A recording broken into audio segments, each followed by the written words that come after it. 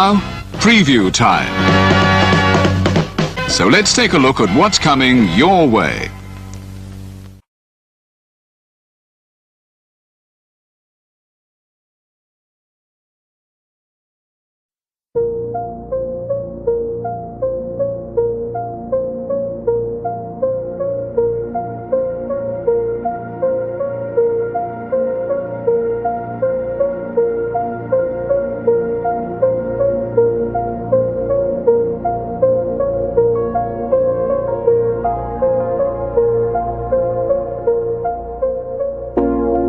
It's out of my hands, but I'm still in control. It's out of my hands. You can never take away the power of my soul.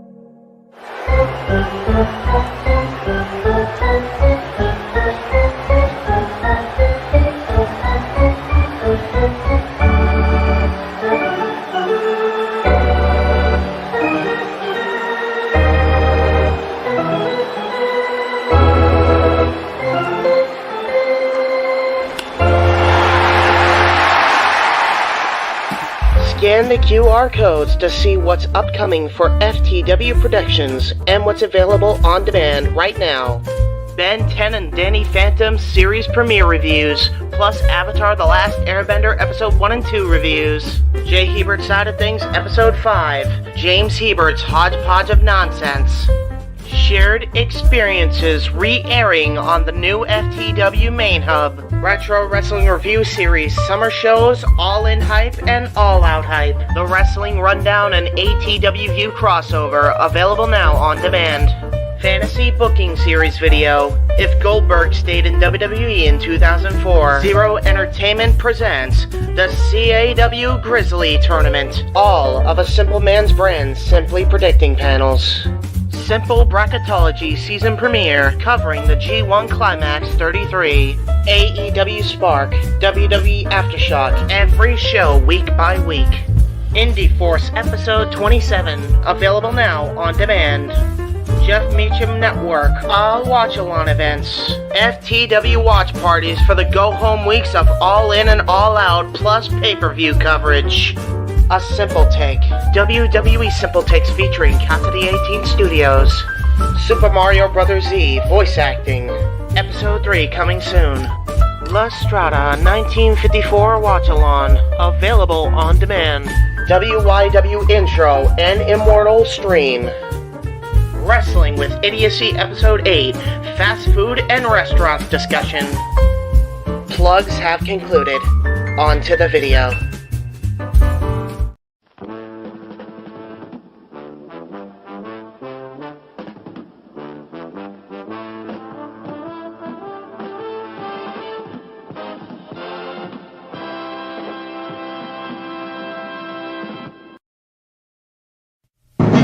The Jeff Meacham Network's Multiverse of Media. For over 15 years, the recognized symbol of excellence and the standard bearer in coverage of sports, and entertainment.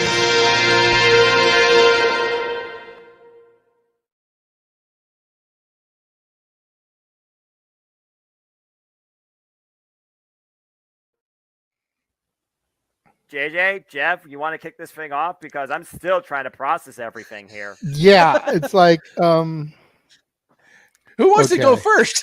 Yeah, who wants to go first? well, Come on in. It's open mic night with your host. you could maybe say there's really 4 topics, but it's split into 6. The Renegade, JJ Williams. The Sammy and Eddie Kingston thing, which one's the better smelling turd? And his panel of co-hosts. I am founder. Well, call me that for today since we're going with the Jeff Jarrett love theme here this week, according to JJ. The West Coast Professor, Jeff Meacham. Karma is karma is karma. That's professional wrestling! Damn it! The Simple Man, Noah Foster.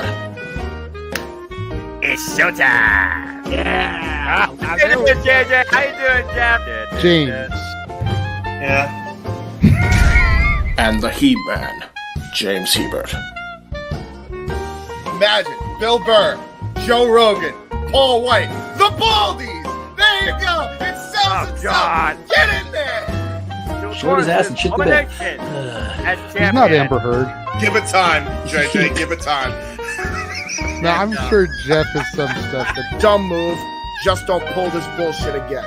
You get one. Tony needs to stop caring about the ratings. Bradshaw said as long as the ads are in place, we're not going to lose that third hour.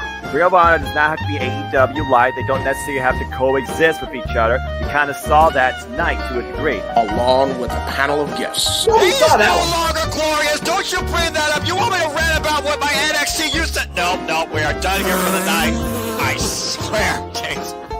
Because you never know who may show up for open mic night. I leave our company in the capable hands of an extraordinary group of superstars, employees, and executives.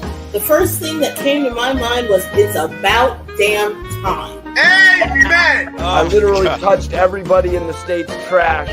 So it's horrible, you guys. Peyton's new thing is Dennis the Menace, but it's funny because she calls it Dentist the Medicine.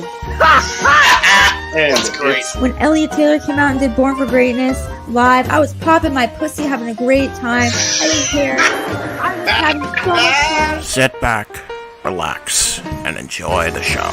Fuck Bill Belichick.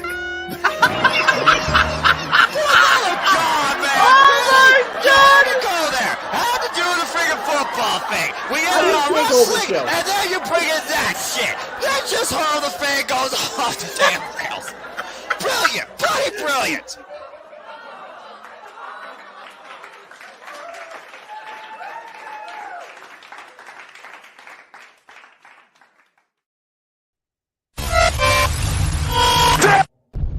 We're here. Okay, I didn't realize I ran the wrong intro with the Wyatt thing, but cool. We get another start Bray Wyatt. That works too. So, what do you guys want to talk about tonight? Good Lord. Welcome to this very unique, highly controversial, no doubt, edition of Mike Knight. No, I'm not JJ leading this off. We're going to bring him in just a short. I am the man whose name is on the marquee, Jeff Meacham. Thank you all. Yes, I changed outfits because this is a serious topic. This hat looks like shit, though. I'm probably going to change it. Let's just get right into it. We're going to bring everybody in and we're going to talk about this, but I do want to give everybody their hype, their intro. First of all, the man who, along with the Renegade and myself are part of it, gave a masterful call of Payback tonight. Simple man, spectacular voice himself, Noah Foster. Good to see you again, my friend. What a show to lead us in. Thank God it was a good show, because goodness gracious, it could have been a bigger cluster than already was going to be tonight, right? Yeah, absolutely. Again, WWE, they really brought a good show tonight. It was a very good and very fun PLE. Glad to always be a part of the fun and calls with both of you, and it's good to see y'all once again. And this should be quite an interesting night, too, as I'll be doing my thing primals in the background and be probably subjective voice of reason, as I always am. Yeah, I didn't have time to pour my drink yet. I don't know if I should, if we're being honest. Probably not tonight. Not the best Probably idea, not. but we'll see. But we'll see how it goes. Coming in next, a man who was definitely affected by the news this morning. I mean, we'll have him on for tomorrow's coverage of All Out and behind the scenes going forward. The He-Man himself, James Hebert. James, it is good to see you. I know it's been a tough day, to say the very least, and we'll definitely get into all that in just a short here. But I definitely am glad to see you here. Definitely glad to have you along for what's going to be a crazy ride here in the next 3.5 hours. Hopefully not that long, but I know the man we're going to bring in last has done his homework. So we may get a longer one. And ladies and gentlemen, I want to give this man the extra hype tonight because this guy, the man, the myth, the legend, as Marshall says in the chat room, has gone back and traced this tale. It seems like it's as old as time, but it's not. It's only as old as a year and a half, all the way back to the very beginning. The usual moderator of Open Mic Night, the renegade of wrestling himself, JJ Williams. JJ, welcome back into the stream. Again, great call with Noah on Payback tonight. But brother, it is going to be one of those nights on Open Mic Night, my friend. Yeah, absolutely. But before we get balls deep into this, which we're going to, there's no ifs, ands, or buts about it. Really quickly, want to say hats off to the men and women that just put on a hell of a show. We've been sitting here for the better part of the past week talking about how this looked like a C pay-per-view. Yeah. And on paper, it sure as hell did. It did not come off that great on paper, but they got in the ring tonight and they put on a hell of a show, and there were definitely some surprises, and they made a believer out of me. I know, James, you didn't watch, but for Jeff and Noah, I'm curious to know what your guys' thoughts on. I would say this was a solid B+. A- B+, like right in that range. I definitely agree. Like I said, it was basically the night of Judgment Day, even though they haven't exercised the briefcase yet. And Shinsuke Nakamura, that was his best WWE match to date. He looked very strong. If he didn't get the moment, it was still a big moment for him to be there. It was a solid B+ show for me. Definitely was more than I expected. I was quite impressed by what we had tonight. Okay. Let me see if I can get the All Out thing in order here. See if they had anything else. It's no secret what we're talking about today. Yeah. It's been our discussion point for this week's show for the better part of a week. Yes.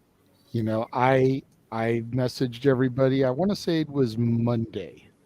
Yeah. And asked if it was okay if we did a deep dive into this, because this coming Monday, September 4th, will be 1 year since last year's All Out, aka Brawl Out. Yes. And I felt like with the Punk Jack Perry thing that happened at All In last week, we really needed to go deeper into this than we had in the past. Like, James went deep into this, into his Jay Hebert side of things. I want to say it was episode 3. Yep. Really got deep into it. But as a collective, we've talked about points here, points there, but we've never really immersed ourselves into this. And I felt like it was something that needed to be done. So that's what we did. I got the approval from everybody. I shockingly got the approval from Noah first. Mr. I don't read chats unless you tag me in them, and I try to stay away from drama. He was like, absolutely, let's do this thing. Yeah. Well, you already surprised the shit out of me. Well, first off, you hit everyone, and I do get the everyone things. Unless I'm tagged, I don't know anything. And when I read it, I was like, if we're going to close the bubble on something, then I'm absolutely for that. Plus, you know me. I'm simple. I'm sure on conversation, but I'm also straight to the point. I'm biased. So I think this is absolutely perfect to do ahead of the new season of Open Mic Night and to really put the past behind us once for all, too. And that was the other thing that really entered my brain was like, tonight is the season finale of Open Mic Night. Hey. Come next Saturday will be 1 year since I took over the reins officially, and Jeff was going to work at Disneyland. He wasn't going to be able to produce on irregular. So I took over production, kind of molded the show into the image that I wanted. And so next week kind of marks a year of that. So I figured what better way than to wrap up the year than to arguably go balls deep into the biggest story of the year that we've been doing this. Hey. You could argue the Vince resignation thing, but that was prior to me taking the reins. So we're going to do it. And I started doing my homework. I started doing my research. Right. I have, like I said, I have 6 pages of notes on my computer where I've transcribed promos. I've copied articles that were posted on different social media outlets and from different wrestling journalists. I have audio clips that are going to be played. I have almost the entire audio from the original Brawl Out scrum that will be played. Because, I chopped out certain parts of it that had nothing to do with the greater issues. Mm-hmm. Yes. But I still have roughly 20 minutes of a 25-minute audio clip to play. Holy shit. That's chopped into parts because it's important for the entire story. Yeah. Wow. I have screenshots of some people's tweets. I have done my due diligence for this because I wanted to be as fair, impartial, and just as I could be. Everybody on this show, everybody that resides in our chat room, knows what side of the fence I lean on in all this. Yes. Right. It is not a coincidence that I'm wearing a neutral colored shirt today. I could very easily be sitting here in my silver CM Punk Best in the World shirt. Yes. I am not doing that on purpose. Because again, I want to be fair. I want to be impartial. It's one of the things that he talks about during the media scrum that we'll hear later. Yeah. Letting it be known who you're friends with. Letting it be known who you align yourself with. Yeah, just for a haha, I'm drinking Pepsi tonight. But other than that, because I want this to come off as legitimate news. And yes, we never try to tout ourselves as journalists. That's not what we try to claim that we are. Right. But if we're going to do a deep dive like this, it needs to cover all sides. And it needs to present everybody's side of things and not just be a slant. Yeah. I posted in our group chat, it's very much become like politics. There's Republicans, there's Democrats, there's independents. There's pro-punk, there's anti-punk, and there's the people that just don't give a shit and ride the line in the middle. That's really where everything falls when it comes to this. So with that being said, gentlemen, if nobody has any questions or statements that they'd like to make before we start, we're going to get right into it. I am going to say this because, as always, I am a man that has to keep up with stuff as I look at all things wrestling. And as you know, like you said, tomorrow we are calling AW All Out. And I did find out there were more matches that were announced. So for those that didn't watch Collision, spoiler alert, 3, 2, 1. The 0 Hour has officially given us a 6-woman tag as Athena with her minion, Billy Starks, and Mercedes Martinez and Diamante will take on Hikaru Shida, Willow Nightingale, and Sky Blue. There will be an over-the-budget battle royal. No participants announced, but the winner will get $50,000 to give to the charity of their choice. And the AEW World Shields Championships will be on the line as the Acclaimed, Ebony Bowens, and Max Caster and Daddy-Ass Billy Gunn, with Dennis Rodman in the corner, will be defending the titles against Jeff fucking Jarrett, Satnam Singh, and Jay Leva, with Sanjay Dutt and Karen Jarrett, fucking witch, in their corner. And also officially announced for the main card, it is, damn it, Jeff, it is Absolute Ricky Starks versus, holy shit, Bryan Danielson in a strap match. Whoops, wrong dragon. Well, I'm going to say this right now, Noah, since I'm not going to be on your prediction show tomorrow. put me down for new trios champions. Damn it, JJ! Because as we all know, when you're NWO, you're NWO for life. And both Rodman and Jarrett are connected to the new world order. But by the same token, you've got NWO on one side and a legitimate, validated horseman on the other. Mm-hmm. So there is that. Yeah. So, anyways, now that we've gotten the ha-ha done. That's our regularly scheduled program, as you all work. Click. Now that we've gotten the ha-ha out of our way. And James, you do have an assignment from the watch along. You have something you have to clip. Yeah, I know. Mikey already told me the Pittsburgh towel thing. Yeah. No, that's not it. Oh, that no. wasn't it at all.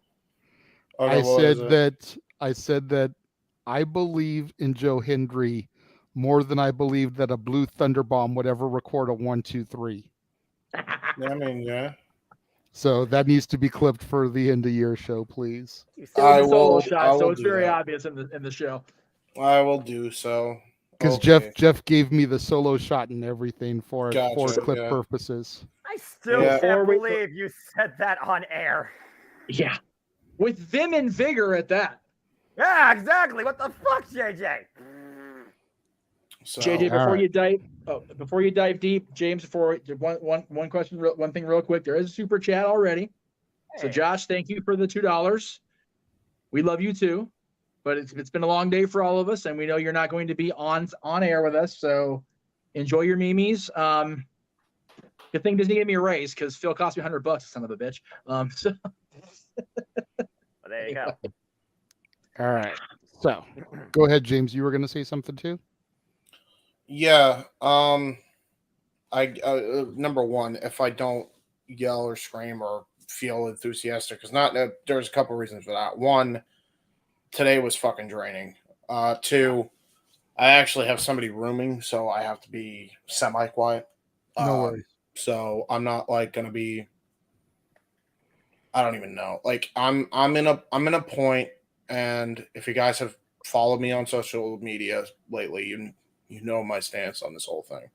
Right. Yeah. Yeah. I'll get to that at the end, but it has not been a great day for me. This was we'll get to why.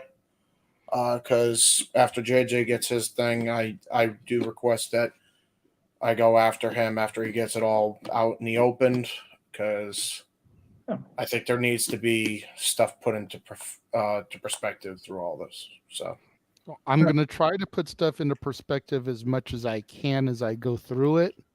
Yeah. But as I go through stuff, if anybody else wishes to add some context that I have not given, or highlight something that I may have missed, because I did really only put about 72 hours into this.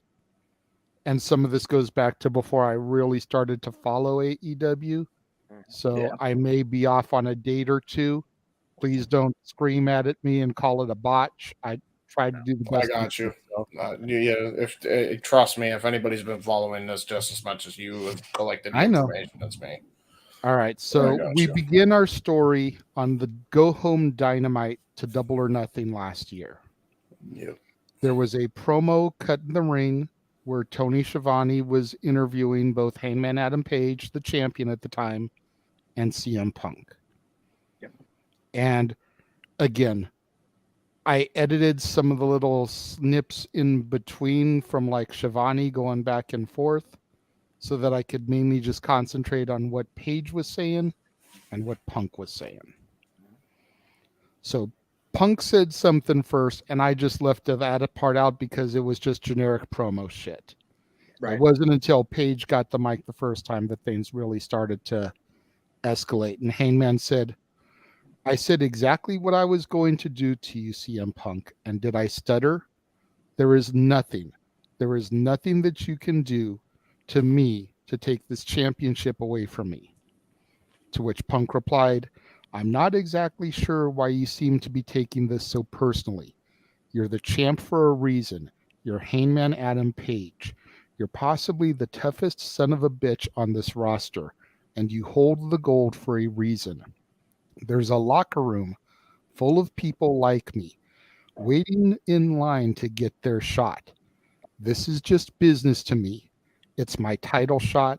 This is not personal. Page then came back and said, I said 3 weeks ago exactly what I was going to do to you. I said I was going to destroy you. I said I was going to annihilate you, to embarrass you. And I did not mean at Double or Nothing. I meant right now. See, I've been waiting for this moment, not for weeks, but for months. I imagined myself maybe sitting up on the top of that ramp, cross-legged, and I would pull out a lighter and I would light a pipe bomb and roll it right down to your feet and watch it blow up in your face. How cathartic would it feel? How good would it feel? And how full circle for you, huh? Right here in Vegas. But now that we're here, now that we're in this moment, I realize I can't do it. I can't do it. And not because I'm afraid I'd get fired when I go back through the curtain, and not because I'm afraid of you, that's for damn sure. But the more I thought about what I really wanted to say about you, the more I realized it's exactly what you would do. And I don't think fighting your hatred, your pettiness, your cowardice with more of the same, I just don't think it's the right thing to do. But I will tell you, face to face, man to man, how I feel about you. I don't hate you. I almost pity you.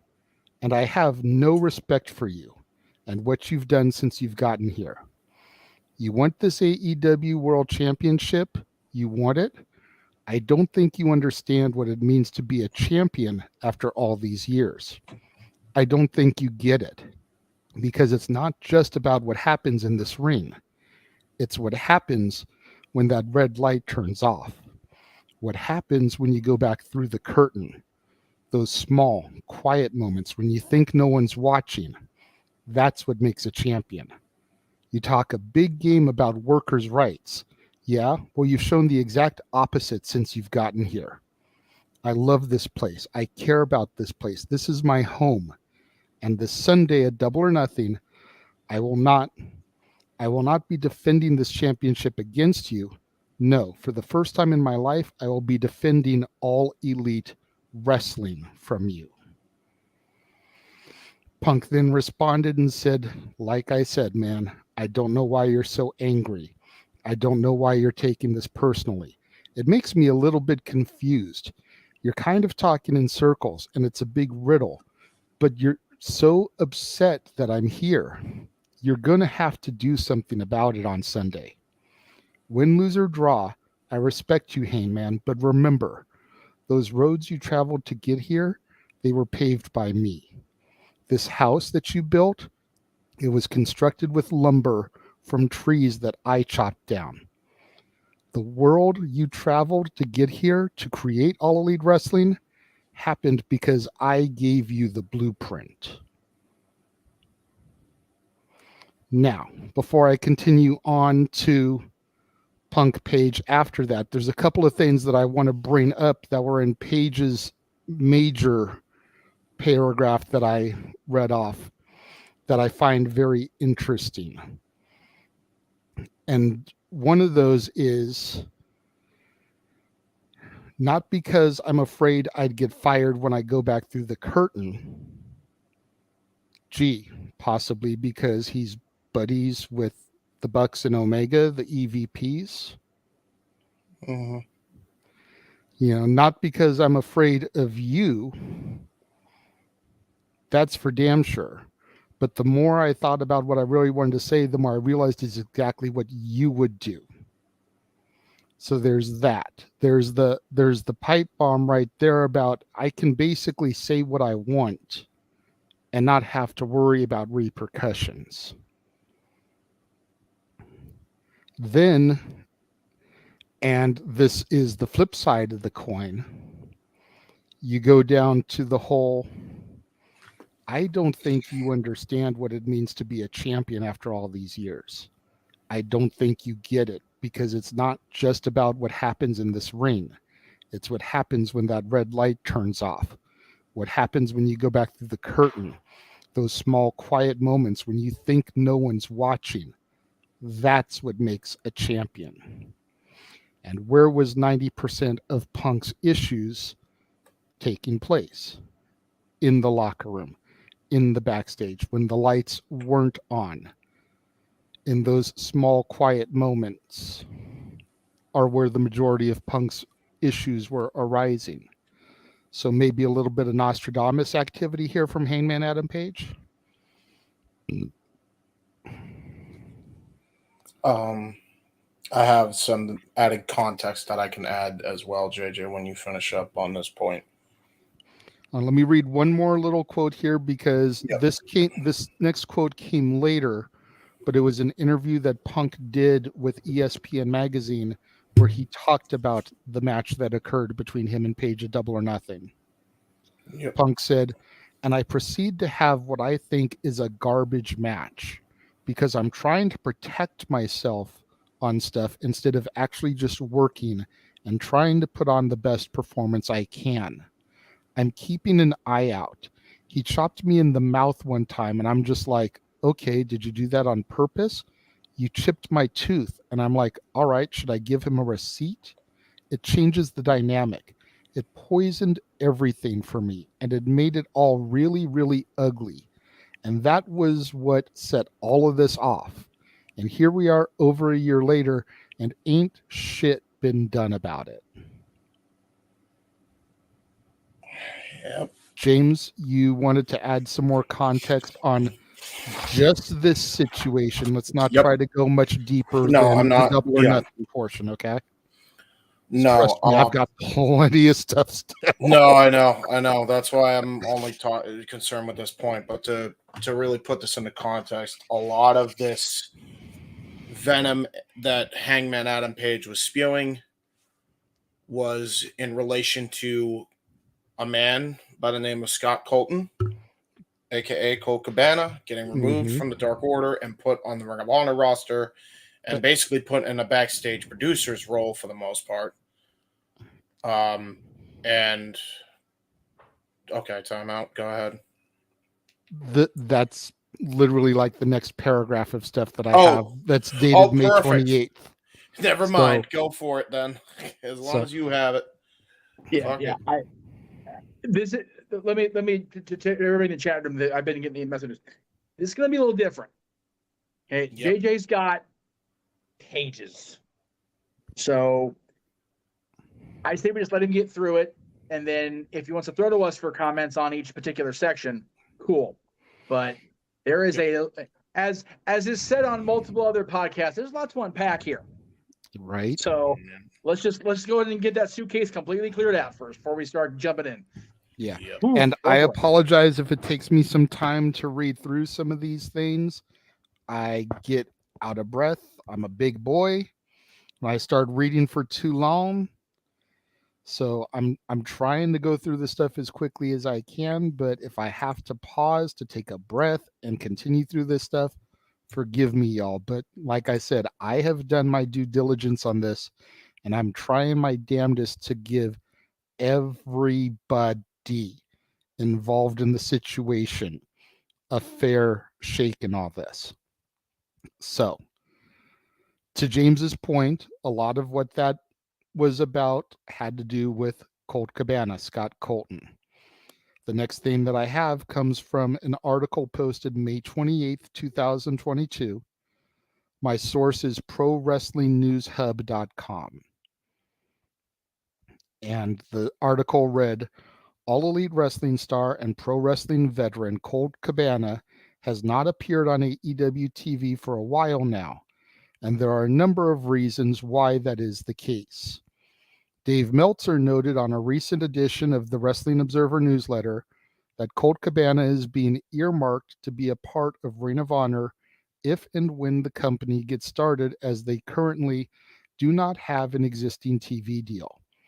But AEW CEO and Ring of Honor owner Tony Khan did say that he is planning to negotiate a TV deal for ROH sometime in the near future.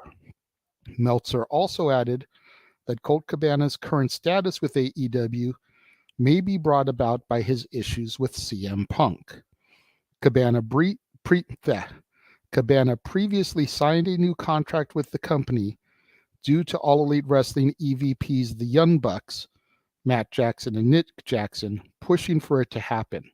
But he has yet to appear on AEW TV since he signed the new contract. Cabana last competed for AEW on an episode of AEW Dark in March, when he teamed with Alan Five Angels for a loss to the Butcher and the Blade. He then last competed on Dynamite since losing to Bryan Danielson on the Thanksgiving episode of the show last November. Colt Cabana, who initially signed his AEW contract in February 2020 after competing a number of times for the promotion in 2019, did face and defeat Blake Christian at the Ring of Honor Supercard of Honor 15 event this past April, which was Tony Khan's first showcase as the owner of Ring of Honor. Colt then eventually became a member of the Dark Order after initially signing his AEW contract, and has since become a top star in AEW until recently. Cabana and Punk were best friends for a really long time, until their friendship would be affected due to Punk's appearance on Colt Cabana's Art of Wrestling podcast in November 2014, which was a number of months after CM Punk left the WWE because he felt he was mistreated during the time he was still part of the company. The issues between Cabana and Punk would get serious when WWE doctor Chris Amon filed a lawsuit against Cabana and Punk due to the comments made by Punk during the podcast. But the case ended up going to trial and ruling in favor of Cabana and Punk. The situation would only get worse after they won the trial, as Cabana filed a lawsuit against Punk in August of 2018 because of an alleged breach of contract and fraud due to Punk refusing to pay Cabana his legal fees from the Amon lawsuit after allegedly agreeing to pay them. CM Punk filed a countersuit, but both lawsuits were settled and dismissed in September 2019, and it was reported that both the lawsuit settlement involved no financial compensation. So it seems that there is no chance of their friendship ever being fixed, and Cabana will be involved with Ring of Honor from here on out, while CM Punk will challenge AEW World Heavyweight Champion Hangman Adam Page for his title at AEW Double or Nothing. So there is the Cabana portion of all of that. Told you, James. Trust me. Give me the time. I've got a lot of this shit down, bro. Because I remember, I mean, Jeff, if you can throw that graphic up again, like I literally went through Google and tried to find everything I could on the issues with these people with Punk, so that all bases would be covered. Somebody on Payback said, why isn't Omega there? Because Omega is the least of the bullshit with the Elite. Yes. He is the proverbial frosting on the cake. Page and the Bucks are the cake. Yep. So. Yeah, and quite frankly, Kenny actually made amends with Phil at the New Japan show that Mercedes was on, so they've been on good terms. Exactly. So, yep. Believe it or not, they're the least of the fucking concern. Not that the fucking Chicago crowd will know that. Great job, you freaking morons. Sorry, continue. No, you're good. You're good. Everyone's entitled to get their frustrations out from time to time. You're cool. So then we go from there, and the next reported incident that I have is from August 17th, 2022. And again, we're dealing with Page and Punk. Now, while speaking at GalaxyCon, Adam Page said the following. Oh boy, I don't know. I'm stubborn. I don't take advice. It's a good question, and that's probably the honest answer. I listen to people say things, but very rarely do I listen hard. I was part of the movement that created the entire company, and I'm a world champion. I don't know if I need their advice. I'll certainly listen, but there's something to be said about trial and error and doing it on our own. I take more pride in that. That same night on AEW TV, CM Punk made a return. Punk issues a challenge to Page for a rematch for the title. Of course, Page doesn't come out. So the crowd starts booing when Page doesn't come to the ring. And Punk says, "My sentiments exactly. Now on to the important things. That's not cowboy shit, that's coward shit. A little bit of advice, and I'd suggest you take it. The apology must be as loud and as public as the disrespect. And if anybody else has a problem with the champion, well, I suggest you come on down. You see, because everybody wants to be the champ until it's time to do champ shit."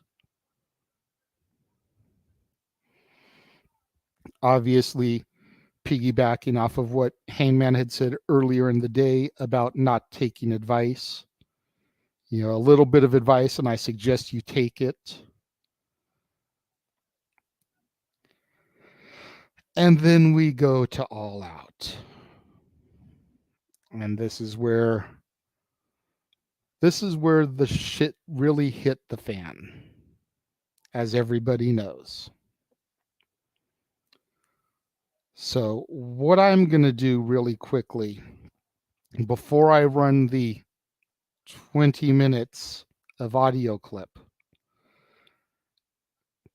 in segments, yes, Jeff, because it is imperative that everything be heard for the context. Before I run that, I am going to run very quickly our watch-along trailer that starts with All Out. Yay! Which is tomorrow and goes to WrestleMania. Yes, we got Noah to unmute because it's all the wrestling and sports entertainment. Oh, God, what did you friggin' put me up for now?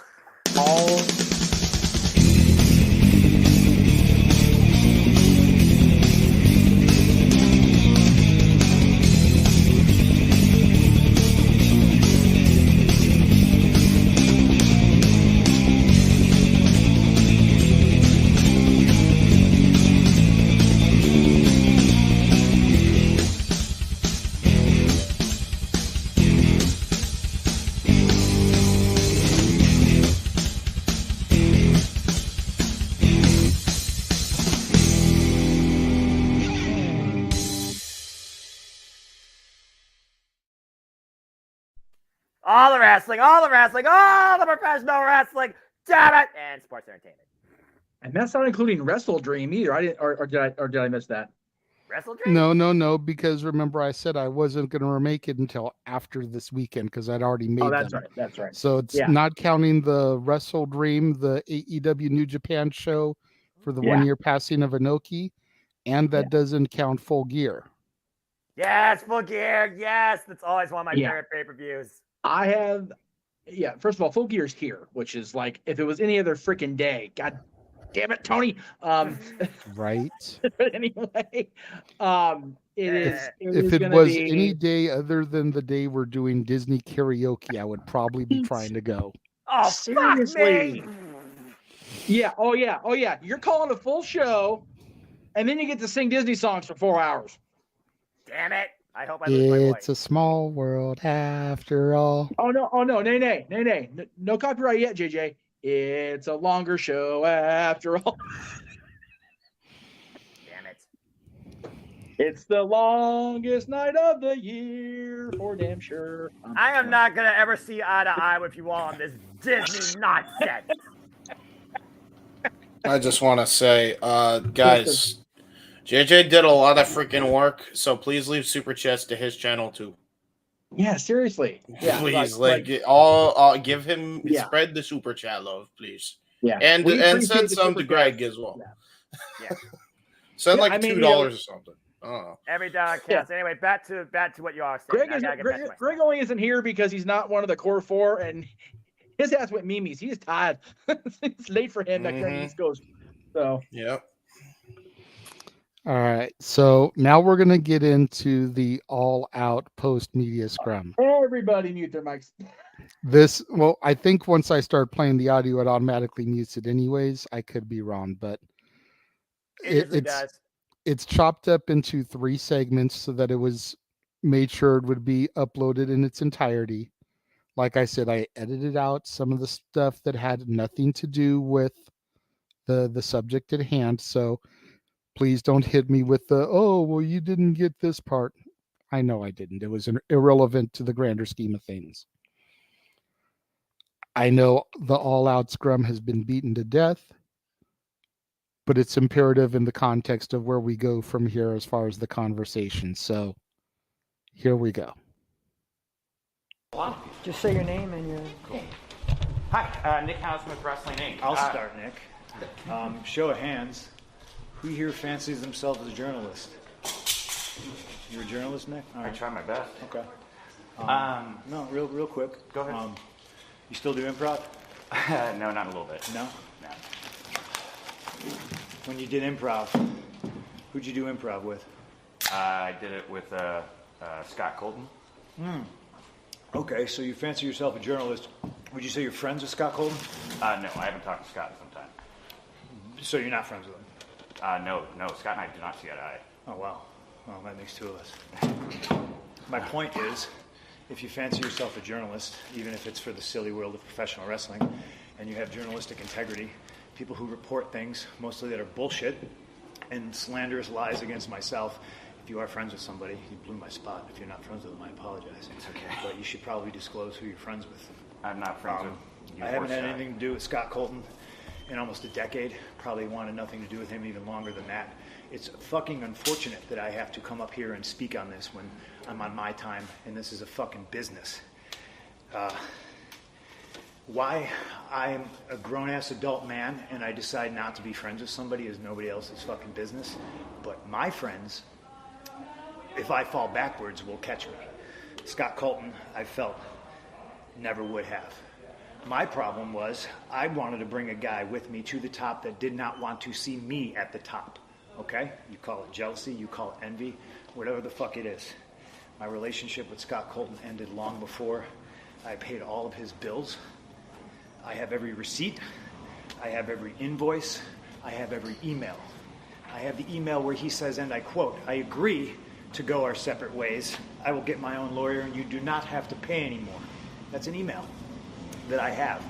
The only reason the public did not see is because when I finally had to countersue him through discovery, we discovered he shared a bank account with his mother. That's a fact.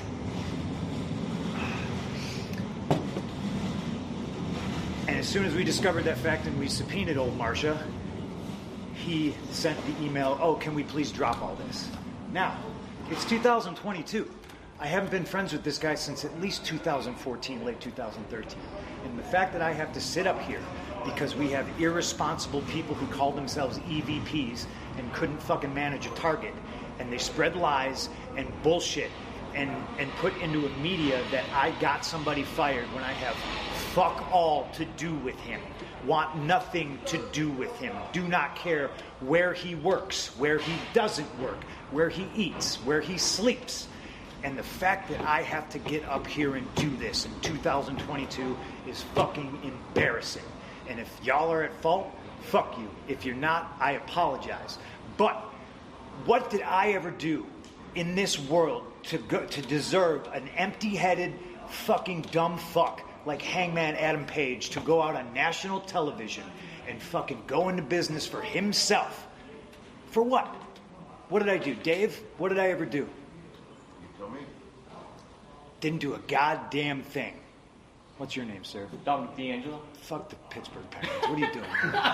I'm from Pittsburgh. I made it really clear in Forbes, and I just want to make it clear again. Nick, it's not his position to make it very fucking clear. There's people who call themselves EVPs that should have fucking known better.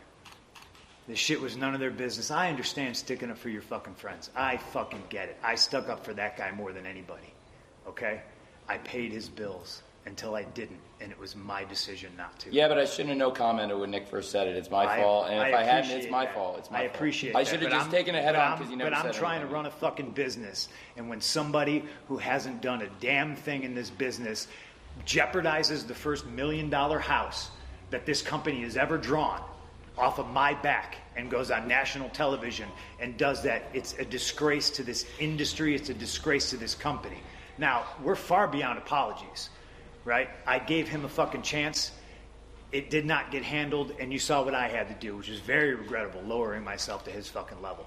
But that's where we're at right now. And I will still walk up and down this hallway and say, if you have a fucking problem with me, take it up with me. Let's fucking go. Sorry to keep bringing this fucking up, but I've never spoken his word, and I don't know how long, so I'm a little fucking pissed off about it. That's fine. When it came down that he was going to sue me, I asked to talk to him. He refused. I asked for mediation. It was denied. I offered him money. He said it was not enough. He went ahead with the lawsuit and sued. It's his fucking funeral. I don't care. He shares a bank account with his mother. It tells you all you need to know about what kind of character that is. You were always very nice to me. Thank you. I appreciate it, Nick. I'm sorry if I'm a little fucking snippy. That's fine. That's I'm fine. hurt and I'm old and I'm fucking tired. And I work with fucking children. I respect the situation. I regret not answering your question. And I only asked it because I have some familiarity and just wanted some clarification on the story. Yeah, I didn't break I the should have story. just taken it head on like I did with Blake and Forbes recently. We're all learning here, Tony. It's okay. Thanks. Thanks.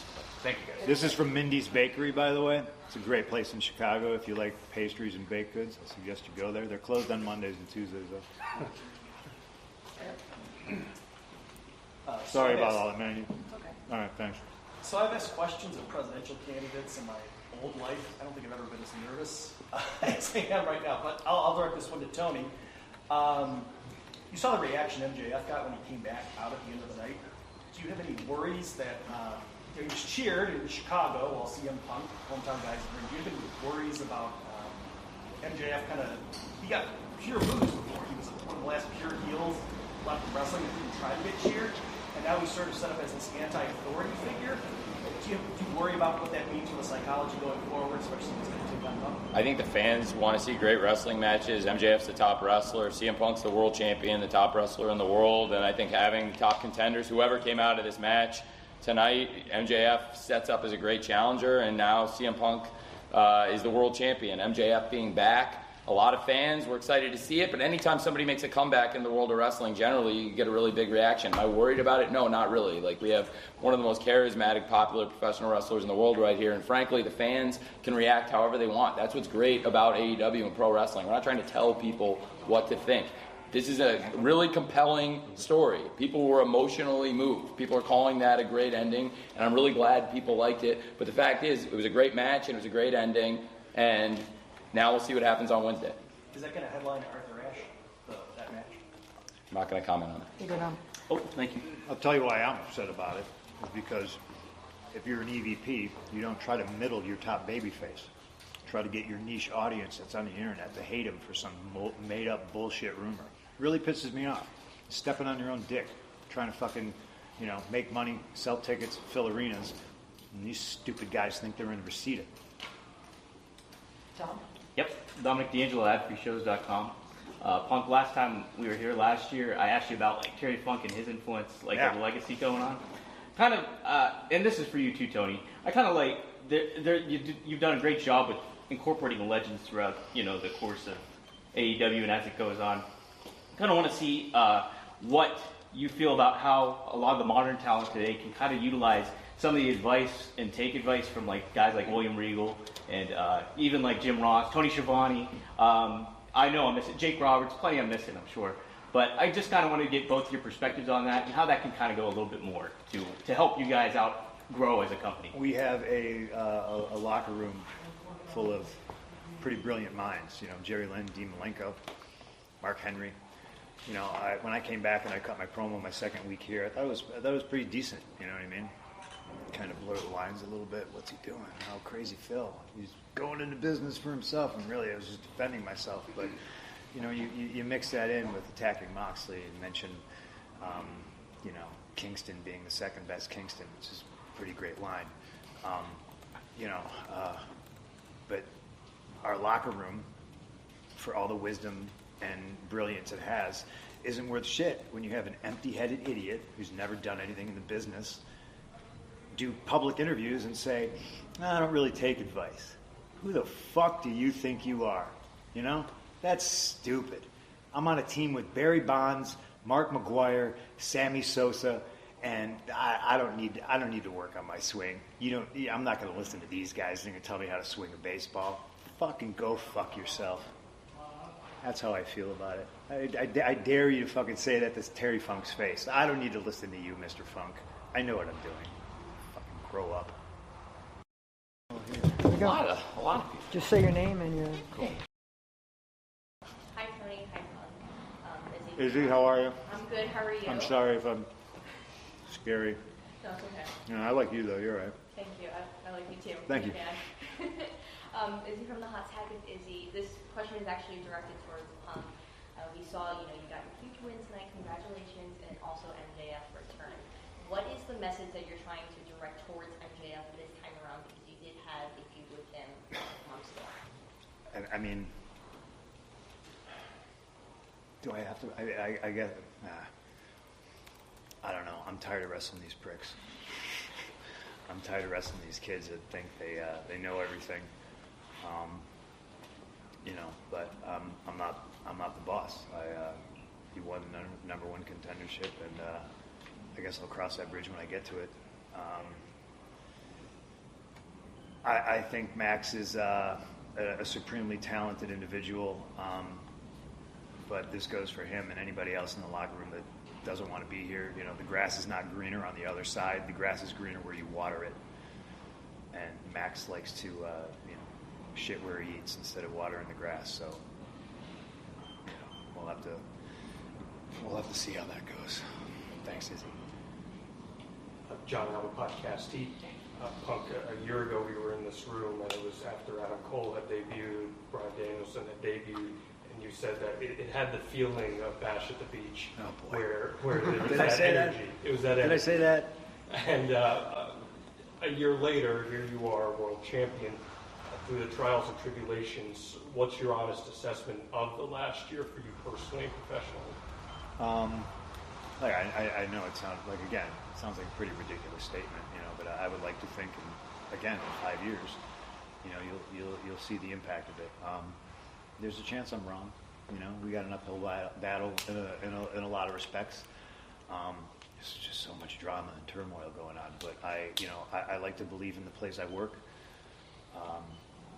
We do have a very, very strong roster, and like I said, we have a lot of brilliant minds backstage. So if young talent's willing to actually listen and receive advice and information, I honestly think the sky's the limit. There's always going to be people who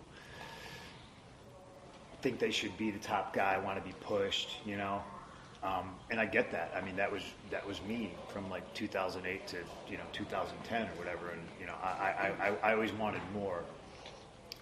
But I thought I acted like a top guy. Like if I missed a flight, I rented a car and made the town. I didn't just go, I missed the flight, I guess I'm not going to be a TV. I think Adam Cole is fantastic. I'm more worried about his health now than worried about if his impact on wrestling is going to be bigger than Scott Hall's or something like that. Like I just want the kid to be healthy because he's a sweetheart. I know Eric Bischoff is really mad that I said that, so I stand by it. Can you tell me a little bit about the recovery from the foot injury as far as, I know you went through, it's 3 months. That was awful. Pretty quick. That's, and you had major surgery, that stuff put in and everything. So again, what I said in promo, I think maybe last week was true. I did the stage dive. What an idiot. I must have hit my foot on the top of the guardrail, but I didn't feel it. And you would think that shit would hurt, but when people caught me, they put me back down, I waited for FTR, and I'm standing on my foot, and it just didn't feel right, But I thought, again, maybe I just whacked it or something like that, and then I wrestled on it. blew a springboard, came off the top of like a double axe, like did all this shit.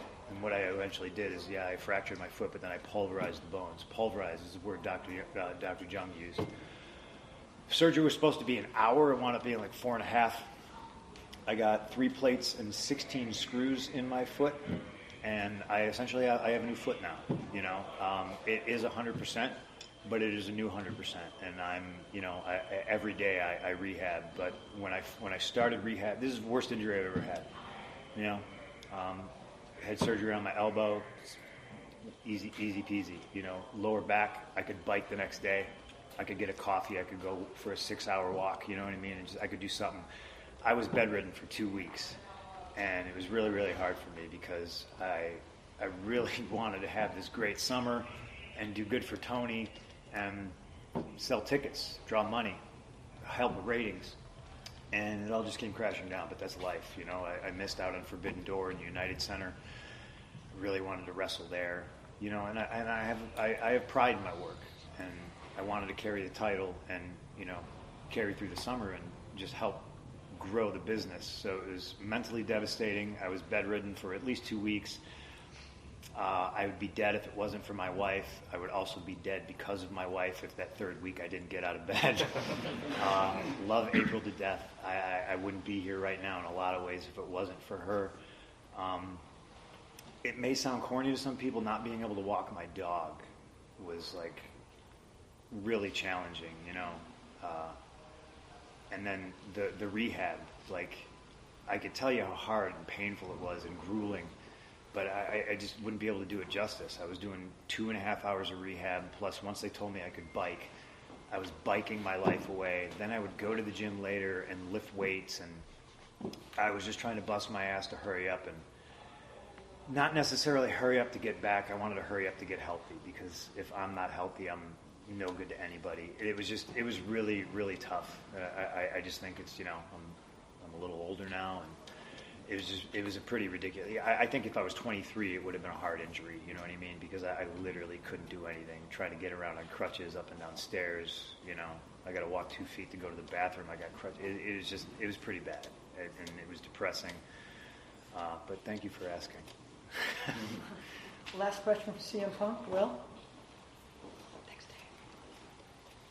Will Washington, Fightful. What up, Will? How you doing, Punk? I'm okay. I got a question for you. So that's on here, right? So I guess a good way to round this out would be to point out the fact that your win tonight brought to an end the fairly legendary run for Jon Moxley. He hasn't been defeated in AEW in over a year. And even with the months out, he hadn't, I believe it was, Double or Nothing last year was the last time he was in? And it was in a tag match. Yeah. He's never, it was the first time he's ever taken a clean pin in an AEW match ever, I would say. I mean, where it was under pretty fair circumstances in over 3 years. Yeah, so that brings to an end the fairly legendary run for Jon Moxley. Can you talk about what it means to be the guy to put an end to that run for Moxley? Oh man, people are probably really mad at me then, huh? Alvarez, are you mad at me? Not mad at you. All right. I'm a little mad at you, but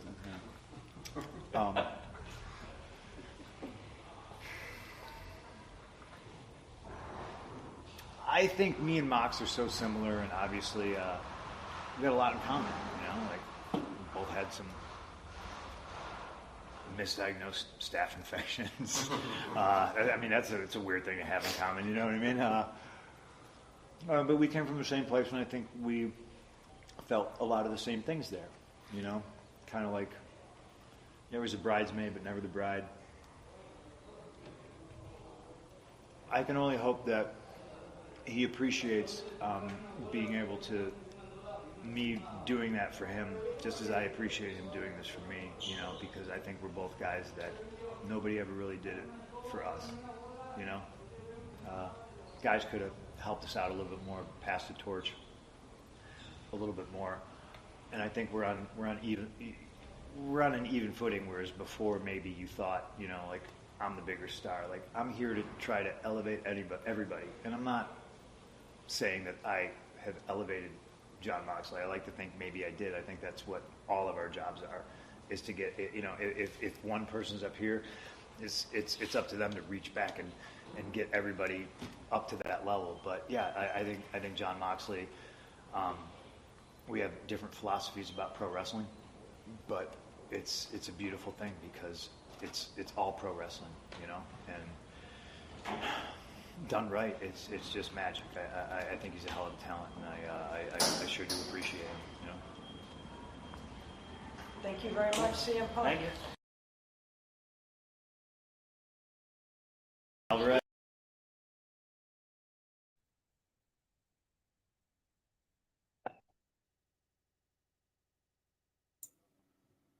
Alvarez. I saw the video, man, and you were so incredulous that I went into business for myself, and I was just like, No, man. I made sure to say that some people were upset that you had done that, and other people said that you were defending yourself, which is what you said, that you were defending yourself. And the reason I've never defended myself is because when you do, it just sounds like you're being defensive. But I've eaten shit on this subject for a very, very long time. And I'm very sad today that I had to get up here and say his name. He doesn't fucking deserve it, and talk about it. But facts are facts, you know. Name 2 people that have made the most money off the name CM Punk. I don't think you're there yet. The first one's Vince McMahon. The second one's Scott Colton. I hope you all have a good night. Please be more responsible with the news you get from certain people, and just remember we're human beings. Thank you. Thank you, Punk. Thank you. Thank you. Did Larry have a good time? Bro, Larry got one of the biggest pops of the night earlier. He got loose, he ran down the thing. It was fucking great. We love the Dove shirt too, Punk. Thank you. You know Sidney Crosby love though? Fuck Sidney Crosby. fuck Malkin. Fuck you know what? You know what? Fuck Ron Francis. How about that? I'm still fucking pissed about it. Fuck him. Oh. Thank you guys. Thank you guys. Dirk Graham got a hat trick in fucking game 1. They still lose and get swept. Oh. God, somebody box up these spinnies and fucking. Can I have one? Yeah. Do you ever do a spin drift? Yeah, please. It's not that weirdo non-alcoholic shit. Yeah, but I It's like. water. Well, I like both. Yeah, spinnies are great. Thanks, Phil. Contrary to popular belief, I am a very nice guy. Thank you. I always thought you were very nice to me, Phil. Sorry, Nick. Sorry. You're always very nice to me. Okay, so fuck it for the Ron Francis thing, first of all. Okay. That was a lot. Oh my goodness. It was a lot, but there's a lot to be unpacked here. I mean, again, he points out the whole thing with Nick and doing improv with Colt. Mm-hmm. And, you know, if you're friends with somebody, make it known. And Meltzer's in the fucking room. Right? So how did the Elite find out so quickly that Punk was talking shit about him? Mm-hmm. Uncle Dave? Oh yeah, I'm sure. You wanna let something out of the bag there, Uncle Dave? Yeah. It was just so bad. Like the whole thing was just so bad. Oh yeah. Oh. There's a lot of stuff that Punk said that was unnecessary. Yes. That was not handled properly. Nope.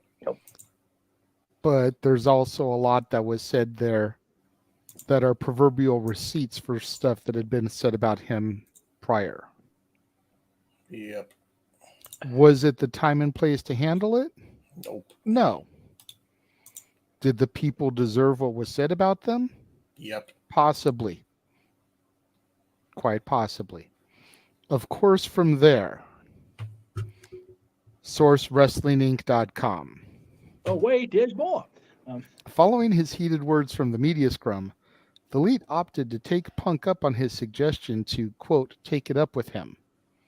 As reported via Wrestling Observer's live show, Dave, And Brian. It seems the Elite paid Punk's locker room a visit.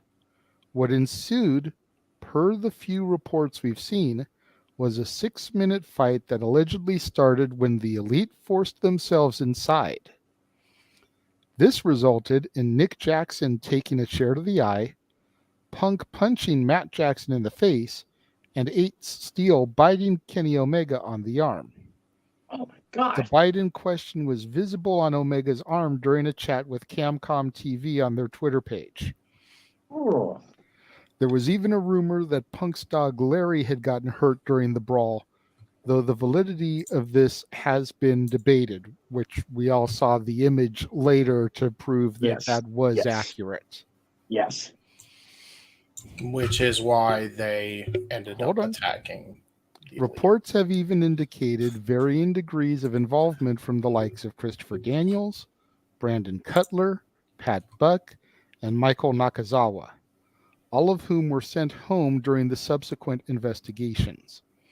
Additionally, it was reported by Dave Meltzer that none other than AEW's head of legal, I'm going to butcher this, Miga Perek, was front and center for the entire debacle.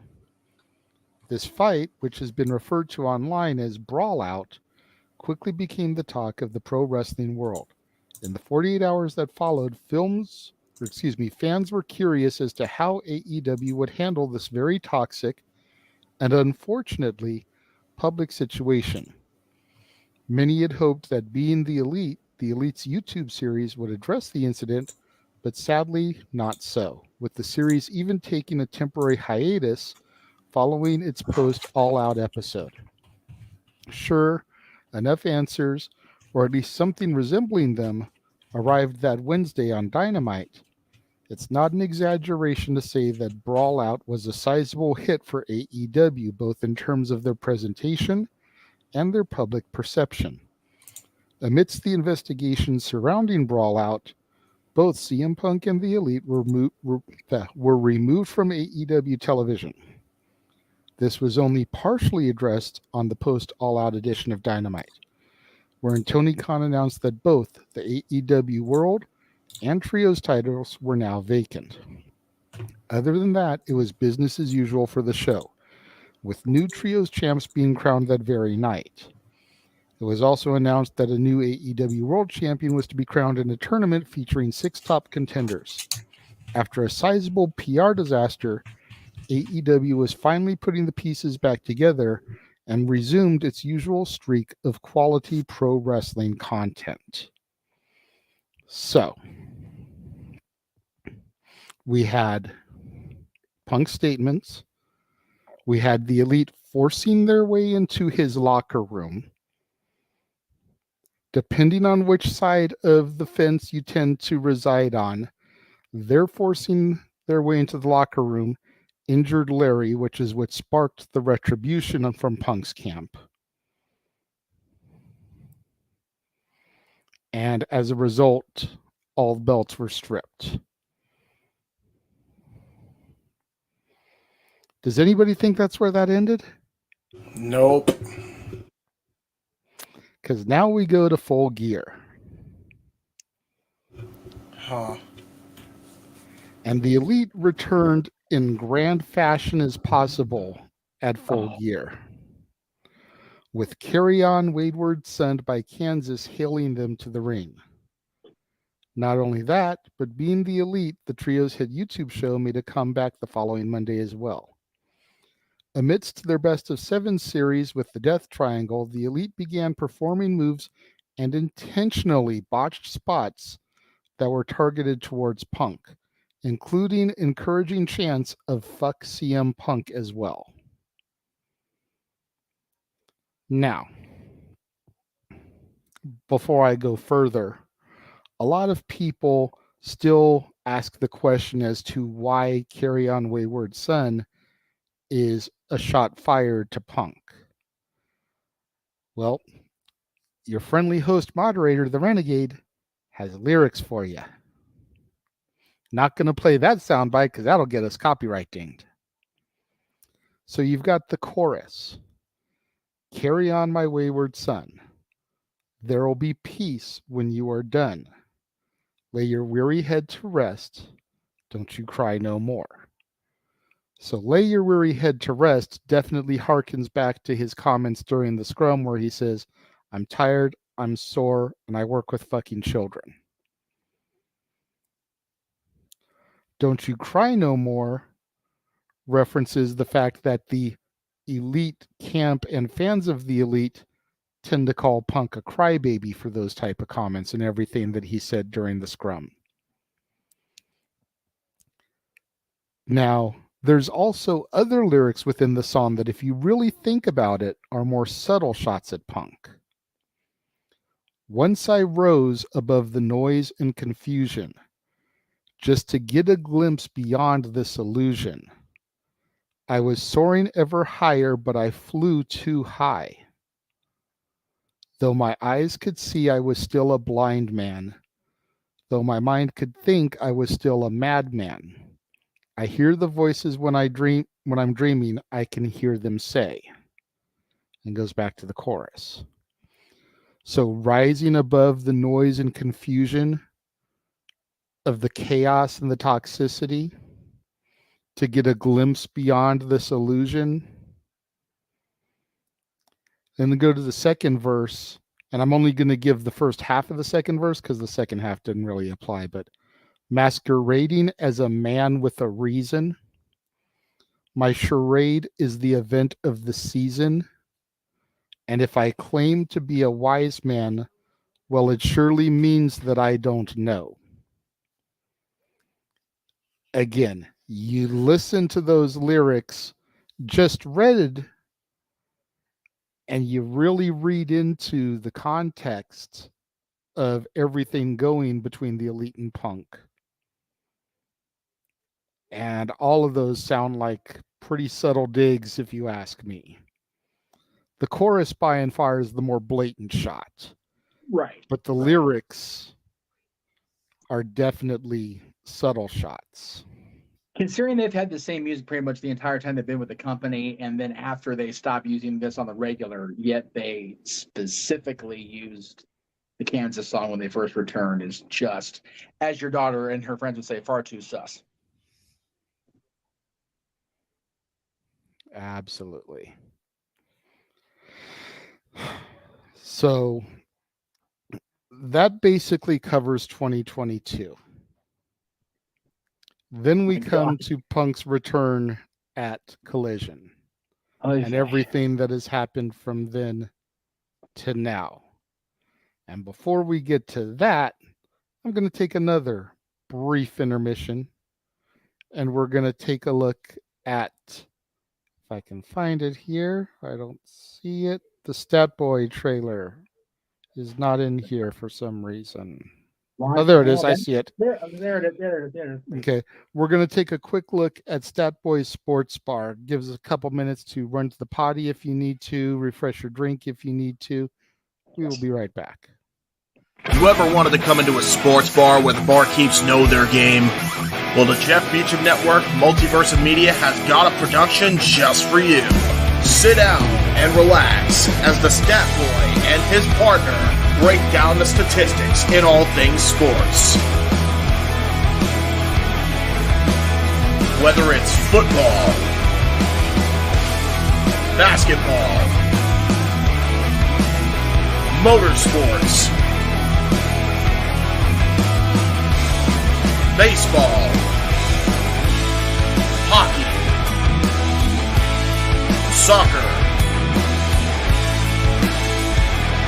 professional wrestling, mixed martial arts, boxing, and much, much more.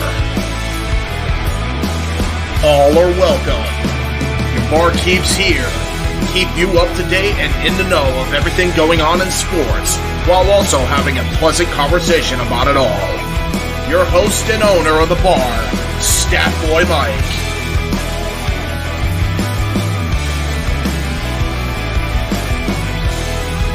His partner in crime, Dory Lou. And a host of other guests coming in.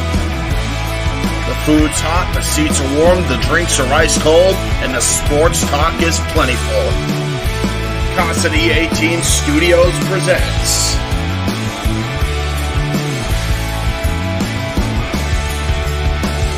Dat Boy Sports Bar. Take a bar stool and enjoy the show.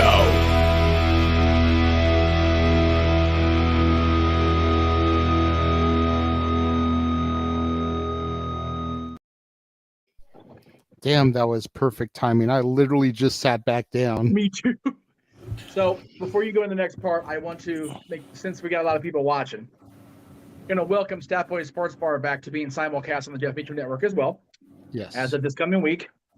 And in honor of having the Sports Bar commercial air, I prepped an adios motherfucker bottle for the night because damn it, it's one of those nights, folks. So cheers. It's definitely one of those nights. JJ, real quick, I just Yes, wanted to kind of interject and let you know you may have one more thing that you have to add to your story. Oh my Breaking God. news straight from Nick Hausman when it comes to yet another attempt from the Punk camp denied by the Elite. So Already you're have definitely that in my notes, James. Okay, so that is maybe it's I'm not as already breaking on as I top thought, of it. but Cool. Yeah. Good I to said know. that during the watch along. brother. Good. All right, cool. Just figured in case it Already wasn't on top included. of it. There you go. All right. Appreciate it. Already on it, good sir. Yes, sir. Continue. So, like I said before the break, that basically took care of everything in 2022.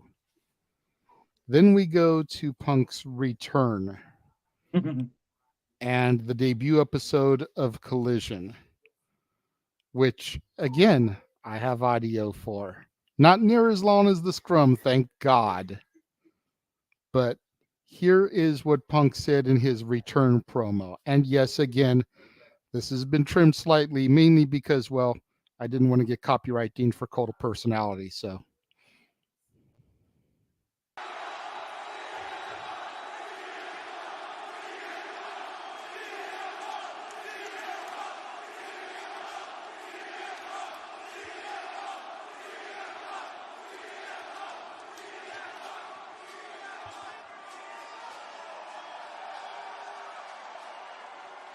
I don't know if you guys heard, but I'm tired of being nice.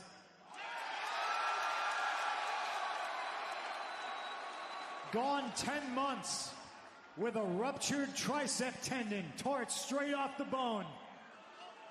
But I'm still here. And as long as I am, this is the professional wrestling business. It's a business of grown-ups. This has never been a popularity contest. We all know I probably would have lost that one a long time ago. So tonight we're going to have a little conversation about the future, but first I would like to have a little conversation about my past, which I don't think is checkered. If you would have told 15-year-old me that you're going to sell out the Budokan, that you're going to sell out Madison Square Garden, that you're going to sell out multiple times over every single building in Chicago with a roof.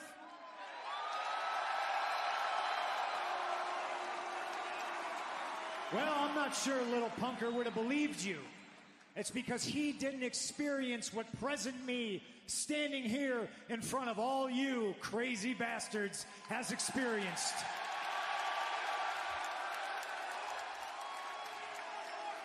I'm tired of being nice. Tell me when I'm telling lies.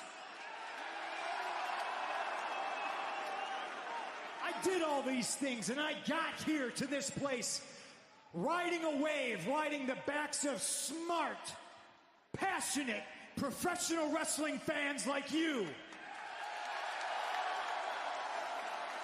And oh gosh, I never fit in somewhere more in my entire life than I have here in professional wrestling.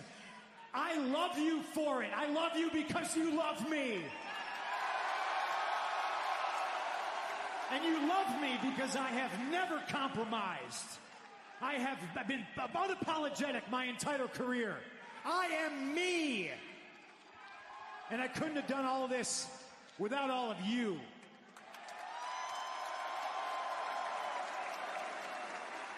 But it seems there's some people that hate me for the same reasons you all love me. Hey, listen. I understand that the sheer magnitude of me makes people uncomfortable. I very much understand that my mere presence makes people uncomfortable. That's because I am the truth, and the truth is painful.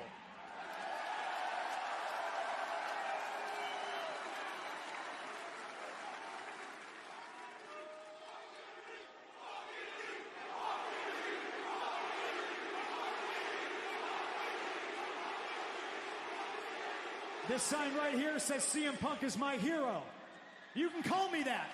This sign here says Pepsi Phil. You can call me that. This sign here says CM Junk. You can call me that. Boo me, cheer me, love me, hate me. You all do it because you know I'm right. You can call me whatever you want. You know what David Zaslav calls me? One Bill Phil. That's because I am the one true, genuine article in a business full of counterfeit bucks.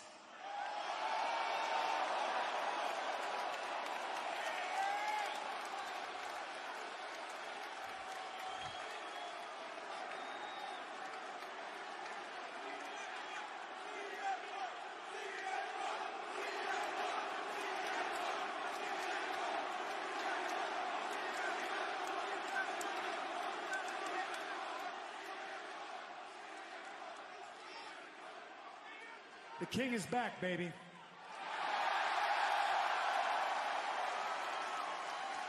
And I do have a lot of things to get off my chest.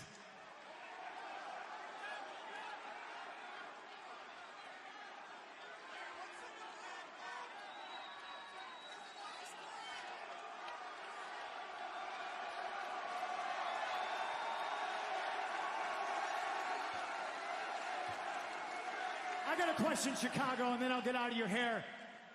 Why would I change? This is what Joe Strummer trained me for. I will always speak truth to power. I will always be myself. I will never compromise.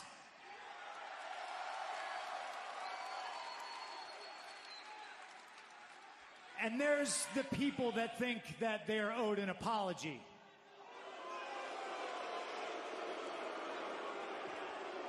I've grown older and wiser in my years.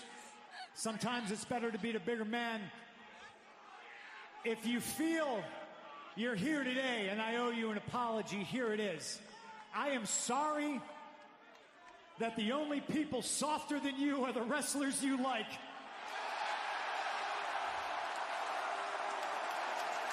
Tell me when I'm telling lies.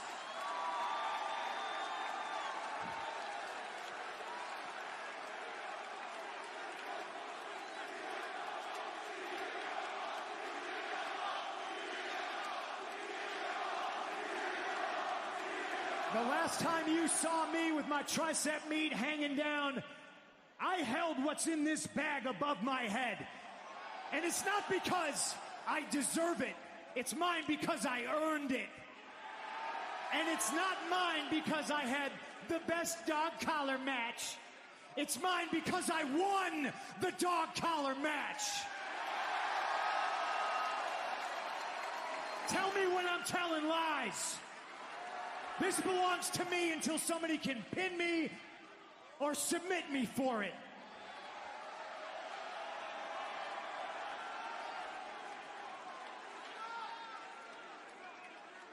And there are those of you who I'm sure were praying to whatever God you believe in that I'm going to put these down here in this ring and walk into the sunset never to be seen again. But until there is somebody in this company that can fill these boots, they belong on my feet. Tell me when I'm telling lies.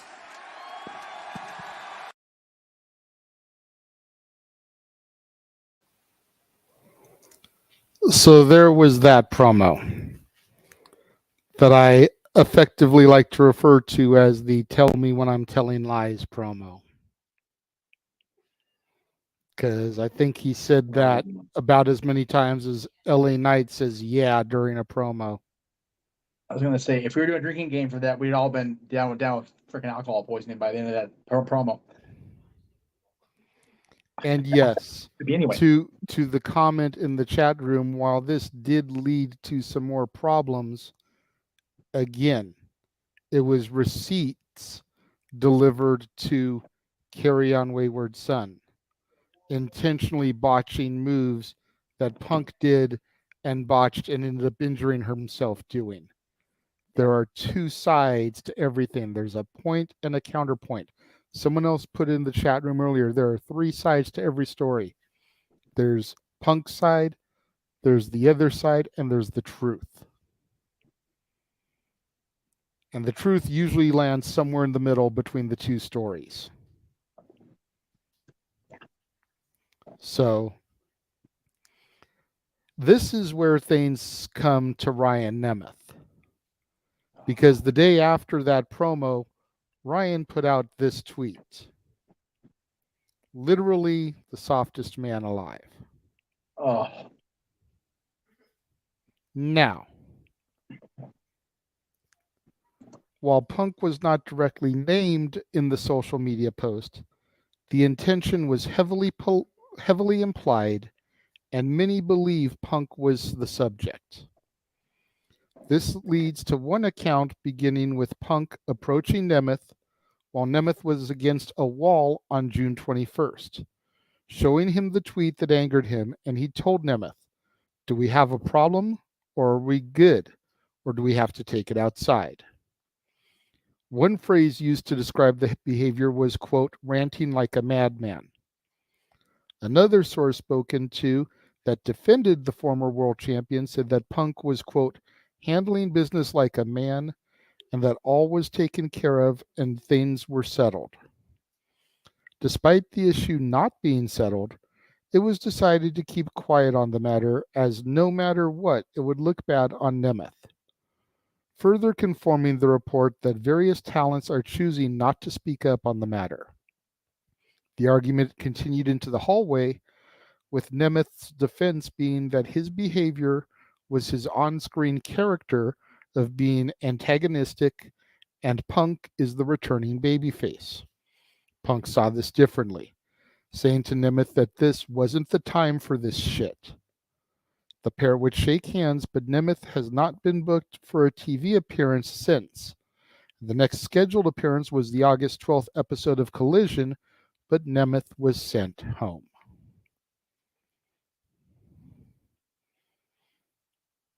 So, again, something that indirectly referred to a quote from Punk's promo may or may not have been taken out of context. Situation was or wasn't handled, depending on whose side of the fence you look on. And until this past week on Rampage, I don't think Nemeth had been on TV since. No. Jeff even commented that Nemeth wasn't officially on the roster, and then I showed him an image of meet and greet opportunity with him this weekend and the fact that he was going to be in that battle royal, and he's like, well, shit, apparently I missed his name. Yeah, it's hard for me with the Nemeth boys, so I gotta just lay off of that one. I know. I like Nick. I haven't had any encounters with Ryan. I like Nick. I like Dolph. We've always had a great rapport with Dolph. Yeah. Every time we've encountered him, he's been nothing but a gentleman. He's been nothing but giving and gracious with his time. I would only assume that Ryan is probably very similar. You know, the nut doesn't fall that far from the tree. But it also could be a completely different situation where Nick is one end of the spectrum and Ryan's the complete polar opposite. Yeah, I'm just gonna. I'm steering clear of commenting about Nick and Ryan, at least for the moment. Look, I have plenty to say, and I'm gonna say it once you get through this because there's a lot. But yeah, okay. So I'm getting good and confident right now. All right. Now we get to essentially the tail end of the drama, if you will, and what kind of led to everything last week and spiraled into the effects of today. Before I go any further, call this stroking my own ego, call me just insecurity, but I'm legitimately curious here, and chat room, please sound off as well. How have I been handling this? Has everything been coming off fair, unbiased, detailed? Wonderful. Does Yes. anybody object to the way I've been handling things? Please, I'm very curious because again, I know everybody knows my loyalty is to Punk. So I Yeah. want to try and make sure that I have been fair, unbiased, just, and the way I'm laying everything out. Everything going good? You have Everything been is going good. far more objective than I would have been. I'm not going to lie. And everybody saw me reacting to everything that was replayed from Phil's mouth. You know, a lot of it, I've said it before, a lot of it I've agreed with over the last year. A lot of it I've disagreed with. So that hasn't changed. It's just when you look back at it with the benefit/burden of hindsight, it's more of a mucker feather than it was. Yep. But you yourself have been doing wonderfully. Yeah, I agreed. Yeah, Very you've been fair. doing a phenomenal job with this. Yeah. Okay. Noah, I know you're working on stuff. Have I been fair, unbiased, just? You've been very quiet, but I know, like I said, you've also been multitasking. Yeah, absolutely. You've been fair, unbiased. You're looking at all the content. You're looking at all the remarks. You're looking at both sides of the story and all outside parties. I don't see any sort of bias, one-sidedness, or any missing details at all. And I'm listening to the whole thing. And yes, of course, I'm multitasking between church and other stuff as well. You're doing great. Cool. But I'm listening to everything. Okay. Cool. Just James and Jeff sounded off on it, so I wanted to make sure I got your opinion too. All right. And it looks like the chat room thinks that I've been doing this really well, so thank you. I do appreciate that. All right. So now we get into the beginning of the Jack Perry drama, which the first article that I found on it goes back to August 15th of this year. Source being wrestlingjunkie.usatoday.com. I did see your hand up, Jeff. Did you have something you wanted to say before I read into this? I just didn't know if you had taken the notes regarding the shoot he took on Paige after Collision and went off air. Was that part of your notes? Because it was brought up in the comments. I didn't know if you had addressed it because this was before Jack Perry stuff. Am I wrong? If I'm wrong, please correct me. I think it was around the same time. Okay. I don't have that stuff in my notes, primarily because Phil immediately apologized about it. Okay. But I can touch on it. I was mainly trying to get to all the different individuals and not go back to other people. Okay. Sorry. But yes, there was was in fact the shoot promo that he cut where he basically called Hangman a peg warmer because his action figure doesn't sell. Which, you know, again, I found that shit hilarious, but that's just me. Was it low? Was it underhanded? Was it dirty? Was it cheap? Absolutely. But if someone's merch doesn't sell, someone's merch doesn't sell. You know, it's kind of like how I can walk into Target and see 500 Candice LeRae figures, but, you know, just throwing that out there. But I digress. So, getting back to this, like I said, the date on the article was August 15th, 2023.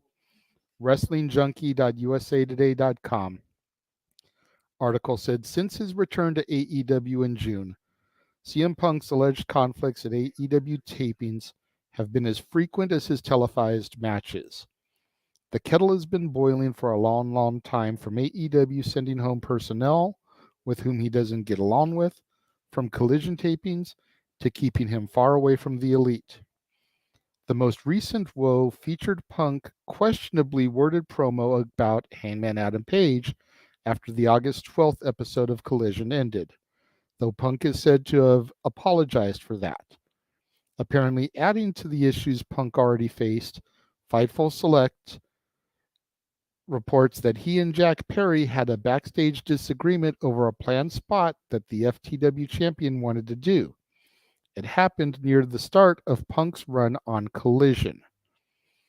Perry came to Collision to film a segment where he wanted to use real glass for a backstage segment.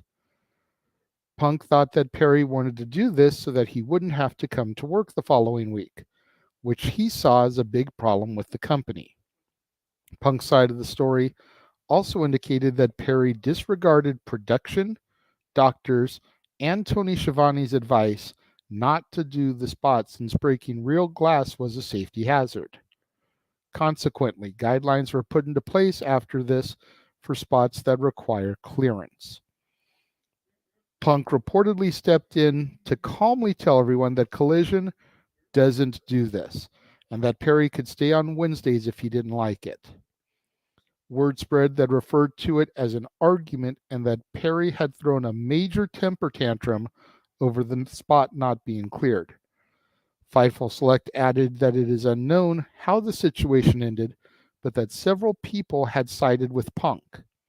Punk-related activities backstage have seemingly escalated since this conflict.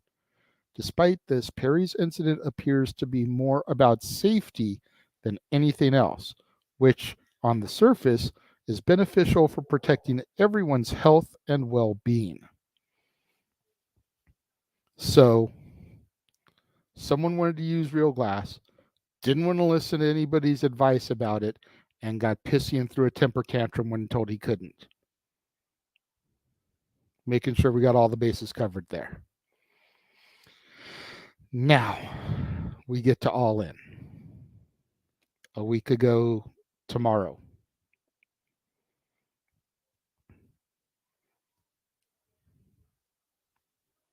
According to Nick Hossman from House of Wrestling, the Real World Champion arrived in the UK on Saturday morning at Heathrow Airport. However, he found no AEW representative waiting to welcome him or provide him with a car service to his hotel. Punk would then text the driver that AEW gave him, but his message bounced back as the number was invalid. Facing the situation, Punk opted to purchase a train ticket and navigate to his hotel independently. Unfortunately, he got lost en route and was forced to ask some fans to help him find his way. PW Torch also reported that several other wrestlers were dejected and frustrated by the issues they faced while traveling from the airport, which would mean that CM Punk would have also been frustrated. He allegedly confronted Tony Khan before his reported backstage altercation with Jack Perry. So, how are you going to be this company and not provide your top tier talent with transportation from the airport? Right. I can understand you're not going to provide the Gun Club. Yeah. You're not going to provide the Acclaimed. But let me see Vince McMahon not provide Mark Calloway with transportation from the airport and see how that goes over. Am I putting Punk on that level? No, not trying to by comparison.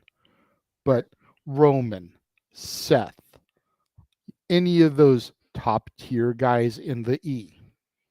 Let me see anybody like that get treated the same treatment and see how that goes over.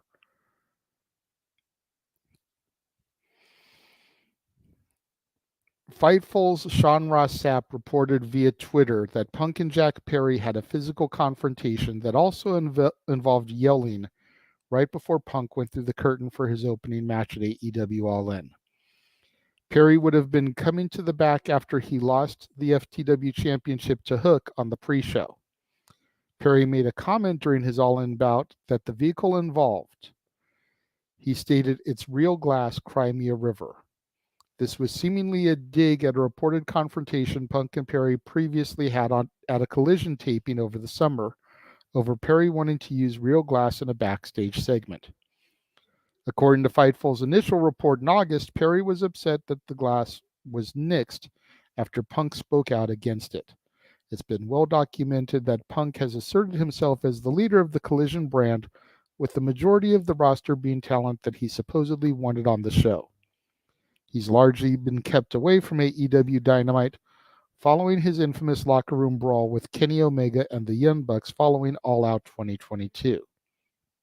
Now, here is where some of this is worded in my own word, and some of it is copy and pasted from other people's things.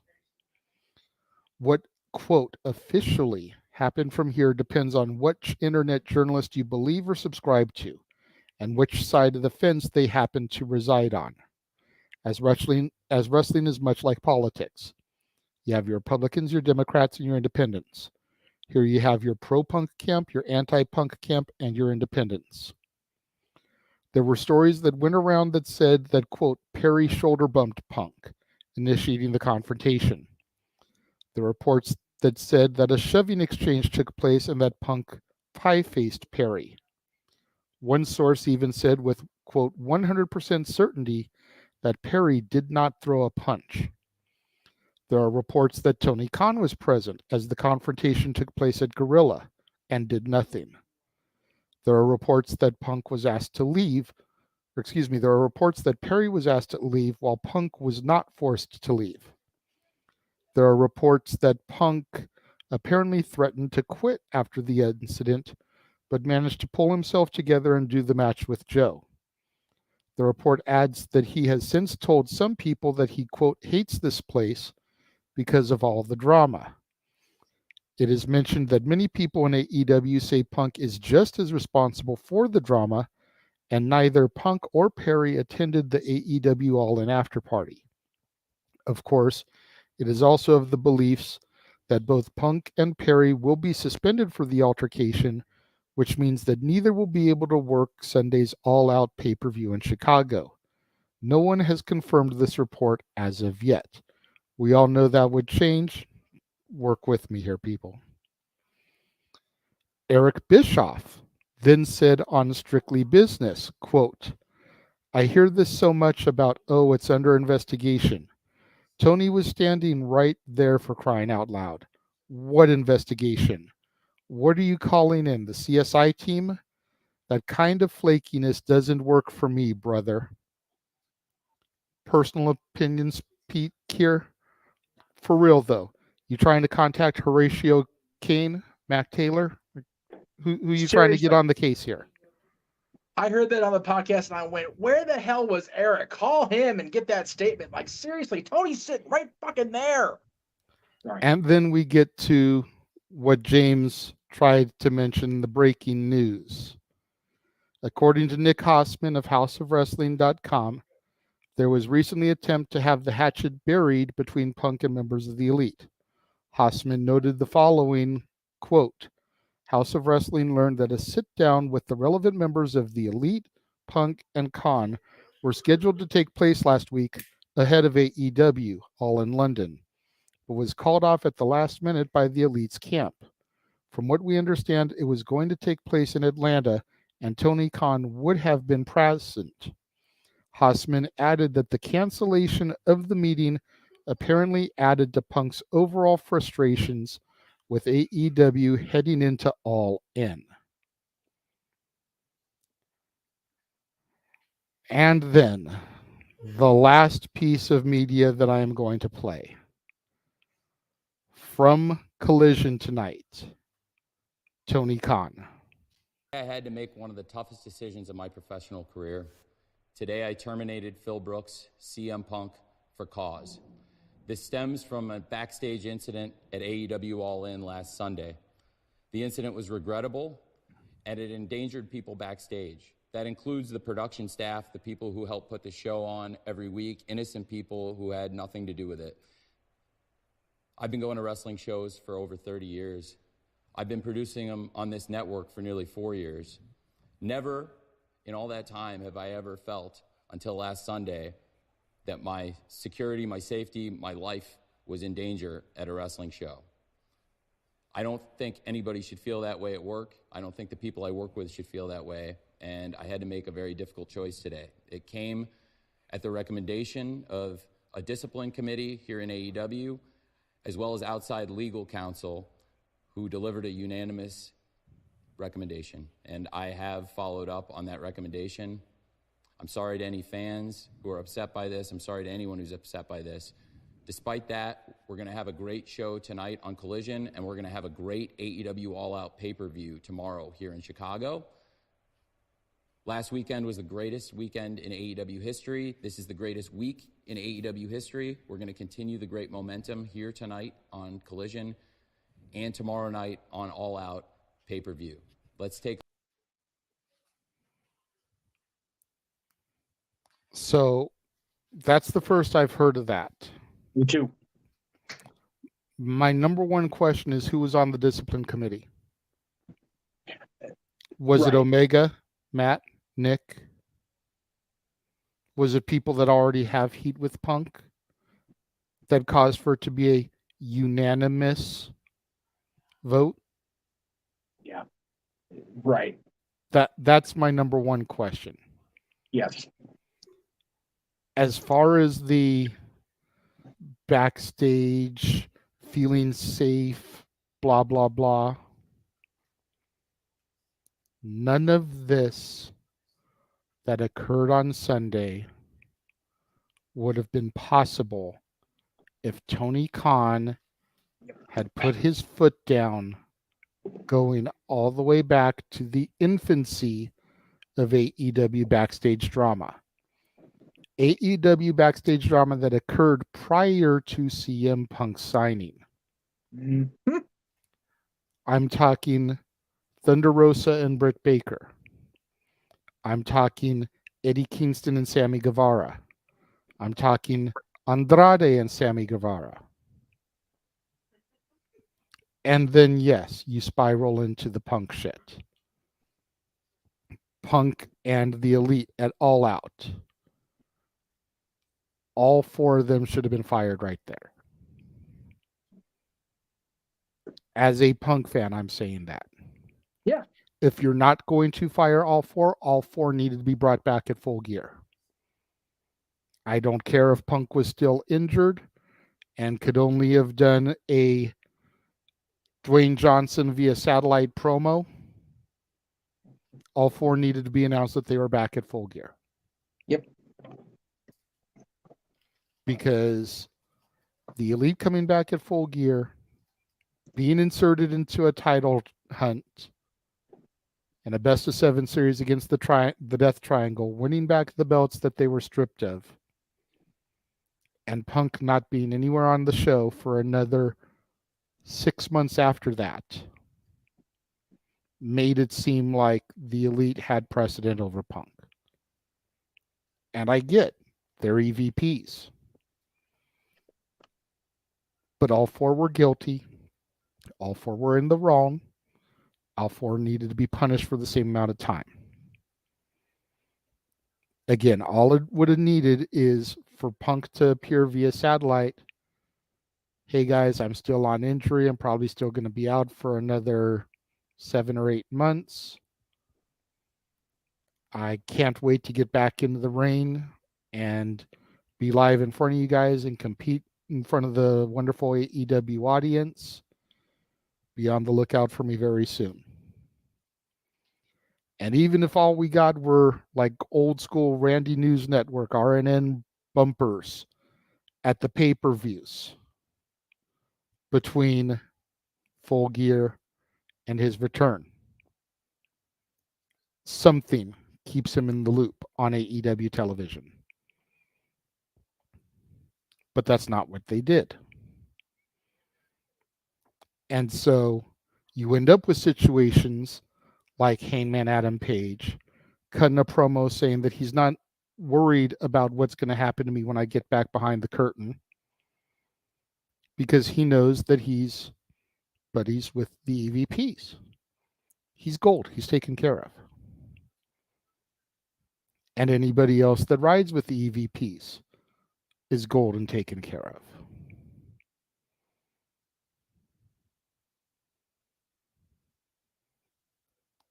I don't chastise, I'm not upset at Tony for pulling the trigger and firing Punk. What I'm upset about is the fact that he hasn't pulled the trigger on anybody sooner, nor has Perry been fired as well. And everything about this story goes back to Jack Perry. At least as far as August 15th, when the article submitted about him wanting to use real glass backstage, Punk vetoing it, just like trainers, doctors, Tony Schiavone all told him that he shouldn't. And then Perry went in for business for himself in front of the camera. This is real glass, cry me a river. Someone put out on Twitter a tweet, said, CM Punk isn't starting shit. He's finishing shit. CM Punk said, if you've got a problem with me, bring it to me. The Elite brought it to him. They got knocked the fuck out. Perry brought it to him. He got choked the fuck out. People are trying to step to him like they're some badasses, and they're getting put down. So everybody that's trying to bring shit to Punk and start shit is getting handled. But this is Punk's fault. But Punk is the problem. And yeah, it's easy to determine that Punk is the problem when he's the common denominator in Cabana, Page, Matt, Nick, Omega, Ryan, Perry. But how many of those guys are friends?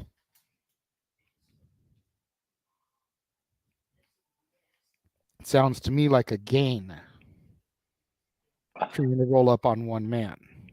Gain mentality. That's where I have a problem. Yeah. That's where my personal bias begins to come out. Right.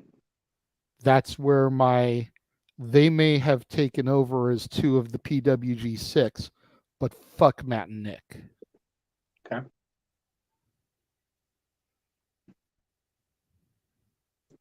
Period.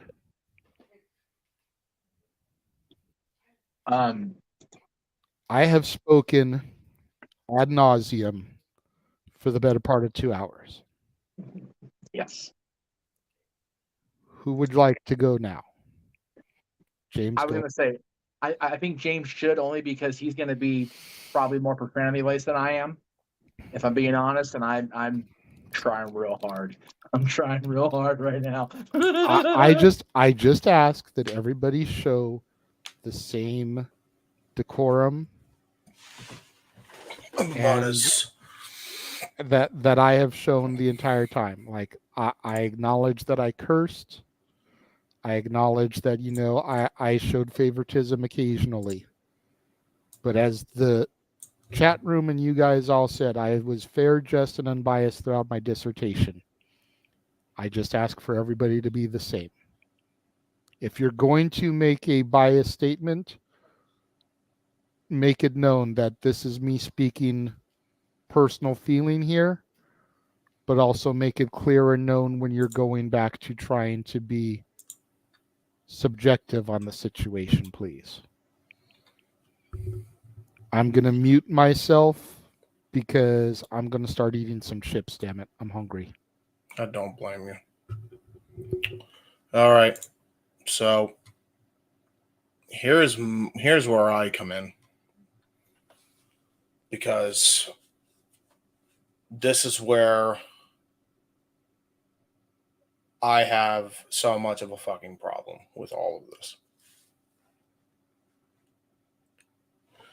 I'm not expecting people not to be punished at the end of the day, but god damn it, it's professional wrestling. Shit happens. I've seen worse, a lot worse, that people have had to work through. Jeff has seen probably more than I have. And that combined history, we have seen people commit adultery and still work together. People who have legitimately had beef and stabbed somebody and still work together. Yep. And we have, most importantly, because I'm trying to make it as recent as possible, seen two women that absolutely could not stand each other. So much so to the point where Charlotte Flair threw a hissy fit on camera when they were doing a title swap with Becky Lynch. And they still work together. Yep. Just figured I'd put that out there. Well, no, you're right. That incident was such a big deal that I got texted on the cruise about it. Yep. Let myself get hot for about 5 minutes. I'm like, why am I upset? My backyard's a fucking Atlantic Ocean. Why am I mad right now? Yep. And But then, seriously. well, we'll get to why I'm mad, but we'll get there. That's my personal thing. I'm gonna read something from Just Alex Central on Twitter. Probably had the most reasonable take out of everybody here. This is on Twitter. I'm mad at everyone right now. I'm mad at CM Punk for not taking the high road instead of letting high school drama affect his comeback in AEW, which, to a degree, I do agree with. I'm mad at Hangman Page for shooting at Punk over Colt Cabana, who had zero to do with him getting released. Yep. I'm mad at Kenny Omega and the Young Bucks for confronting CM Punk after the media scrub instead of acting like EVPs. I'm mad at Jack Perry for instigating a fight at All In, which led CM Punk being fired.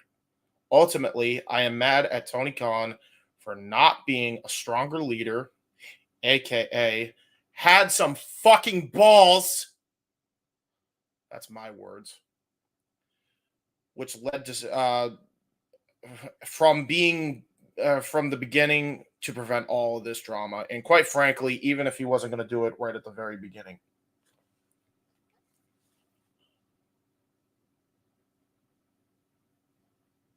We had a moment during All In. Now this has been reported and now this is confirmed apparently, where you were supposed to have a meeting with the EVPs and Punk. At that point, take your balls out of your fucking purse, be a man, be a leader, and sit them down and threaten their jobs, threaten their security, and tell them if you don't do what I want you to do, I will make sure that you have no right to work in this business ever again in any professional capacity. You know what the answer would have been 9 times out of fucking 10? Yes, boss.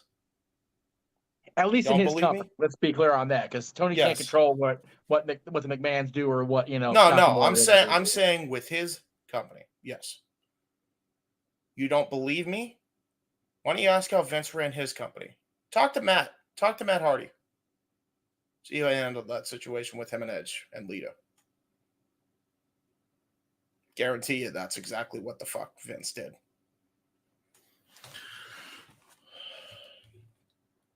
Now, what I will say, and this is against Punk, because this is a point that needs to be against Punk before I even go and defend him. The one thing that I cannot stand is when Punk goes and criticizes people for not listening to people and not taking the advice to people. When, newsflash dummy, yeah, you did the same fucking thing. You want to know how All Elite started? You keep saying that it's the fucking trees that you chop down, right? It's the lumber you guys chop down, correct? Why did you chop those trees down? Oh, yeah, because management, in your words and in a lot of other people's in the IWC, didn't know what the fuck they were doing. Did they? Lord knows this motherfucker knows that Johnny A sucks. Tried to work it out with him, didn't work out, right? So if anybody knows you're telling the truth on that and you're not telling lies, it's this motherfucker. Right? Now, that said, I think there is some bias that Punk has with certain people than he does with other people. In that regard, I think that Punk definitely has a lot of respect for Terry Funk. I think he has a lot of respect for Arn Anderson. I think he has a lot of respect for many people that are coaches in that locker room. Billy Gunn, Lord knows, I could probably go on and on. I'm too tired to name them all. But the point is, he has respect for people, right? And so there are certain people he respects, there are certain people he doesn't respect that don't know what the hell they're doing.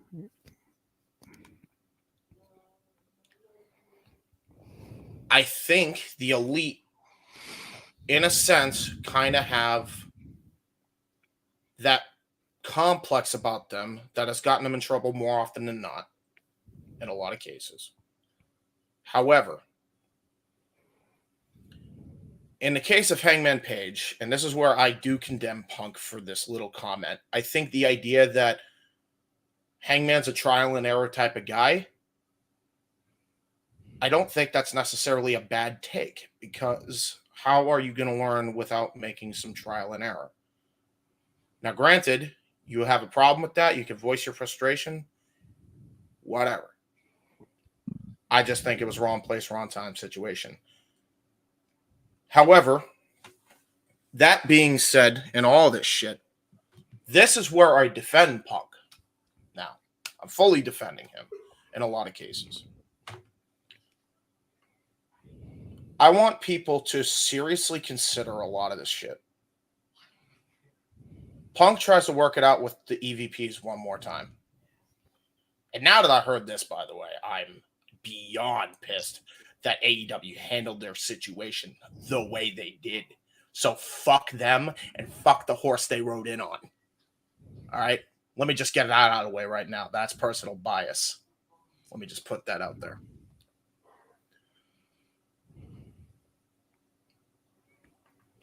Punk this week, over the course of like 10 days, lost a person, a coworker he idolized in Terry Funk, and lost another coworker he actually worked with heavily twice in 2 different runs in Bray Wyatt, Wyndham Rotunda. That sure as hell stinks. Tries to fucking set up a meeting in Atlanta, Georgia, and the elite call it off. So that's notch number 2. He talks about a frustration belt. Well, here's notch number 1. People died. That sucks. That's sad. Frustration on the belt number 2. The elite won't fucking work with him when he tries to get something going. Tries to put it all behind him. Tries to have them put it all behind them.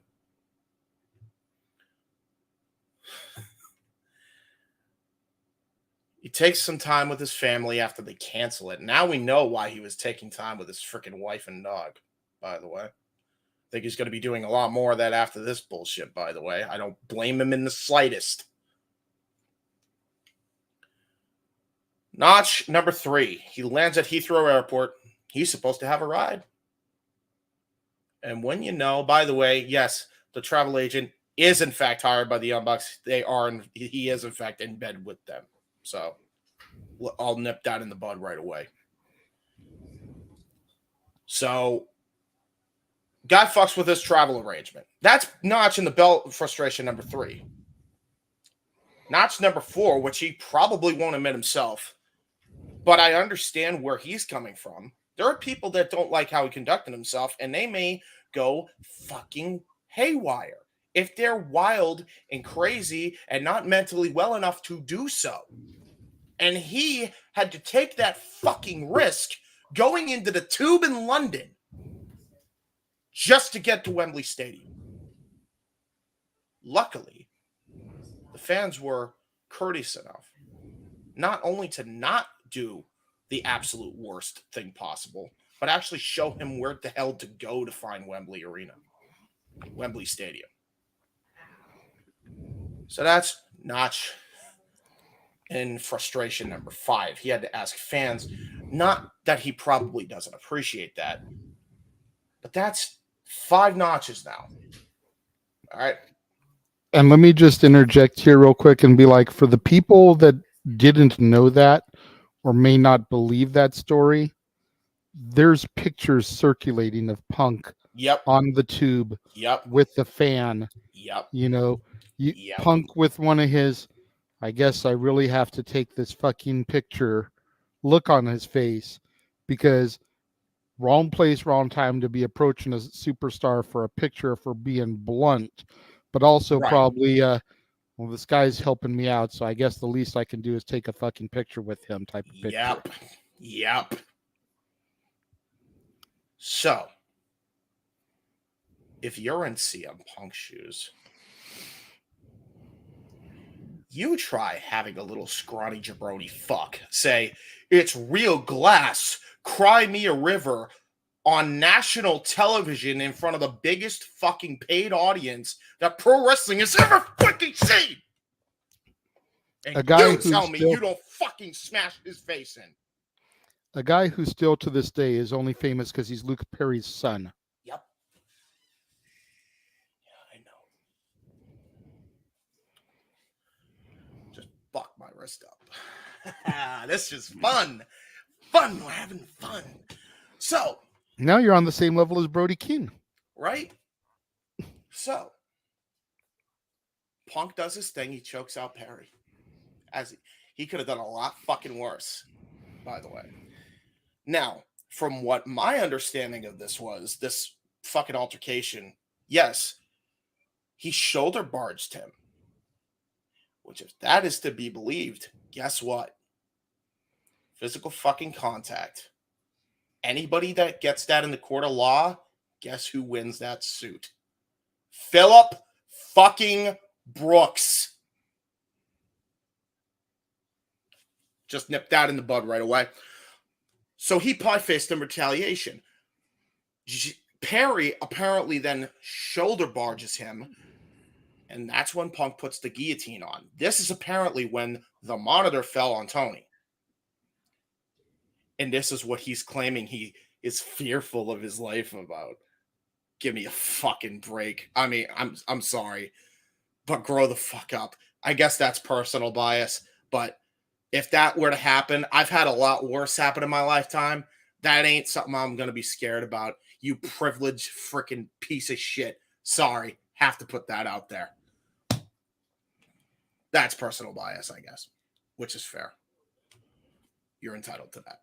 But it's still a bit much. I think we all have dealt with a lot worse than a fucking monitor falling on our head. Including this man who's gotten a few concussions in his lifetime. Just saying.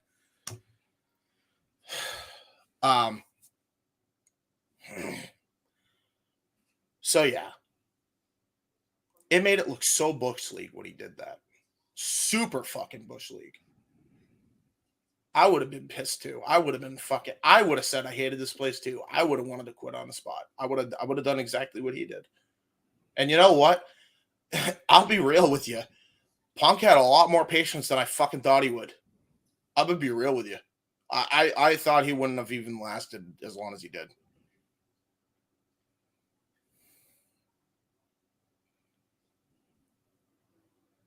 I cannot fucking believe that Tony had the balls to not have balls.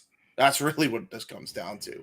He didn't handle any of this. He didn't nip this in the bud at any point. He was too afraid to do anything. And when he did, he hired apparently private investigators and shit to freaking make the decision. Which this is what he said on the house show airing of what he said, by the way. Apparently that's what he did, and that's what made him come to the decision to terminate Punk. This is worse than Bash at the Beach 2000, and that was an absolute shit show. That was an absolute shit show. I cannot fucking believe that one incident back in September, Labor Day weekend last year, completely erodes everything good and everything positive that this man has done. I don't care if you're a fan of Punk or you're not a fan of Punk. This is some mob mentality, cancel culture bullshit. And it should not be tolerated under any circumstances. I'm still on. I know.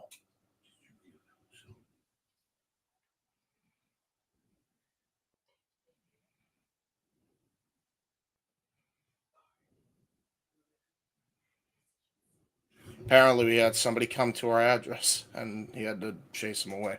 No. Oh, fun.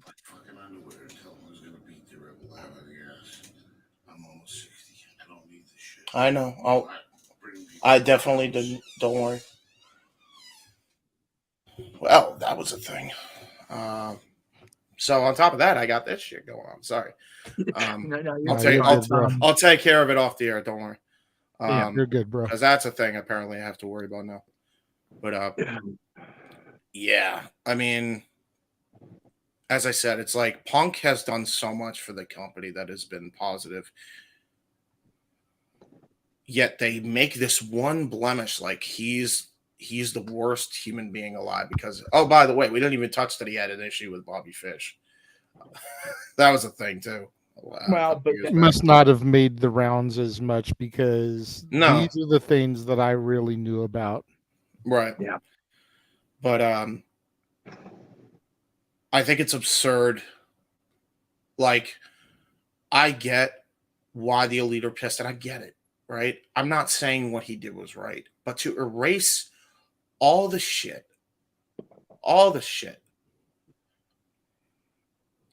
Yeah, exactly. Thank you, Walter. Like, I can't believe that you let people pressure you into thinking that everything that CM Punk did for your company that was positive meant nothing because of one bad night in Chicago.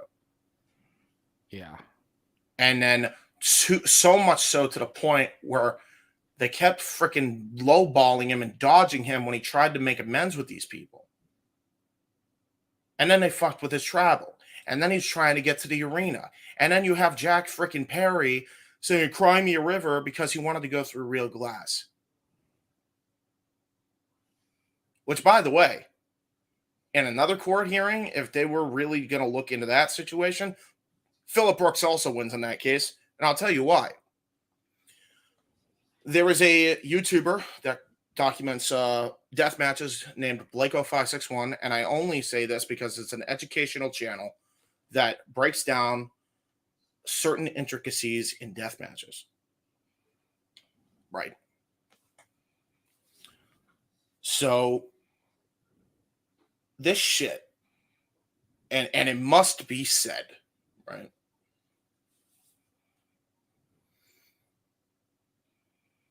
You never use real glass in any situation with pro wrestling because if you do, you are risking getting severely, heavily injured.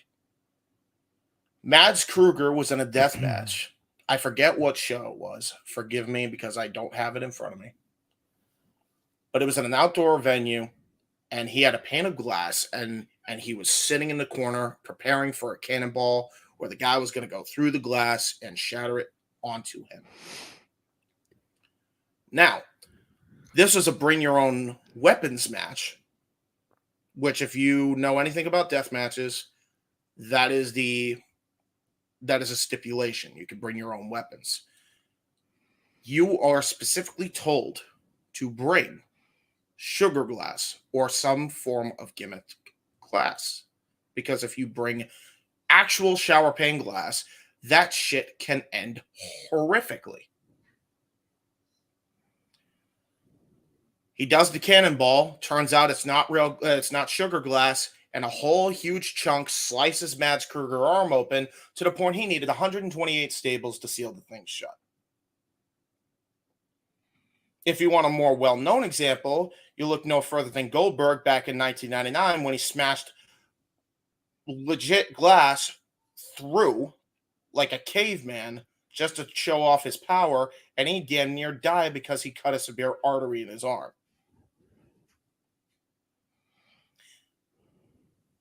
Exhibit A and B as to why you don't use real glass in professional wrestling and why Punk was also in the correct assumption there.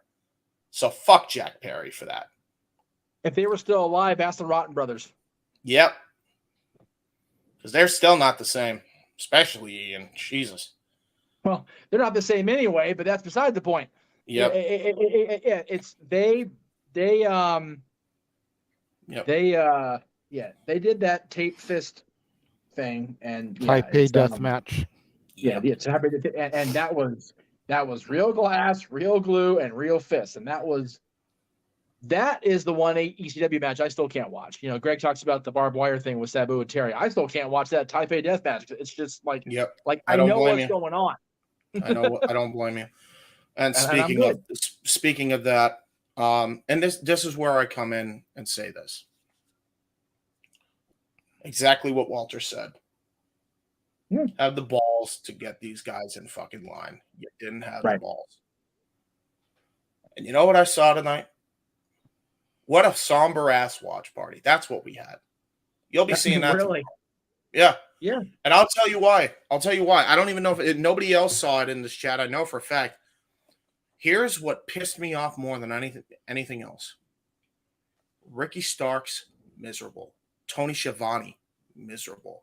Arbery Edwards, miserable. Brock Lesnar guy in the front row, miserable. No, I'm not. It sounds laughable. No, he was there in the crowd. I'm dead serious, Jeff. He was there. I know. Sour face, looking at his phone most of the time, and just, what am I doing here? And that was a lot of that Chicago crowd tonight. Yep. And it's going to be even worse on Sunday. And the only noise that they made after all this shit went down was when the Young Bucks came out at the end of Collision and they booed them out of the fucking building to the point. And by the way, this is after a lackluster main event of Collision where Dax Harwood and Jay White, who are phenomenal workers, actually stunk up the joints on purpose or by accident because they were depressed and wanted to be anywhere but where they fucking were. Good luck trying to keep MJF come 2024, guys. Good job. So good luck trying to keep half of your freaking roster now because you think this is going to end the freaking drama. It won't. It won't. And guess what, Tony? I said in this fucking intro, don't pull this bullshit again and you get one. You have had more than one fucking attempt to get this right, and you have fucked it royally beyond expectations. Every single time. Wyatt and Adam. Wait, we'll get there, brothers. I promise. Oh, we're getting there. Yeah, I was gonna say, Wyatt. What you've got to understand for this is nobody is putting all the blame on the Elite. We have definitely said that Punk is to blame for some of this stuff. I was persona non grata number one on that bandwagon, blaming everybody in that situation. Same. All of us have been. The one person who's been the most teeter to one side or the other, if we're being honest, is Jeff because of his personal issues with Punk going back 12 years. And even then, you can argue that I have been as anti-Bucks as Jeff has been anti-Phil, but I have tried for the most part here to be completely fair when it comes to this, and I have called for all four men to be fired at multiple points. Right. Whereas he's said it, but he's also more often than not countered with Phil is the common denominator. He deserves it more. Okay. When it comes to all this, Wyatt is, and the reason why I have always put more blame on Omega and the Bucks over anybody else. And I know both these men will agree with me, and Noah would too if he was on camera. They are the EVPs. You have to lead by example. Yep. If I walk around my job and say, you got a problem with me? step to me and let's find out. Yep. And someone steps to me and finds out, we'll settle it and find out. But if you're the EVPs and you break down somebody's locker room door or their office door, or you break into somebody's house to try to settle a beef, that's not how you conduct business. And no, not at all. They need to be held to a higher standard. Yeah. And again, it goes back to what Page said in his initial promo prior to Double or Nothing. He's not scared of what's going to happen to him when he goes behind the curtain. Because he's friends with these people. And so it's like that's the problem, Wyatt. And that's why we give the Elite a little bit more shit than Punk. Punk is a talent. It's a little bit easier to fire talent than it is to fire an executive. I get it. Because an executive worked their way to the executive status for a reason. And do you really want to take a chance by letting them go because of one thing? But when you have such a childish response to something that's said, I was told back in kindergarten, sticks and stones may break my bones, but names will never hurt me. Yeah. The Bucks got butt hurt over words. Yep. By Punk's words. That's what it was. That's exactly what it was. And now, James, if I may, me and you have spoken at length. Oh yeah, I was gonna make a final comment to wrap that up. Actually, okay. I was gonna say Jeff has been rubbing his hands back and forth. I don't blame him yet. The bit. Yeah. I know that he's going to address things that'll make Wyatt feel like he's on their side. Yep, that's fair. So go ahead. Well, I know you can see the counter. Try to wrap your point up by 2.5 there so that Jeff can take over. I only need one. Okay. As I said, Tony, you have royally fucked this up more times than I can even begin to count. And I said you had one. You have had more than one. And I am tired of trying to pretend like this is okay, because it's not. So you, good sir, have just chased away my fandom for professional wrestling. I'll put this in my thing while I go take care of a much more important matter that apparently just happened near this house. It will read in my subtitle and my username. As a wrestling fan, I am done. All right. There you go. Adam, to answer your question before Jeff takes over, apparently prior to the flights to All In, there was a final attempt to have a sit down between Punk, the Elite, and TK and solve everything. I'm assuming so that they could move towards either All Out with Fallout from All In or towards Full Gear and setting up these matches that should happen in order to draw money from a year ago. You know, the Elite decided to back out at the last minute and said that they didn't want to do the meeting. Right. I could say more, but that would be personal bias. So I'm going to let Jeff take over. Okay. So I will start by saying... Because I'm going to be nasty. I'm going to be like, they acted like a bunch of fucking pussies saying they don't want to do it. Well, okay. No, they did. So please go ahead and you said it like without saying it. So yeah, they acted like pussies. So I'm going to surprise everybody. I'm not going to take Punk's side. I'm not going to take the Bucks side. I'm not going to... Again, this is where I stand on the everybody fucked up here, Sam. Okay. First of all, Adam, thank you for the super chat. Not going to read it. Very vulgar, but thank you for the $10. Much appreciated. Yes. A little bit more dramatic than we would normally care for in a super chat, but we appreciate the donation nonetheless.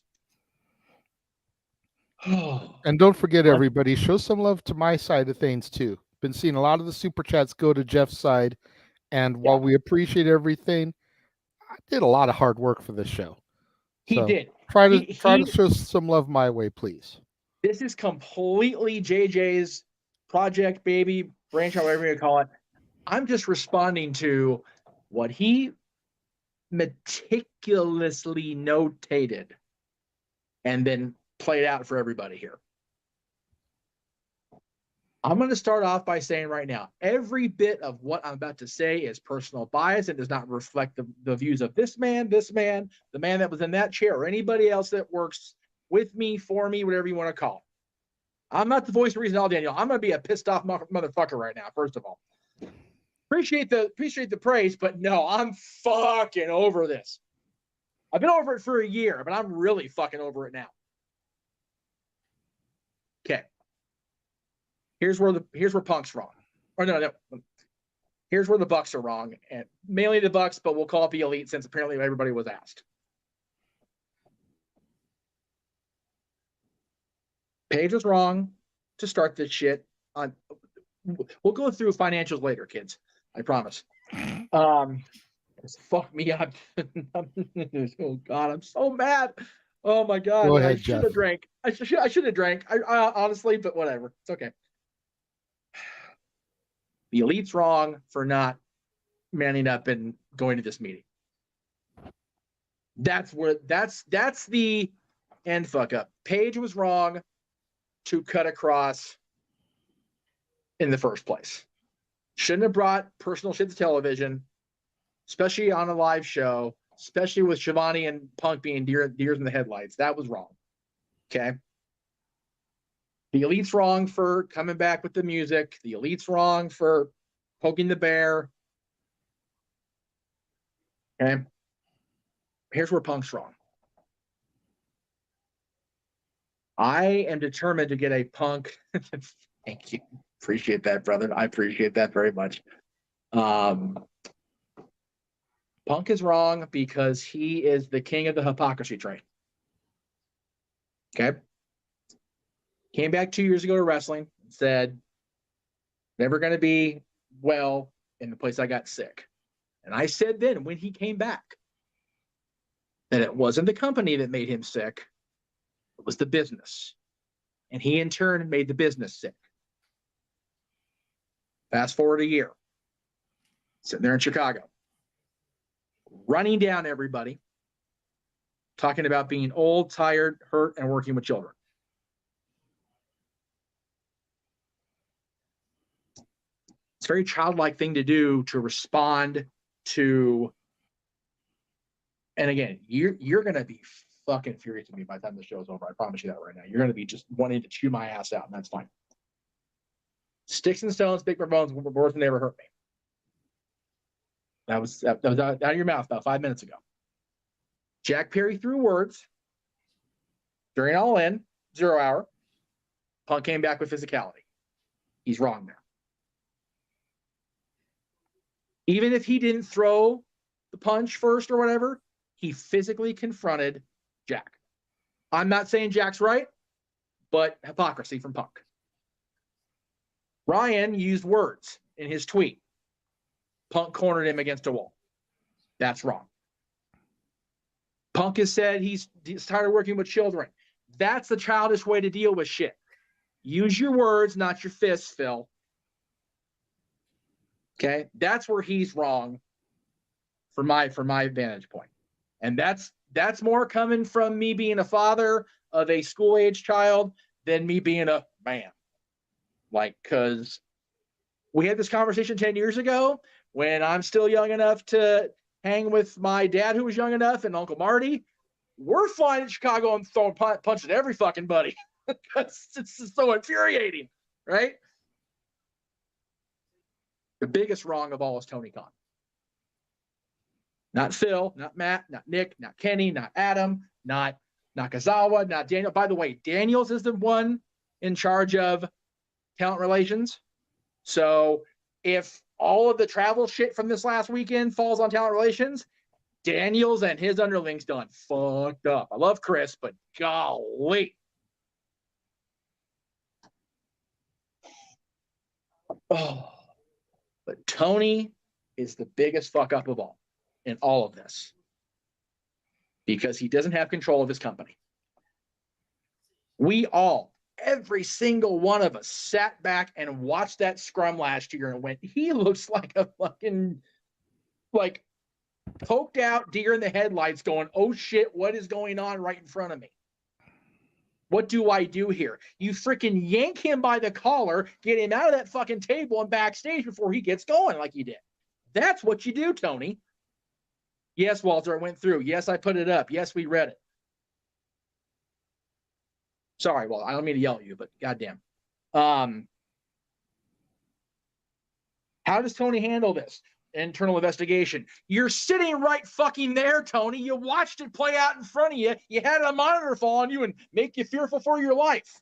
If you're scared enough for your life when something happens in front of you, let your stand up out of that chair before the monitor hits you. Let your balls drop and terminate them right then and there. I don't give a shit what you've advertised. I don't give a shit what you've put out there. If you're fearful for your life as a boss, if you're fearful for the safety of the people that work for you and work around you, don't let him go out there, yank him back and say, nope. Not today, brother. You fucked up. And you've been fucking up for a year, and I'm tired of it. That's the biggest fuck up, is Tony Khan not nipping this shit in the bud a year ago. Yep. That is the bottom line here.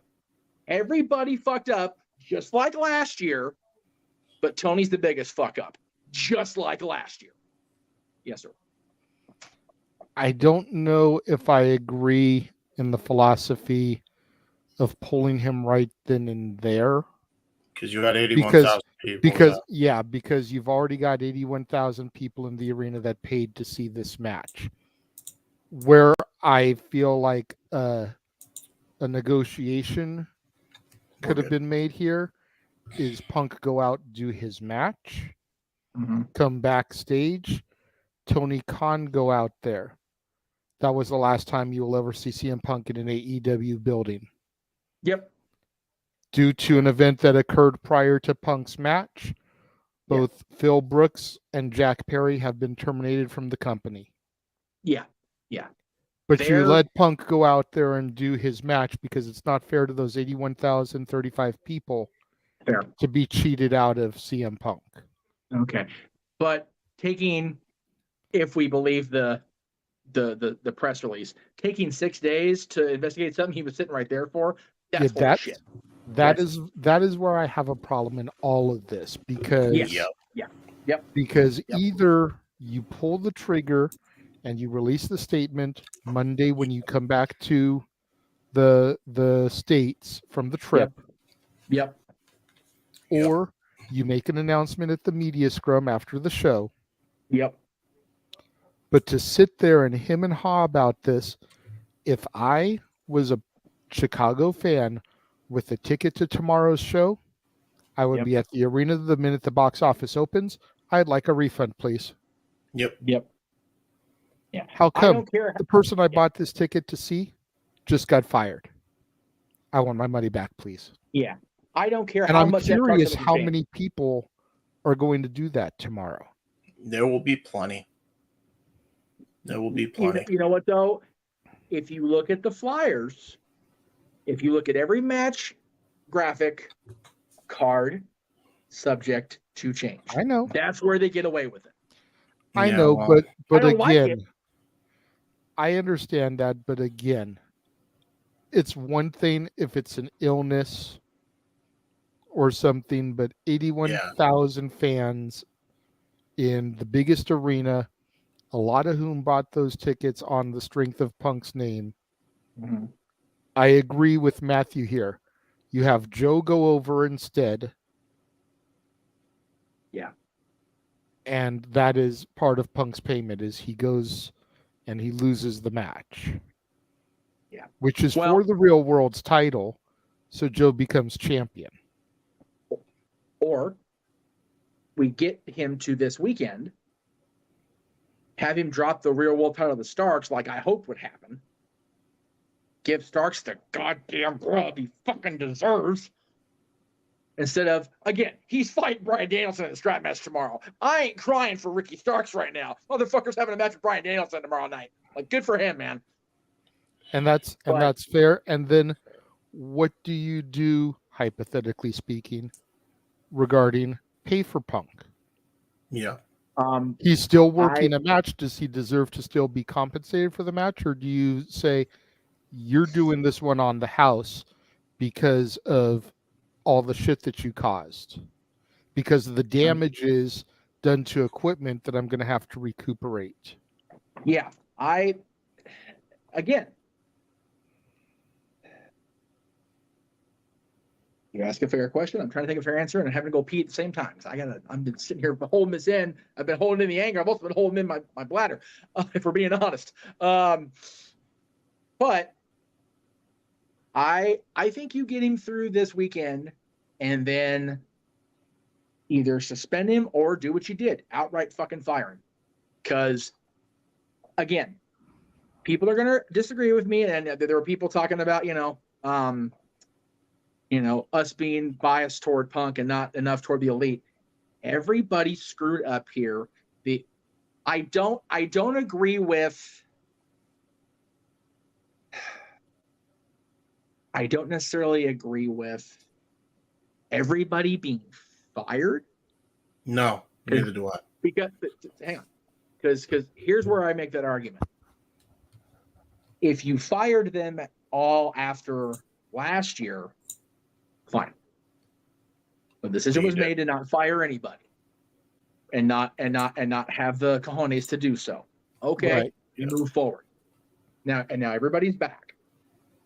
At this stage, we still don't fire everybody because, yes. And here's where you're going to get mad at me. We're here. When they came back to television, they were allowed to poke the bear with the music and with the forced, botched impersonations.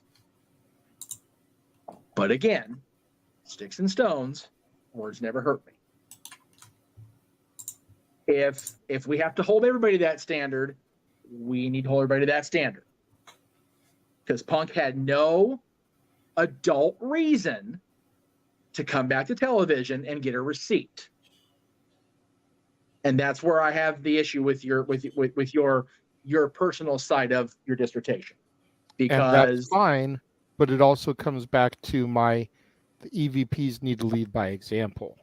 Yes. Tony Khan should not have allowed them to use a song that takes shots at one of their talent. Agreed. Tony Khan should not have allowed the EVPs to perform moves and intentionally botch them to make fun of one of his highest paid talent. The first man to draw $1 million house for the company. Agreed also. But that goes back to there goes the problem. Thing. Yeah. How this shows exactly how out of control Tony is of his own company. Because I guarantee you he didn't allow that. That was one of those ask forgiveness later and ask permission first deals. Because Matt Nick Kennedy didn't clear that shit. You fucking know that wasn't the thing. However, had to be for the music because Tony had to secure the rights for it. Music, yes, and that's where everybody, Tony and the Elite, are all wrong. It's a great song. I'm not disagreeing with the chatter. I played that song for years. I love that song. Probably the only Kansas song I actually know, if we're being honest. That and Dust with all in due the respect Wind. to Kansas. What's that? I said that and Dust in the Wind. Dust in the Wind's a damn. Oh, which was brought up earlier in the chat, which is kind of ironic now. But everything beyond the music securing, that was the Elite going into business for themselves. And I don't disagree with it. And based on that,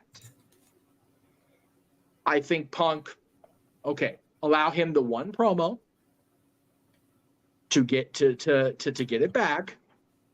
But then the Elite, Punk, Tony sit down and work out making business out of this. And to the report today, the Elite pussed out and didn't do that. And it's not that's the where first they're time. wrong again. Right. And it's not the first time. Punk has tried to take a meeting with them and work everything out before. And Omega's been willing to sit down.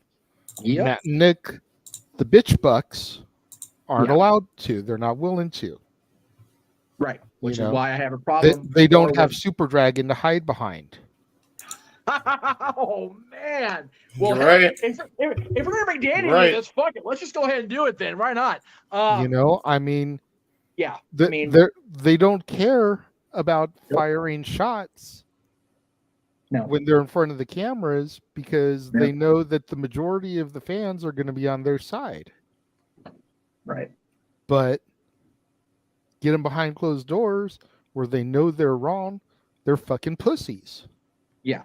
And I'm only comfortable with taking this line because I've met and on occasion worked with all these guys. And that's where I have the issue.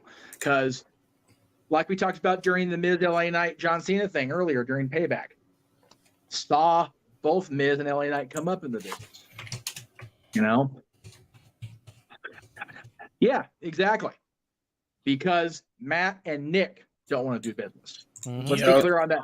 Let me, Matt, I appreciate you wanting to type, but let me clarify the statement. It won't happen because Matt and Nick Massey don't want to do business. That's the problem there. Kenny seemed willing to. We know Punk and FTR sure as fuck were willing to. But it all goes back to Tony not willing to cut any more of the folks that got AEW to be AEW out of the company. And that was going to be the other part of my reply in all this. Because I sent it to JJ, I sent it to the Core 4. I typed out the entire goddamn roster of this company. I'm not going to throw it up there because it turns out there's a lot of discrepancies in there. But if you go back a year, even if you do it right now at this point, because the hell with it. You fire Punk, which you did. Jack Perry, the Bucks. I still say keep Kenny. I really do. I'm sorry. Page. Hangman Page. Ryan's apparently already on the outs, except for being on whatever it was, the paid appearance and the collision thing. Or Rampage, excuse me. Thunder Rosa, Britt, Andrade, Sammy, Eddie Kingston. Sorry, Eddie Kingston fans. I know it's going to piss off a lot of people, but I don't give a fuck at this point. So actually, you know what? I'm not sorry. I'm not. And since we're going to get rid of all the bad PR, Cash, and unfortunately with him Dax, because Dax is a casualty of war there. You still have so much talent in every single division of this company. The company would survive. I firmly believe the company would survive, except for one thing. The curly-headed man at the top. Yep. That guy has no business running a wrestling business. Nope. I love that there is a fan of wrestling that has so much goddamn money to throw away that an entire company sprouted out of it. Cool. But it wasn't his creative that got him here. Nope. It was the creative, with all disrespect we've thrown at these guys tonight. Matt Jackson, Nick Jackson, Kenny Omega, Adam Page, and Cody fucking Rhodes. Let's not forget Cody, who looks like a goddamn genius the last year, for being real. Yep. And yes, Bryan Danielson needs to be a locker room leader wherever locker room he's in. That man is one of the most professional and genuine people I have ever met in life, period. Not just wrestling, in fucking life. But yeah, you cut all these alleged or proven to be real cancerous cells out of the skin of AEW, skin cancer goes away, my friends, and everybody's in remission. Yep. Except Tony just won't go to the goddamn doctor and get it done. No. Tony needs to be what Ted Turner was. He just needs to be the guy that writes the checks. Bingo. And he needs to let somebody else be the one to handle day-to-day, handle creative, and it needs to be not the elite, not active talent. Thank you. Yep. It can be Mark Henry, Paul White, Tony Schiavone, Arn Anderson, Dean Malenko. Hell, even though he's an in-ring competitor, I'll even throw Billy Gunn's name into the mix. Gary Lynn. Dustin. Yep. Your consultant It with needs to be those guys. The Yep. guys with the years of veteran experience. The coaches, for lack of a It better needs term. to not be the people that are on our TVs on a regular basis. Yep. And to your point, like you made earlier, it either needed to be immediate termination when it went down, Yep. you know, after Punk's match occurred, Yep. or come Monday after All Out. Yeah. And get through the weekend, because you run the risk tomorrow of 10,000 fans walking out of the building. You talk about the worst city to have a potential riot. Holy shit. Right? The Windy City riots. I don't want a Seriously. riot. That's Seriously. the thing I'm fearing about the most. The four worst cities in the world, or not the world, the United States, to have a potential situation like this: New York, Philadelphia, Chicago, and Los Angeles. Oh my God. Mm-hmm. Oh my, and think about that for a minute. Chicago, all the shit's gone down quite a bit because it's Punk's area. LA, you and I, oh no, actually, you were there for the June show. I watched as Phil took himself out of action with the stupid stage diving crap. So stupid. Yeah, I had to watch the Elite actually win the trios titles. Granted, it was a banger of a match. I won't take it away from them. Yes. But the fact that they were even in that position after the shit they pulled was ridiculous in of itself. I still say at least two people $50 should go to me to pay Josh the bet that freaking Punk and Tony cost me. Well, I think that it's already been paid for by Noah. So instead of spending your $50, just watch our coverage tomorrow. Well, and again, I couldn't have picked a better day by sheer dumb luck to be going to Disneyland tomorrow. Yeah, really. I am going to just not fuck with the business tomorrow. I refuse. I'm not doing it. And that's an accurate point. Their names just skipped my brain when I was, Yeah, I agree. campaigns. I agree. Jeff Jarrett and Sting, man, they're both there now. Jeff Jarrett and Sting aren't active enough where it would be a big, like, creative upheaval. Yeah. All right. What's up, James? I see your hand. There is one thing I also want to point out, and I think it does need to be mentioned because nobody's even considering this part. Since we could potentially have a riot, which I don't want. Nobody wants. No. Could happen. You know, we know how Punk feels about Scott Colton, and I'm not saying how he handled that whole Punk Cabana podcast was right. Yeah, go ahead. It's probably a good thing he's left for this because what I'm about to say is might get a little real here. I'm still hearing. I just got to pee real friggin' bad, James. Oh, geez. Okay, well, things might get heavy. My apologies if you cry on the loon. You know, what the fuck has got to be going through Scott Colton's mind? He has got to be feeling like the worst human being on the planet right now. And I say that because this is just a hypothetical. But I don't want the worst to happen to him. Especially when you fucking consider how much we've already lost this year. How people have taken their own life because of similar situations on how they felt about themselves, whether it was their fault or not.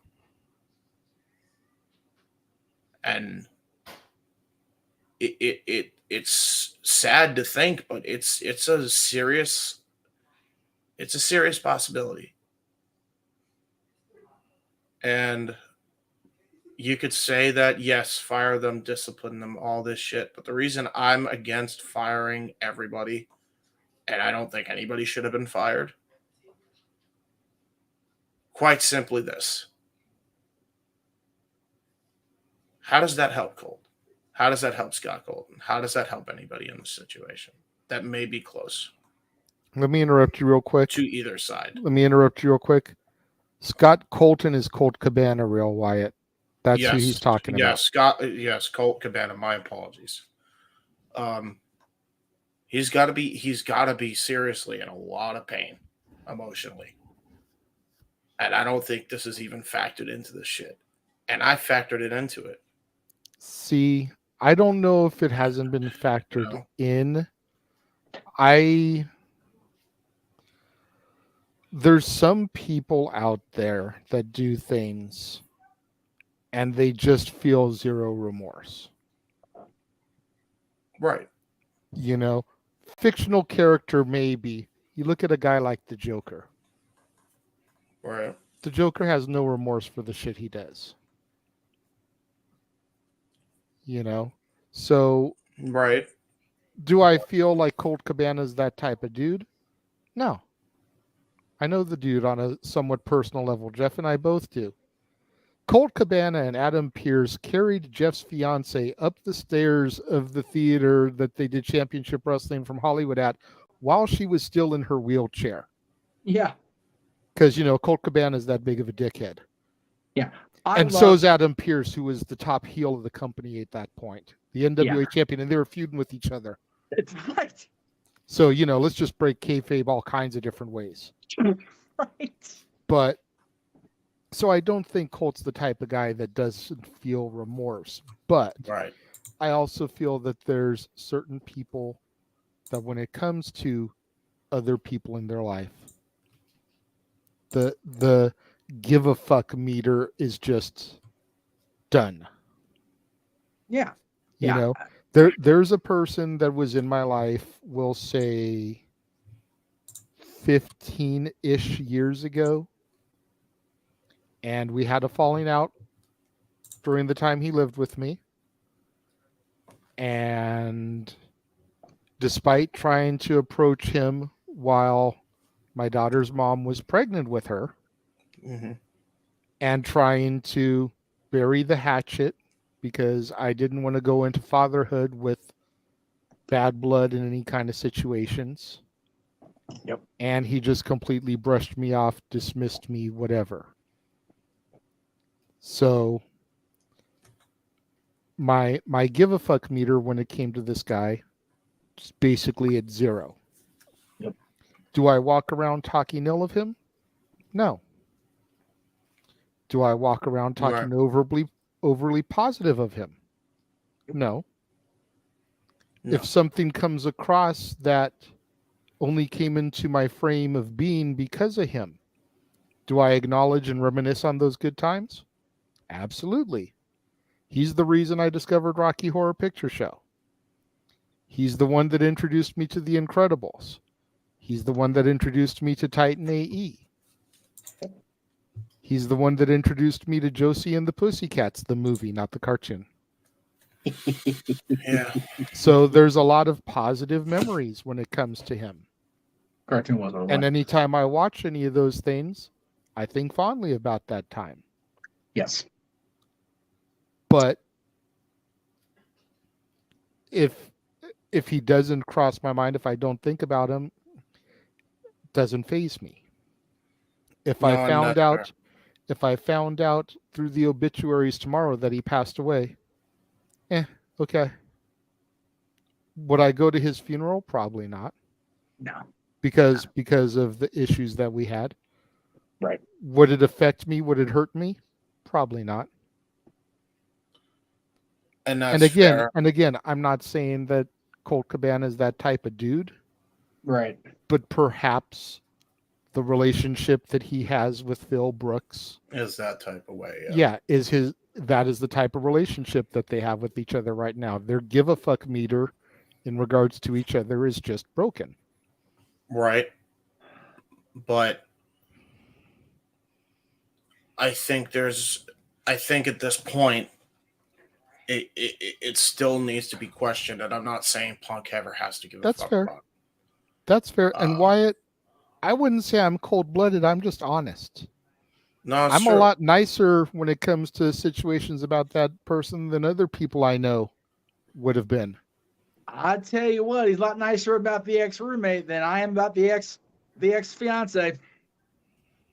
Tell you what. Yeah. So. And I've known both of them. There's a clear, distinct choices going on to that bus. I'll tell you what. I'm not saying that Punk has to be the best of fucking friends with the guy either. Right. But at some point, this has to be screwing with him mentally. And I don't think anybody's taken that into consideration. And for Tony being as caring as he claims to be, it's a hell of a way to show it. By putting this guy in the middle of the situation like he's been doing, when he never asked to be removed from the Dark Order, ever. This all started because he didn't even freaking communicate, which we forget. He didn't even communicate with Punk or the Elite, which he said as much in the press scrum at Brawl Out. He never fucking told them. And he should have told him. That was his exact words. I should have said something. Mm-hmm. Who should have said what to who? Like I missed Tony should have said that Punk had nothing to do with Colt's removal. Yes, and that was strictly his decision to make it peaceful with everybody else. But Punk had no influence on that. Yeah, that's what. But because Tony didn't make it clear to, we'll just say, the general locker room population. Right. The Dark Order EVPs, yeah. People who have Dave Meltzer on speed dial. Right. And name moves after him. Yeah. Decided to tell him that Punk did this. Okay. So here's where I'm going to. So I heard Colt's name being brought up, so I did want to mention that when I came back from, quite frankly, an Austin Powers level unfreezing peak. Is golly. I thought I was just kidding, not done yet. Goddamn. Anyway, Tom Hanks in a League of Their Own. For real. Like seriously, Tom Hanks is the greatest of all time, and reasons why every day. Anyway, even his peeing style apparently. Oh, it's gonna be a long rest of the show. God damn. Anyway, Colt Punk coming at Nick Houseman about Colt was unnecessary. I agree. And whatever you feel about Phil Brooks, Scott Colton, or in my case, having never met those two by those names, whatever you think about Punk and Colt, that part of the scrum is the least useful. There was no reason for him to bring that up at all. But because he heard it was Nick Houseman, who is a notorious shit stirrer, to the point of Bischoff had a podcast with him before he got hooked up with Conrad, and Bischoff was like, nope, this guy's fucking trouble. Yes, sir. Go ahead. I just want to counterpoint you. I feel there was a point in him bringing it up. Okay. Because the whole point he was trying to make is Houseman did improv with Colt. If Colt is a friend of his, you need to acknowledge these type of things when you're doing your journalistic reports and showing integrity. Much like how Meltzer is cool with the Elite and the Bucks. Right. So when he asked him, are you guys friends? Do you still do improv? No, me and Colt don't see eye to eye. Okay. And then he apologized because he took away the shtick that he was going for. Uh-huh. Okay. So the entire point he was trying to make became null and void because Nick said, no, I'm not friends with him. Right. Okay. But again, what does Nick Houseman's presence at a media scrum on a card that Colt was not involved in have to do with Punk bringing him up? Punk, personal point of view, no reason to bring it up. Colt wasn't on the all-out card. I don't even think the Dark Order.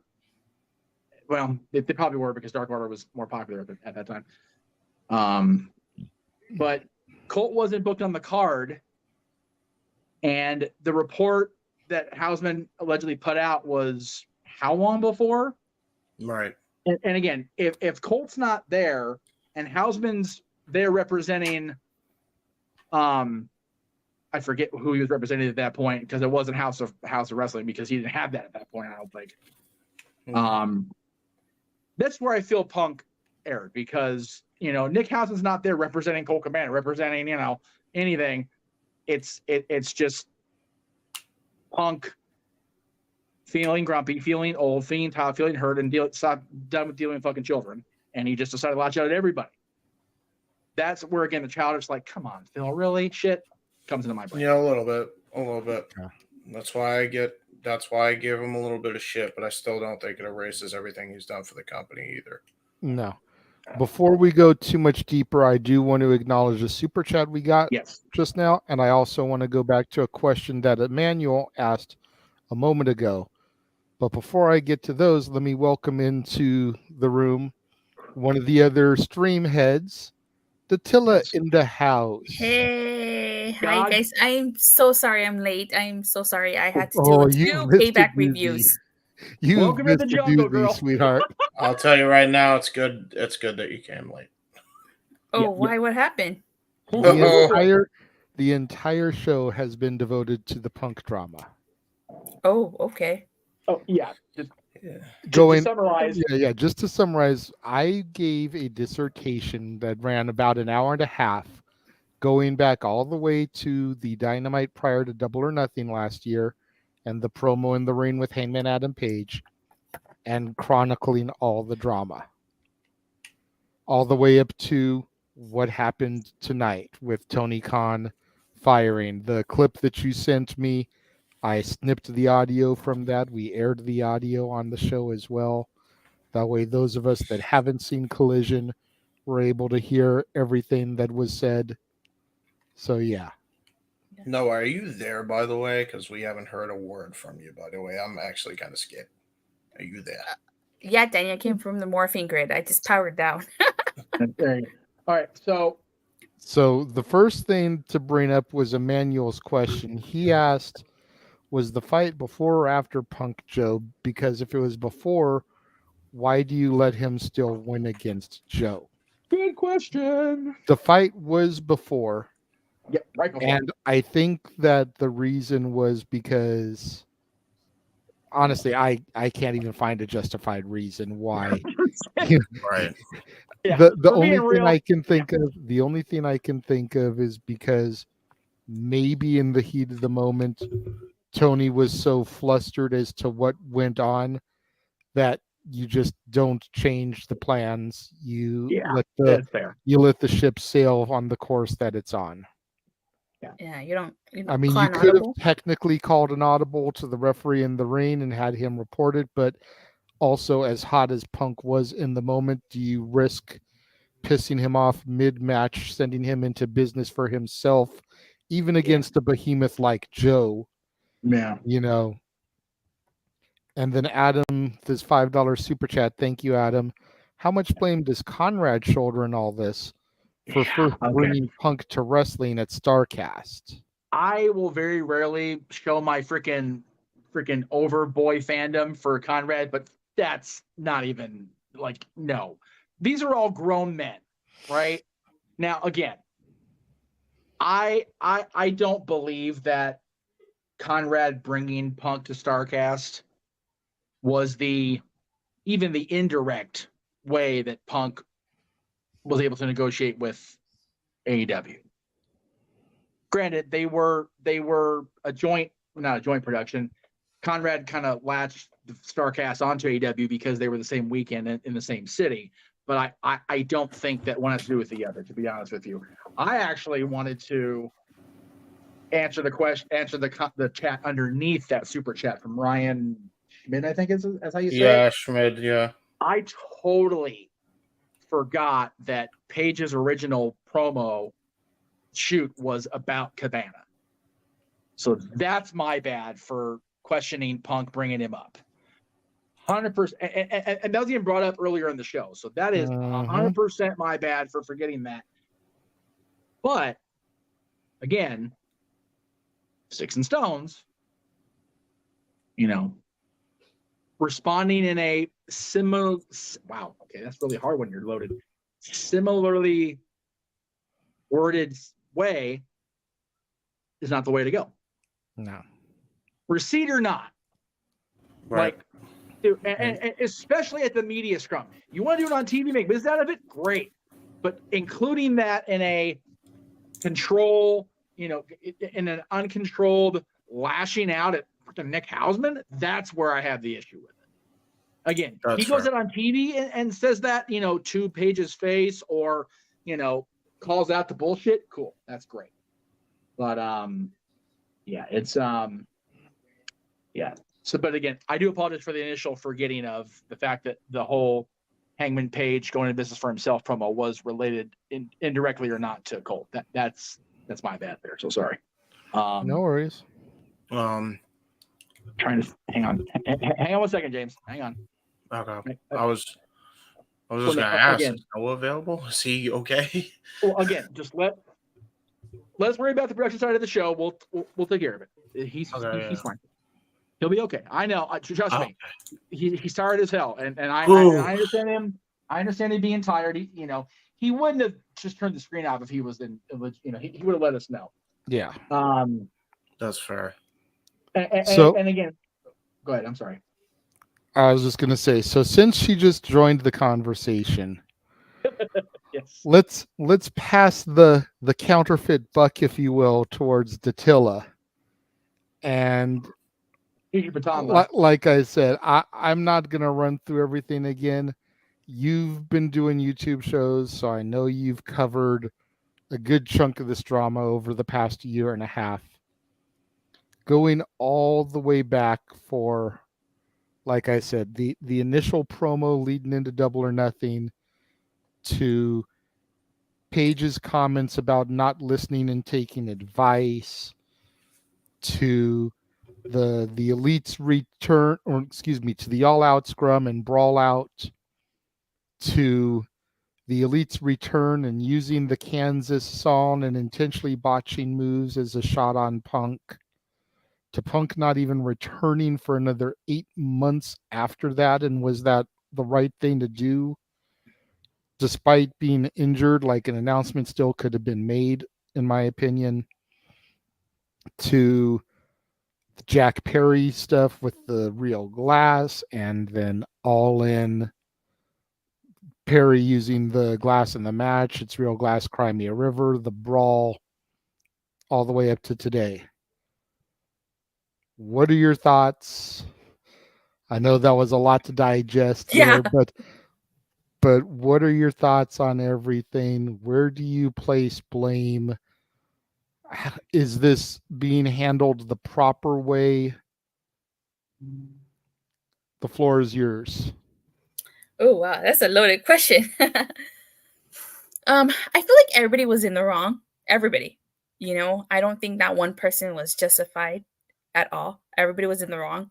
I feel like, I know AEW doesn't have scripts, but I still feel like maybe Hangman, he could have, talked with CM Punk, be like, hey, is it okay if I allude to Colt Cabana? Or, maybe if at that moment CM Punk could have gone and talked to Tony and this thing could have been squashed.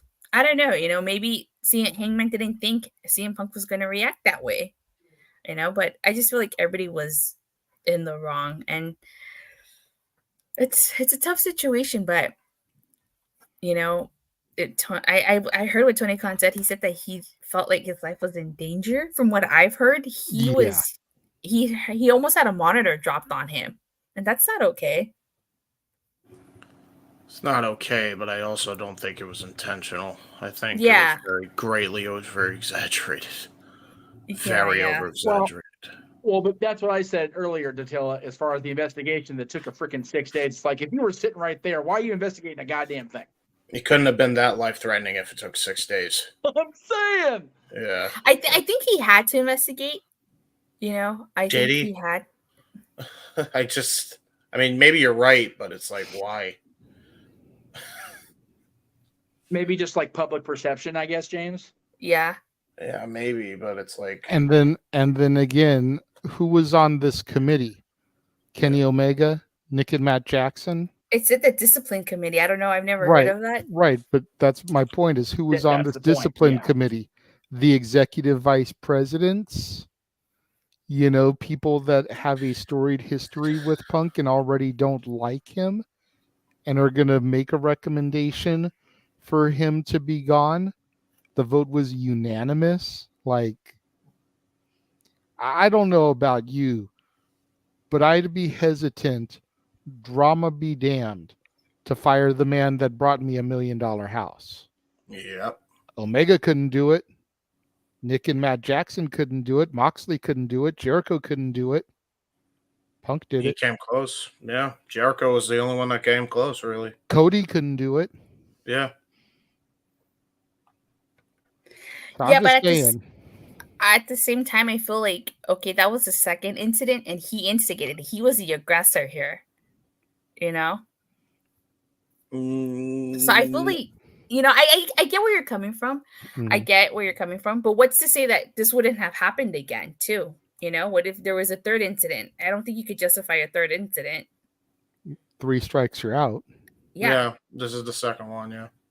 Yeah. Well, So, but you know, if the first strike, for lack of a better term, gets a dog injured, and the second strike gets the company owner almost injured, I don't wait for a third strike. Deuces. Bye. I mean, yeah, but I don't think that was the right move at all. Because keep this in mind. They keep this in mind too. Such an investigation was taking place that they decided that he needed to go. But what if it is true and Perry shoulder barged him, which caused Punk to pie face him? Then we're talking about a whole different story, as I said, legally here. But again, so both of them are at fault, and if they're both acting like non-grown folk by throwing hands or shoulders or kicks or, you know, bodily parts or whatever, that needs to be out of the locker room immediately. Like there should be no investigation.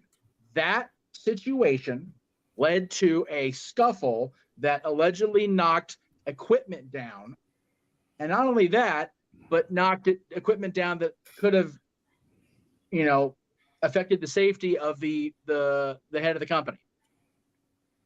So both of them, and again, send Punk out, do his match, come home, go home now. Don't wait till the end of the show. Get your ass back to the States. I'll deal with your ass when I get home. And I found a clip earlier. I was going to try to load it in and bring it up, but I'll kind of summarize.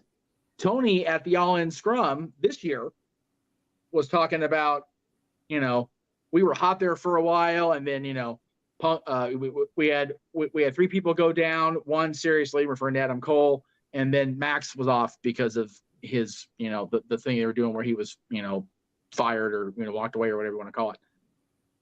And, you know, I feel like we've regained momentum, and that was at the All In Scrum, knowing what had gone down earlier in the night. He went out there, not only bullshitted the media, he bullshitted himself.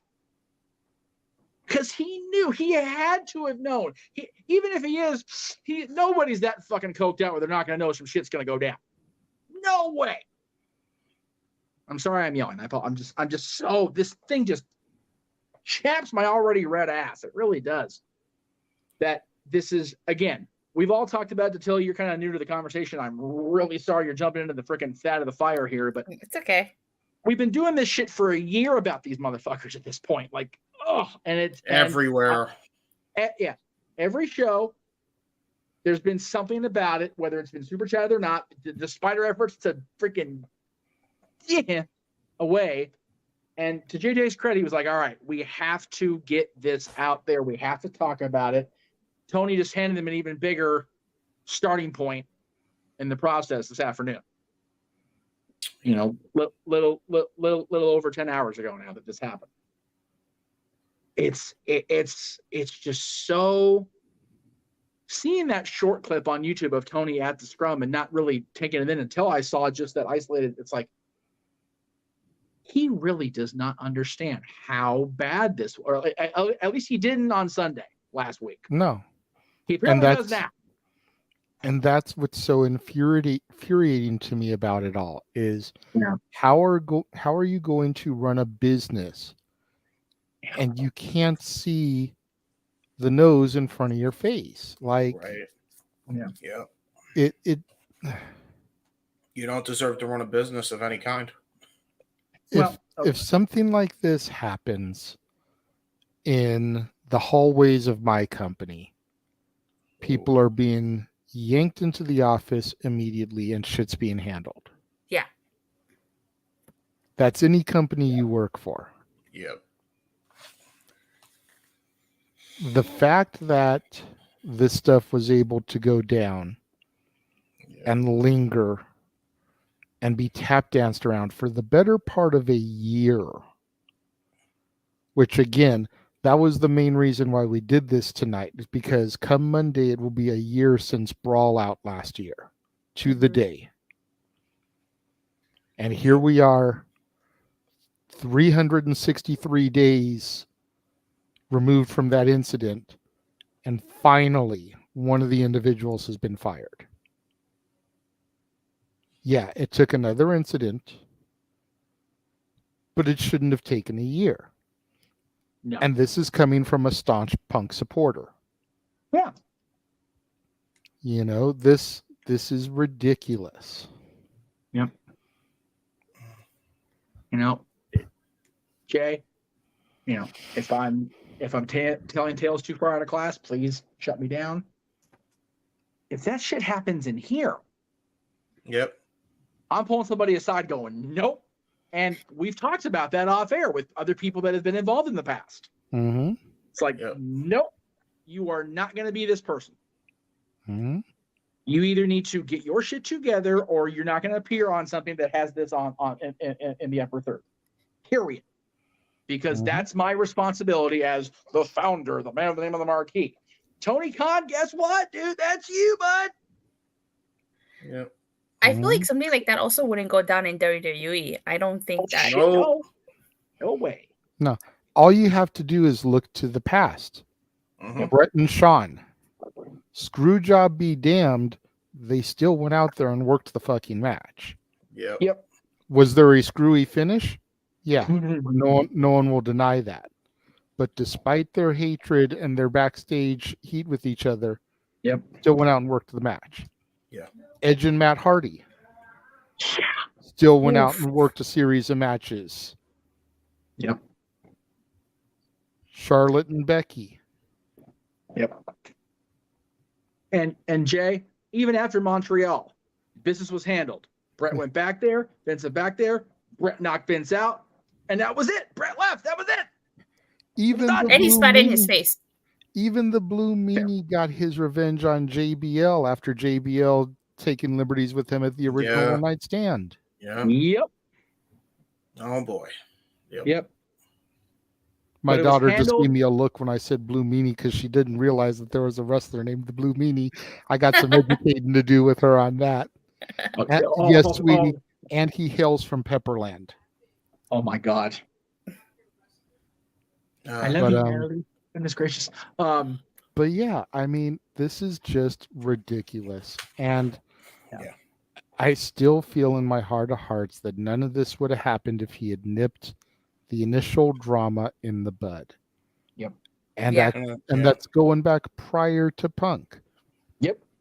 We have had people in our group chats, and I know they're not in the chat room right now, so whatever. If they watch on demand, you know who I'm talking to. Yep. We have had people in our group chats who, the minute this went down with Perry last Sunday, were calling for Punk's termination, which they've now gotten. Hopefully they're happy. Yep. I'm not. But my counter to them was, you need to show that same energy towards Jack Perry, who went out on national television and went into business for himself. Again. Yep. And I can see national television because he was on the pre-show. Damn it, I didn't have to pay $50 to see his match. Global pay-per-view and YouTube. Then fuck it. You need to have that same energy with Nick and Matt Jackson. Yep. With Hangman Page, with Kenny Omega, with Cash Wheeler. Yep. For brandishing a firearm, you need to have that same type of energy for Sammy Guevara, Eddie Kingston, Andrade, Britt Baker, Thunder Rosa. Okay. Yep. All of whom have had backstage drama in AEW with each other or other people. Yep. But if you're just going to give me that energy because you are anti-Phil Brooks, STFU, get out of my face. And Britt and Thunder, they said that they didn't like each other, but when it came to it, they worked together. They did business like grown fucking folk. And they also worked out their situation after everything was said and done as well. Well documented by both Britt and Thunder themselves. How does that clip in the opening of JJ saying Eddie and Sammy, who's the worst smelling turd? How old is that clip? Pre-Punk, right? Like literally 2 months before, or maybe 2 weeks before Punk, yeah. Okay. So there you go. Yep. Tony's been dealing with locker room toxicity before Punk even showed up. So we can't blame the toxicity of the entire locker room on Phil Brooks. Yeah. It all comes back to not the Young Bucks, but where the buck stops. And that's fucking Tony Khan. Yep. Here's a good question from Big T. There's no super chat attached to it, but it's a valid question here. Where does Punk go from here? Does he simply hang the boots up, or is any company crazy enough to back the Brinks truck up to bring his out of his front door? Here's the thing. Make no difference to me. I have no dog in this fight anymore. I know you don't, James, and we'll make that Seriously. official announcement before you sign off. But Yeah. Impact Wrestling doesn't have the money. No. Nope. But they have the next major show in Chicago, Bound for Glory. They do. Yeah. Punk, during his hiatus from AEW, did make the Chicago World Tour. And he showed up backstage at Impact. He showed up backstage at WWE. Yes, he did. Is a potential Impact run out of the question? Nothing is impossible, but highly improbable. What does Aaron Riff like to say? Highly unlikely in all likelihood. And yes, Wyatt, we know. We'll get there. I'm getting there, Wyatt. Let me story tell. Don't get ahead of It's this. story time with JJ. It's been story time with JJ all fucking night. I know. I was listening. Sometimes when I'm not on here, I listen. I appreciate the fact that you're listening while you're doing your notes. But yeah. Oh, goodness. So Bound for Glory, I seriously doubt. He may show up to say hi to his buddies, but he ain't going to be on television. Yeah. I mean, it would be awesome. Yeah, it would. Yeah, it would. They could definitely use him. Yeah, but they won't. Him being there would create a buzz. I think Impact would benefit the most from Punk being there. Yeah. Especially since they still have some of the older veteran talent that has kind of ridden the rails with Punk. You got Bully Ray there. You've got guys like Sabin and Shelley who are still there. You got Frankie that's still there. You've got guys like PCO that are there. I'm sure Dattila would sign up for a CM Punk Joe Hendry match. Oh, wait. By the way, that reminds me. No, you're not. No, you're not. What happened? I'm going to throw myself. I'm going to throw myself. Okay. During the watch along tonight, I made a statement, and I quote, saying that I believe in Joe Hendry more than I believe that a Blue Thunder Bomb will ever score a 1-2-3. I am personally shocked that he actually. We all were. Somebody needs to clip that clip, and I'll be on it. I'll be on it. I gave this whole shot and everything to tell. Oh yeah, it was. I requested it because I knew it was going to be earth shattering. And then we gave Jeff a solo shot because of his facial reaction to my statement. To be my fair, jaw would have dropped. The biggest His issue bid. today wasn't CM Punk getting fired. It was JJ stating his belief in Joe Hendry. That was the shit right there. That was it. Yeah. Forget it. Like, fuck it. But anyways, Yeah. then you have Survivor Series in Chicago, to No Wyatt's point. Yeah. And no way. No, you know Again, what, though? highly unlikely in all likelihood. But if WWE knows anything in this world, it's how to capitalize. Mm-hmm. Yep. You telling me, and I really want you to think about this for a minute, James. Don't just immediately crank out no way. With everything that is surrounding the Punk situation and knowing they are going to Chicago, you don't think they'd give him a 1-year deal? Because it would include the Royal Rumble. It would include WrestleMania in Philly, the original home of ECW, former ECW champion.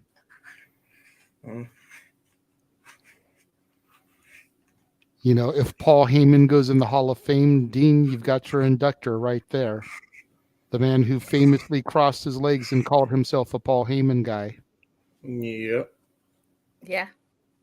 You get another SummerSlam out of him, and you get one more Survivor Series out of him. And maybe he actually gets, now that Mania is 2 nights, maybe he can actually main event one night of WrestleMania, which is something that Punk always bitched and moaned about. Is he going to be the guy to challenge Roman? No. But he can challenge Seth or whoever has the other belt on night 1. Rollins versus Punk would be a banger. Yeah, but he has issues with them too. But I bet you that they'd work through it, unlike the Elite. I bet you Yeah. Seth Rollins would sit down and have a talk with him, and like Nick and Matt Massey. I agree. Yes, Go Jeff, ahead. I see your hand there. Go ahead. I think you're muted. You are muted. You're still muted. You're still muted. You're muted. Botch. Still, nope. No. I understand I'm muted. Fucking stop telling me I'm muted. But we got Noah. But we actually had Noah come on microphone just to scream out botch, so we know he's alive. Yeah, he's there. He's there. Okay. We love you, Noah. Oh, I never left. I'm just tired as fuck. Laying on my futon, listening to everything, as you were. Okay. So I'm going to present this. I'm going to try anyway with this damn technology of mine. Because Rollins just brought up. So bear with me here. Try this. We'll see if it actually works. I doubt it because of everything that's going on here. All right. I'm going to add this, but I'm going to take it off screen that way. What? Oh. Like Nathan Banks said, to quote the old saying, never say never, anything can happen. That's true. Bret Hart went back. No, Bruno you're San right. Martino. You're right. Ultimate Warrior. Don't encourage them in the chat room, Jay. God damn it all. Anyway. All right. I'm going to try it. Okay. So I don't want to show the guy's face too long because it is Nick Hausman talking to Rollins earlier this year. So let that one be on the table first of all. But this was Nick Hausman talking to Rollins earlier this year about at the 2K23 release, whatever it was, about Punk returning to WWE. Well, I know you're a Midwest boy with ROH roots. We don't know what's going on with CM Punk, but you guys have had some barn burners in WWE. Would you like to see Phil Brooks back in WWE? Oh, Philly Phil, stay away. Stay away, you cancer. Get away from me forever. Wow. Yeah, no, I don't like Phil. I don't like Phil. He's a jerk. Oh, did we just figure that out? No, everybody in the room is like, oh no, dude, did he say that? Yeah, no, he's a jerk. Come on, we figured it out over there. We knew it over here. I don't want him back. Go do something else. Bye-bye. Bye-bye. See you later. Well, I know you're a Midwest boy with ROH roots. We don't know what's going on with CM Punk, but you guys have had some. Oh, there we go. Yeah, there you go. And that But was like I said, unfortunately, Seth Rollins doesn't run the office. No, So I if understand Triple that. H says, Seth, you're going to work with Punk Yes, boss. As you wish. Kind of So like he's it should have wrestling. been when Tony said, "Y'all motherfuckers need to sit down and hash this shit out and work together." Yep. But Again, I don't disagree with the sentiment. The question was, where does he go from here? Mm-hmm. We talked about this very briefly because I was trying to get off the damn air and do the Payback watch along help, and that's the stream with Aaron took so damn much longer than I thought it would. Even he only went an hour. He's now out of a job. April, AJ, his wife, whatever you want to call her this week, left WoW Wrestling, from what I came to find out after attending the WoW taping. So they're both not currently in wrestling. Yeah. And I don't think April's neck is any condition to return to in-ring competition. Nope. So if she's not going to be a producer wherever she goes, which, she should be because she's got the freaking brain for it, quite frankly. But on the other side of that coin, Noah's favorite phrase, protect your mentality. If she goes back to WWE as a producer, she'll lose her damn mind again because it's just not, it's not a good environment. No. It's not as far as she's concerned. AEW is obviously out of the question.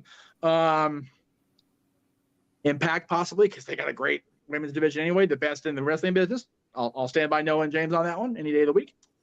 Yep. Thank you. You're welcome. And agree. until of course, yes. So if April isn't able to be involved the way she wants to be, and people don't want to touch Phil with a 10-foot pole for a while, if ever, man, go enjoy your lives, man. Go off and if you want a baby, make babies. If you want to have your dog, man. Go enjoy your Chicago life and just get well for real, Phil. Justice for Larry. Don't be sick for one company. Admit to yourself it's the business. Yeah. Wrestling that made you so ill in 2014, not just WWE. Yeah, I agree. And don't take another, whatever it was, 7-year break, come back, and within a year completely go back on everything you said. Because that's what he did at the end of the day. And again, I'm not trying not to harp on him anymore because I laid in everybody a little while ago, and I do apologize for my. Don't. No. Hang on. No, they deserve everything they fucking get, Jeff. Well, no, they do, but I also allowed my over aggressiveness to take over the rational thought process. And you know what? That kind of generalizes in the chat room the statement, but I think we could all use a little bit of therapy in our lives, however we get it. And especially after today. Yeah, especially after this week. But I want nothing more than the people I care about, whether it's in here, down the hall there, in the other house, whatever. I want the people I care about to be happy, and I also want people that I know, acquainted with, or in this case, that I am compelled to talk about on the air, doing my other job, which is here, to be happy in their lives. I don't think Phil has been happy the last year plus. I think he was initially jazzed about coming back to wrestling, and I think it fell very quickly. So what's next for him? Hopefully whatever makes him happy. Yeah. Nothing more, nothing less. Just whatever he needs to do to get right in his own head and away, his brain away from the toxicity levels he's on right now. Do that. Yep. I was I agree. way too profound for this late at night and this much booze in my system, but it is what it is. I agree with everything you said, though. It's true. Thank you. All right. Well, I agree. the only person we haven't heard anything from, if he is awake and coherent enough to come on camera and speak on this, this poor tired is the simple man with the simple takes and the spectacular voice, Noah Foster. We had a hell of a call earlier again, by the way. Noah, do you think you can pull yourself together enough to speak on this? Yo, Noah, speak on this. Orville. I'm not much on words. You know me. I keep it simple, but all right, give me a second. Damn it. Turn on the lights so I can freaking wake up. God. That's what happens when you stay awake at freaking get up at freaking 8 a.m. on a Saturday, longest damn day of the week. Oh my At god, least you it's woke up at November 8 a.m. 18th. on We a have to Saturday? do a pay-per-view. Yeah, I don't know what's going on karaoke, anymore brother. with my sleep anymore. I either sleep too much or I don't sleep enough. Anyway. Nah, for you, I woke up at 7 a.m. on a Sunday. I'm just glad I don't work on weekends, but that's a different conversation for another day. I'm catching a train in 6 hours to go to Disneyland. So, God we're all bless going to be tired as fuck tomorrow. Oh, well, no, it's not because I work on the weekends. It's, I had to record a video before All In last week. That's why. Yeah, fair enough. God bless Well, you. we choose to do what we do. That being said, Right. everyone makes their own choices. Tony Khan made the choices he did, and he didn't learn the first time around. He took one bold decision a year later, and you wonder if anything's been resolved or it's still more of the same to come. At the end of the day, you got to be able to handle confrontation if you're in the position of authority. If you're in a position of authority, you got to lead by example. If you don't do that, then discipline needs to be put into action immediately. And it shouldn't fall simply on one man that owns the company. There should be a known board, qualified, unbiased, to handle such activities. You brought up some key names earlier when it comes to the great minds of the business that have seen everything and done everything possible. I would add Serena Deeb to the mix because they haven't done jack shit with her for the longest time, and she's one of the most experienced vets of that entire women's division in that company. That being said, CM Punk, well, bottom line, protect your mentality. Not only was the mentality fractured, he was physically fractured along the way too. At the end of the day, I don't think the wrestling industry needs CM Punk, and I don't think CM Punk needs it.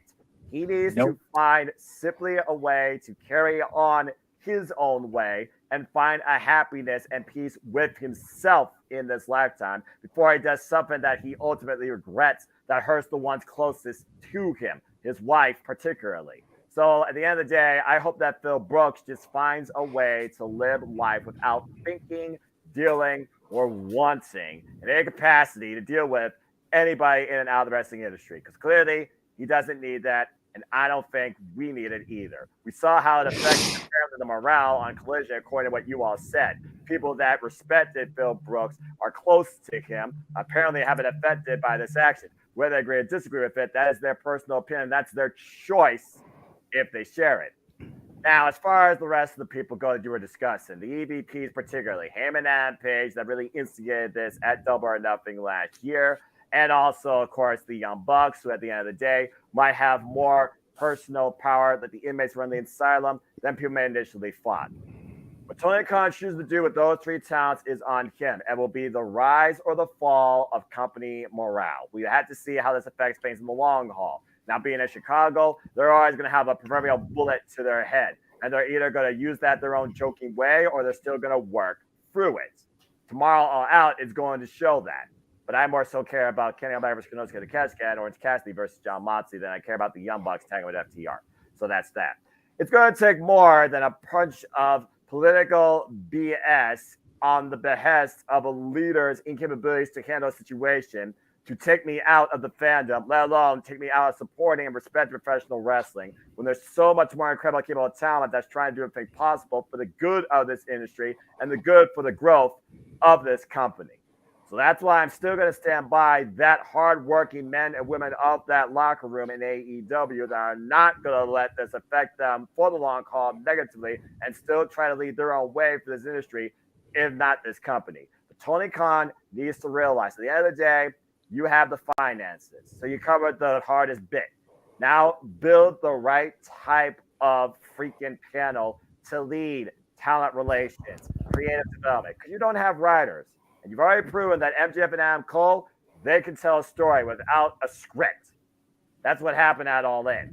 We're going to see how it carries on into all that and into the fall season. Tony Khan needs to be simply the guy that signs the checks, like you said. People like QT Marshall. People like Dustin Rhodes. People like Serena D. People like Jeff Jarrett. There, I said it. Needs to be part of the executive board, whatever you want to call it in this industry, because I don't work for it. Hell, I'm learning from it from an actual wrestler and an actual worker. God bless both of you gentlemen for having me part of the ride, because I'm just a simple fan. Bottom line, you need to have the right type of people in this industry if you're going to grow a company. And they can't just constantly be talent in ring. And why Brian Dancer right now is the very first name I think of, there's still a lot of crazy shit that young man still wants to do inside that ring, and I want to see too. I love Zack Sabre Jr. And even Orange Cassidy, who was brought on as a producer role for even a Rampage, even he has potential. And honestly, maybe this is the way to put him into more of that capacity after what he's done for this past year. Again, only time will tell. Bottom line, I'm simply going to say is this. Nobody was right. Everybody was wrong. Tony Khan did one thing because he felt his own well-being was at risk. And that should not be your reason, no matter how much you try and shadowcast it. Now you need to continue forward, leading by example. Not as a fan, not as a friend, but as a boss. Damn it! If AEW is going to continue the incredible momentum they set at All In. Because I don't want your collapse to happen at All Out. There we go. Appreciate that. I see hands up. Let me just say, for the first thing I want to say, I completely even forgot Serena Deeb worked for the company until you mentioned her name. Isn't that awful? Isn't that awful? Yeah. It is. Don't get me started on that. But that being said, I'm going back to my futon because I'm barely awake. No. I hear you. I hear you. I do see Jeff and James's hands up. There's a couple of questions that have been starred in the chat room that are very great points that we need to touch on coming off of Noah's diatribe. What is it that you wanted to touch on, Jeff? Well, James, go ahead, because mine's more of a bitching about somebody's tweet and just the stupidity or audacity, however you want to phrase it. But I'm sure James is gonna be more poignant with his anyway. So. Oh well, I was just gonna say there was questions. I mean, if we need to get to them, I'll okay. answer Well, them. yeah. I have to. I literally would have to go until after we get to these questions. Yes, let me know if I need to come back off mute for anything. I'm here to lend my voice towards anything that's needed. I promise you. I'm just tired of and James, we did see. I did see in the chat you needed to go after Tatilla made her point and everything. So if you need to go, brother, please, seriously. You're good, man. You're good. It's up to you, brother. Yeah, really. I mean, James, take care of yourself too, brother. Appreciate you always. Yes, please. That's what I kind of wanted to touch on for people that you know. I've seen it all night. People like, James, everything okay? All that shit. I mean, apparently, I just, I had a freaking person that was trying to fucking start shit with my with me possibly, or with my dad possibly. We don't know. Right. Knocking on the fucking window. So that was a thing, but that's been sorted now. Cool. But as far as am I okay? No, not really. I'll be real with you. I'm not. I'm gonna be honest. These gentlemen know it. Datilla, you might be the first to hear about it. And to answer your question, Wyatt, here's your answer. Right now, and probably for the rest of this year, and probably for a lot longer than that, no. I can't do another fucking day of this, and this is nothing again.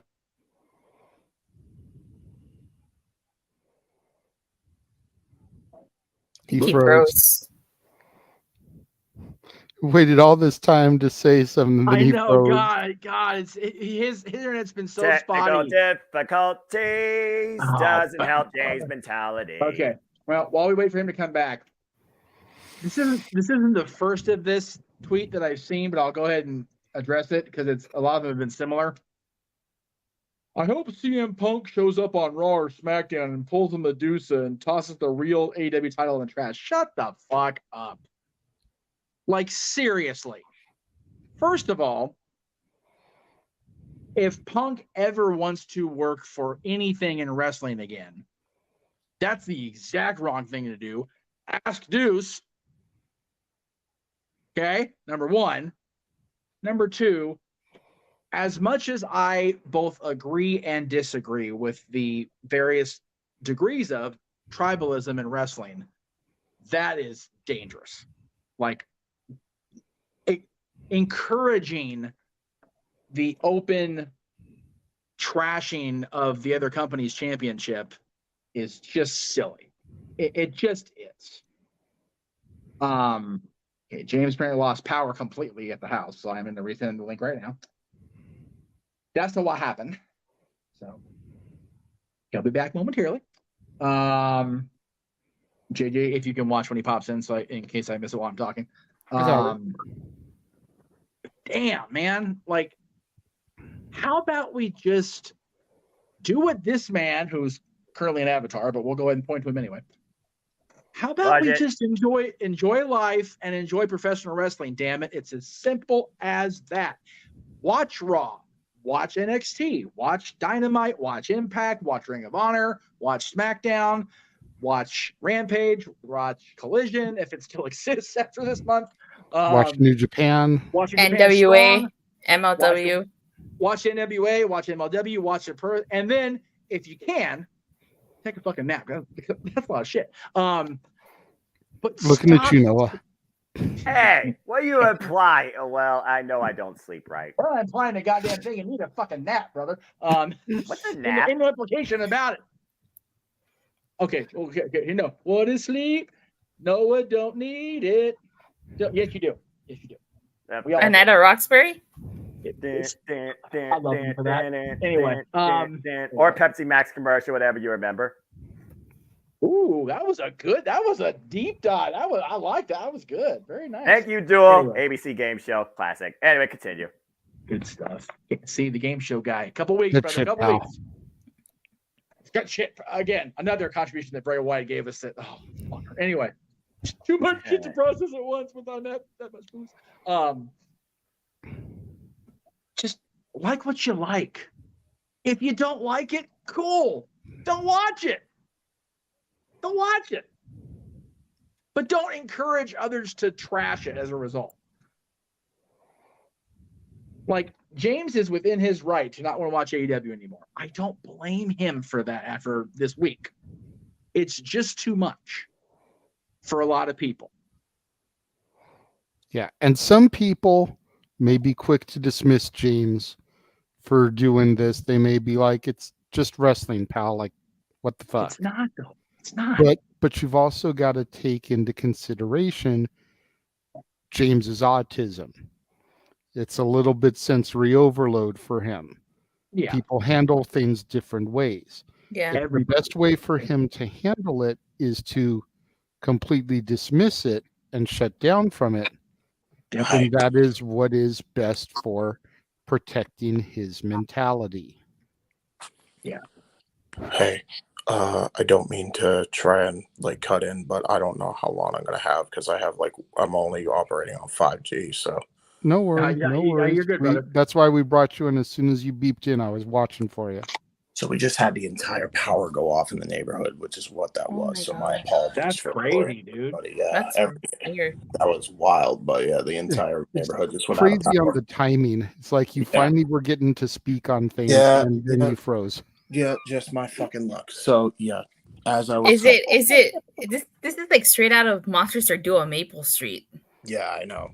Trust me. I was worried that the fucking guy that was coming in that tried to fucking start shit. I thought he cut the power to a house, and then luckily it was just the whole neighborhood. Like that was some crazy ass spooky shit. But Sounds like the plot out of Monsters Are Due on Maple Street. But I will say this. Back to my original point. Hopefully, I stay on long for this. As I was saying, as much as I want to respect the workers like Noah does, and I do, there's a lot of workers that I respect that aren't named. And really, quite frankly, I respect the human beings involved, even the ones that fucked up. But I just can't take this shit anymore. It's been an entire year. It feels like a fucking nightmare that just won't end. Yeah. Don't blame you, brother. I can't. Another day of this shit, man. So no, I will not be watching AEW. I will not be watching pro wrestling, period. Ooh, wow.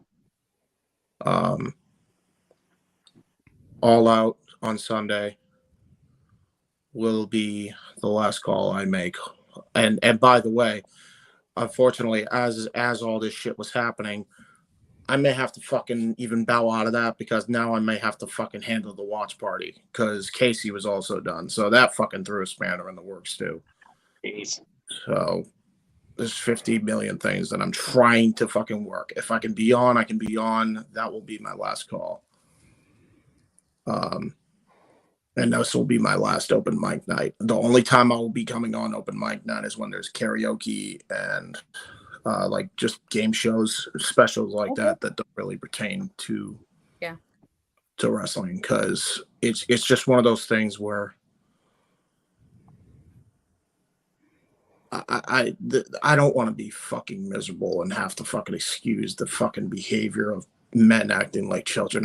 I can't do that to myself anymore. I've done it for a fucking year and nothing's worked. No, you're right. So why stick around? That's my mentality, and I want my mentality to be better. Noah says it every freaking week, man. Protect your mentality, and that's what I'm gonna do. I need to find something else that I can fucking enjoy that isn't gonna fucking cause some bullshit for me. So nope. That's what I'm gonna try to do. So good on you. And I, speaking as the man on the market, I appreciate your ability to recognize that freaking Popeye.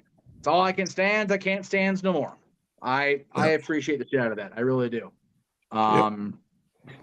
Richard is not far off from the mark. I'll tell you what. I know a lot of people in the room are straight edge, but it's, you know what? I feel like Fred. It's just one of those things. Everything sucks. Dude, seriously. If I could tolerate the act of smoking, today'd be a great day for it. Lord Almighty. But you know, if you as a human being need to step away from shit that's causing the human being in you to react in a way other than a human way, dude, you will never be faulted for that. At least not in this room. Yeah. Damn right. So and that's why I'm gonna take my break. And I, you and I don't think I'm out of turn here. You and I spoke about this privately earlier. And I appreciate your willingness to help out as far as editing, video production, and things like that. You just don't want to be on camera and talk about this shit. I don't fucking blame you, dude. It's very taxing on the soul. And as a ginger, I don't have one, so I don't have to worry about it. And let me just say that when I tried to get you to reconsider, I didn't really know where you were coming from. Hearing the way you've been talking about this tonight, I get it now. Because I will admit, I fully tried to get him to reconsider and at least participate in open mic nights. I understood his desire to not watch the shows, not do the commentaries, but I tried to get him to at least reconsider being a part of this forum on a regular basis. Right. So hearing everything now, I totally get it because Emmanuel's absolutely right. That's why I took a break for so long. Yeah. So I get it. Yeah, man. And if again, anybody Jay, thought that, I know why you would. Yeah. Jay, to your point, when did you really firmly? Nope. 2014. Who had a meltdown and left in 2014? Phil. CM Punk. That's why I left in 2014 also. I actually took the same break JJ did, but I still kept up with it every now and again. But this time I'm actually a full on like disconnect with it. Like I'm gonna actually like start fully leaving, you know. No, and again, I don't pretend to know the the inner workings of those on the spectrum. I have a lot of people that I are friends that are, but and a lot of friends' children that also are, being, So, but I also understand the need to disconnect. Like I said, my closest wrestling friend in the world was disconnected from it for almost as long as Punk was disconnected from the business. Yeah. So I totally get it. And I don't, it's been a very difficult last couple of weeks, especially. This last year's been tough overall, but the last couple of weeks, Bray's passing and the way it went down and all this shit with AEW, Aaron and I are very much in the same boat. And we have been a lot of times when shit like this comes up. If it wasn't a primary source of income, Aaron more so than me now, thank God for the mouth right now, Jesus. It would be a much easier decision to just go, I'm over it. But true. That's why I'm trying to follow the example of Mr. Williams over there and branch out what we cover on not just the Multiverse of Media in general or overall, but my channel specifically. Yep. Which is why the Halloween convention is so important. Connections. Yeah. Because just for full transparency, some of y'all may have noticed Jeff went live earlier today when the news broke. I had to push him to do that. Yeah, he did. Yep. Because when I went on to YouTube after seeing that press release, only one person was live covering it. It's a rough one. And by the I way, was like, I'm having trouble with connection, so I might be coming spotty now, especially. Okay. Let me see though. JJ, Yeah, hopefully if you guys can hear me, that's all that matters. But okay. Well, hello. James, if you can hear me, go ahead and work out the audio stuff while JJ says what he was saying. Will do. Because only one person was live. And this was way too major. I messaged Jeff. I was like, dude, you need to go live now. In all caps. Like he was yelling at me. Because I would have done it myself, but I had something I needed to do in like 20 minutes. Yeah, exactly. So there was no way I could have done it. Nope. This was too major of a story Jeff needed to get out there, and it ended up doing some decent numbers for us. It did. And I will say this. I was originally going to I asked Aaron if he wanted me to simulcast No DQ as well, because full disclosure, I was literally sitting at my desk when this shit hit the fan. I was not actively on any of the sites or anything. I was just getting ready for our Payback coverage. And I knew that we were going to talk about Punk tonight. So I called Aaron and was like, hey, JJ wants the channel heads to be a part of this tonight. I know it's late for you, brother, but do you want to go ahead and be on open mic night? And he didn't answer the phone. And I thought, okay, that's odd, because usually he would be at least around prior to a pay-per-view. Mrs. Riff messaged me back. He's on it. We're trying to get the phone. I'm like, he's on what? What are you talking about? Then the group chat blows up on open mic night and on Nerdy Q. And I went, holy shit. And that's when JJ was like, you need to get live now, like right now on this. And I'm like, oh, God. Just because I'm so over the Phil thing. But he was right, 100% right. And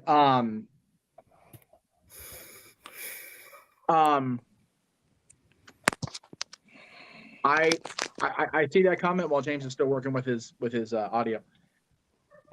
I would honestly say if the company or being a fan of wrestling is doing to you, Daniel, what it is doing to James, refresh. Give the ticket away. Like, give the ticket away by all means. But if it's just about reacting to the situation out of a reaction, wait, give it more time. I'm not going to discourage anybody from doing what they need to do to stay right in their own head. But if it's about the same reasons that James is having, then yes, please do that by all means. But if it's about just stick it to AEW, don't do it for that reason, right? Yeah. So yeah, sorry again, Wi-Fi No, no, connections. no. I'm gonna head out now, but I just wanted Okay, to kind of cool. give a proper closing. James. Bye, James. Yeah. JJ, I know, oh my God, but I want to say thank you for you and Noah and I making a reaction to our coverage of Turning Point into this craziness. Yeah, I agree. Much appreciated always, and please stay in touch regardless of whether you're watching wrestling or not, because you are a quality friend and a quality human being, and I love you, man. Amen I to love that. you too. I love you too. Oh, can I say something? Yeah, go ahead, Ditil. James, I know I haven't known you for a long time, but you seem like a really cool guy. Especially because, you like Smosh. I watched the old Smosh, and if you ever, want to do something Power Rangers related, I know you've only seen Into Wild Force, but hey, I'm always down if you want to do anything with Power Rangers, or even just talk Power Rangers, or even just, just like just talk. Yeah. Well, we'll definitely DM more. I'm down. I need time to be off camera for a bit. No worries. Absolutely. I'm definitely gonna James, keep you're in doing- touch with everybody. James, you're doing the right thing. I'm gonna miss messing with you and miss you messing with me, man. But again, it's not goodbye. It's just see you later. Please take care. We'll catch you later. Yeah, man. In a bit, guys. Hope you have a good rest of the stream while we try to figure out this power outage. James, before you go, JD, do you want to say anything or? Yeah, I mean, I'm just going to go ahead and echo the sentiment that everyone else has shared here, dude.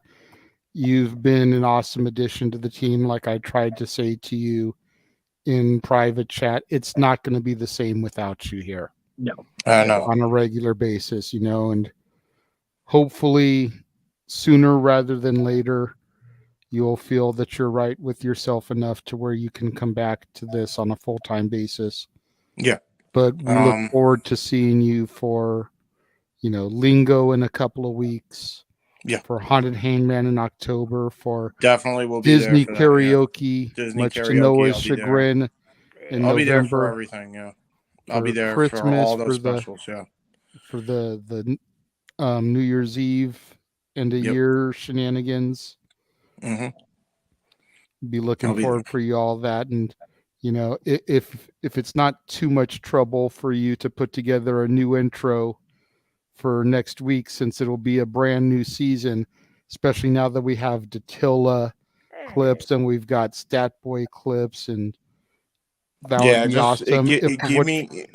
Talk to me in November probably, but right now there's a lot going on right now in my life. That's fair. No point. Take all the time you need, James. Absolutely. Yeah.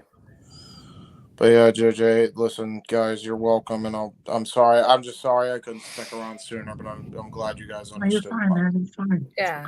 No worries. So until next time, guys, I'll see you guys Bye. for Payback, and Godspeed. Take it easy. Good night, brother. And then there were four. I am tired as fuck. Now it is officially Sunday in all the U.S. time zones except for Hawaii, I think. So Well, there are a couple other comments that I wanted to run through real quick that were starred. Okay. As far as the live chat, if we don't get to your comment at this point, we apologize. If you want us to get to your comment, you know the drill. Super chat, simple as that. Yeah. But since we are pushing 1 a.m. here on the West Coast, which means 4 o'clock East Coast, I know we'd all like to try to wrap this stuff up. It's time for memes. So the real Wyatt said, can we all agree that AEW was doing pretty good before Punk and will probably do good after Punk as well? Not necessarily profitable, but the vibe and environment should be better. I will agree that AEW was doing good before Punk. Not enough that I was interested to tune in, but they were doing well. Yes. The big key is how they will do post-Punk, and I think tomorrow is going to be a huge telltale sign for them. Yep. How empty is the arena? Yeah. How many people decide to go to the box office and get refunds? What are the pay-per-view buys? You know, I mentioned it earlier, Datilla hadn't joined us yet, but if I was a Chicago native and this stuff went down and I bought my ticket to see CM Punk, I'm walking up to the box office first thing in the morning going, I want a refund. Yeah. They're not sold out. Nope. How many people are going to do that? How many people are going to no-show the event? I was going to say. Biggest way to hit Tony is in his pocket. Mm-hmm. And even if they have bought their ticket and no show anyway, the only thing that'll hit him almost as hard as the pocketbook is them empty seats. Mm-hmm. Yeah. Even if they decide they're going to eat the money they paid for it and just say, you know what, F it. I'm trying to not to cuss anymore. Tomorrow, like you said, tomorrow's going to be Telltale. You mean today? Technically, yes. Very small part now because of where I'm going tomorrow. Almost wish I wasn't going tomorrow because I do want to see how this plays out. Yeah. In real time. I'm morbidly curious to see now, right? Despite the backstage shenanigans, last week was without question the highest of highs for all elite wrestling. Yeah. Yes, it was. Could tomorrow be the lowest of lows? Very in possibly. 1 week. Maybe. Possibly. You know, and then where do you go from here as far as angles? We still never get Max versus Punk. Nope. We never get Punk versus the Elite. Starks Especially doesn't get the rub that he wants and deserves. Nope. You know, the main event is going to be Orange Cassidy versus Mox for the International Championship. Like, don't get me wrong. I feel like Pockets, as people like to call him in the chat room, has more than proven his worth to be in the main event against somebody like Punk. Absolutely. But is that a main event that's going to put asses in seats? Yeah. Especially when they have something on the card like Omega Takeshita. I really thought that was going to be the main event. I'm personally honest with you. Now that's not main event, I might change my prediction because to me, Omega and Takeshita is a pinnacle storyline, and there's all that match. It's going to be pinnacle towards Kenny Omega's direction in the fall. And then Emmanuel, kind of piggybacking on Wyatt's question here, says the biggest question is, can AEW recover from this? Most people came back to see wrestling because of Punk. You know, you think about how when everything went down with Brawl Out last year, ratings dipped for AEW. Yep. I'll look at the numbers. So at this point, I don't know. I know, Noah, and we touched, that was one of the things that we beat to death when it came to this, is how ratings aren't measured the way that they used to be 15 years ago. That's another thing. But at the same time, ratings did drop, which means advertising revenue. You know, TNT gave, or TBS, whichever channel, it's still part of the damn Turner Network, gave them another 2-hour show. Yep.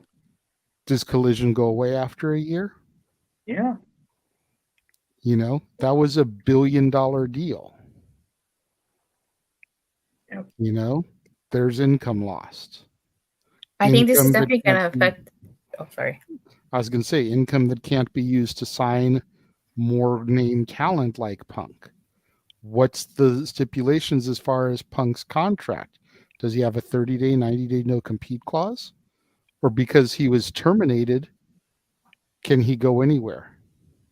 Yeah. I don't know. Because if it's 90, ironclad 90, Survivor Series isn't happening. No. But the I Rumble heard there's no clause because he was terminated. I heard there's no clause. But again, we don't know for sure. And if Yeah. there is a clause and it's 90, then that's out. If it's only 30, then both Chicago events coming up are in play. Bound for Glory and Survivor Series. And again, I was shot down like a freaking salad out of the sky mentioning Bound for Glory during the other channel's chat. But since I'm in a chat that I can actually have a proper discussion about it, with all due respect, you know, people don't take Impact seriously on channels outside of here. Yeah, no, and I know that. Oh yes, And- we very well and- do. And I don't necessarily begrudge those channels that view, because the Impact Wrestling we started watching when it was still NWA TNA or TNA Wrestling, like, I get it. It's not. It took such a big nosedive. The quality in the ring and the amount of talent they have now is so good, but damn, the rep is hard to shake. Anyway, realistically, is he going to be a Bound for Glory? Probably, right? But the buzz around the possibility, if it is indeed true, that he has a no compete or has no compete, man, all somebody has to do is just mildly mention it or mention something about him. The entire city is going to be buzzing for the next 3 months between Bound for Glory and Survivor Series both being there. To JJ's point, don't oversaturate the market. Well, AEW certainly has. But Bound for Glory can capitalize on this. Survivor Series in the All-State Arena, which, for better or worse, has been the major point as far as venue of Punk's Chicago glories in his post-Ring of Honor career. Man, there is good stuff coming up. And I did see, the comments about AJ. She is still very much at the point where she's not going to wrestle. I'm not saying she can't ever heel, because Adam Copeland and Soraya Bevis and Bryan Danielson can all look at me and go, nope, you're wrong. And even Steve Austin can. Hopefully Randy Orton can when he comes back, if he comes back, but again, right now, not so much. We did get a super chat from Big G, $5, saying he'll say his piece on the review this Tuesday. Thank you for the super chat, G. Yes. Until I see your hand. Oh, sorry. To kind of bring up Daniel's point about AEW All Out will not be going back to Chicago, I could definitely see the situation or this incident affecting their Chicago market after tomorrow's show. After today's show. See, I already think that they were being affected by the Chicago market because they didn't sell All Out. Right. You look at the attendance at All Out, and it's been dwindling since they went there the first time for the show. Because they keep booking it too much. They've booked Chicago, what is this, the 4th or 5th date this year in just a short amount of time? They book it to death. They really Because have. Collision premiered in Chicago. Yep. Now we did a whole week of events here, and I wouldn't be surprised if there was at least something else in Chicago this year. Yeah, the Thanksgiving. So We there trust you go. Arena. Yeah. How many arenas are there in Chicago? Well, yeah. Remember, WWE's got the corner marketed on the market cornered on the Allstate. Fuck it. They got the Rosemont Horizon. I'm gonna stop these slave name bullshits. Rosemont Horizon, by God. But WWE opened the United Center, but they've ran there quite a bit. AEW has now. They've also got the arena they used for the original All In, which was the Sears Center. Now it's like the Now Arena, I think it's called. Correct. Which was where they were for Dynamite Yes. this week. Yeah. And then Rampage at the United Center. Collision. Oh, no, Rampage was somewhere else. Excuse me. Collision was at the United Center tonight. So there are a lot of venues that aren't as monumental or as well known or whatever you want to call it as the Rosemont Horizon, the Allstate Arena. For those of you that haven't watched wrestling, prior to 2006. So plenty of choices. And if they were to run a stadium show, Soldier Field is still there. God bless that old girl, Soldier Field, man. But they've booked it to death. They really have. And part of that was, somebody asked earlier about Conrad, being complicit in this. I don't agree with that. I still don't. But it was very easy to kind of book his StarCast offerings around that because Chicago's such a major wrestling market. I don't think they should book Chicago for a major show for a while. I'll I'll bet you anything they'll be shifting people, as Big G said, over to other parts of the arena to make sure it looks full, like they used to do in the old TV days. So it's going to be a very, very interesting show tonight, Yeah. on a number of fronts. Yeah. See what happens. Maybe not dead, but definitely on heavy duty, multiple tube life support.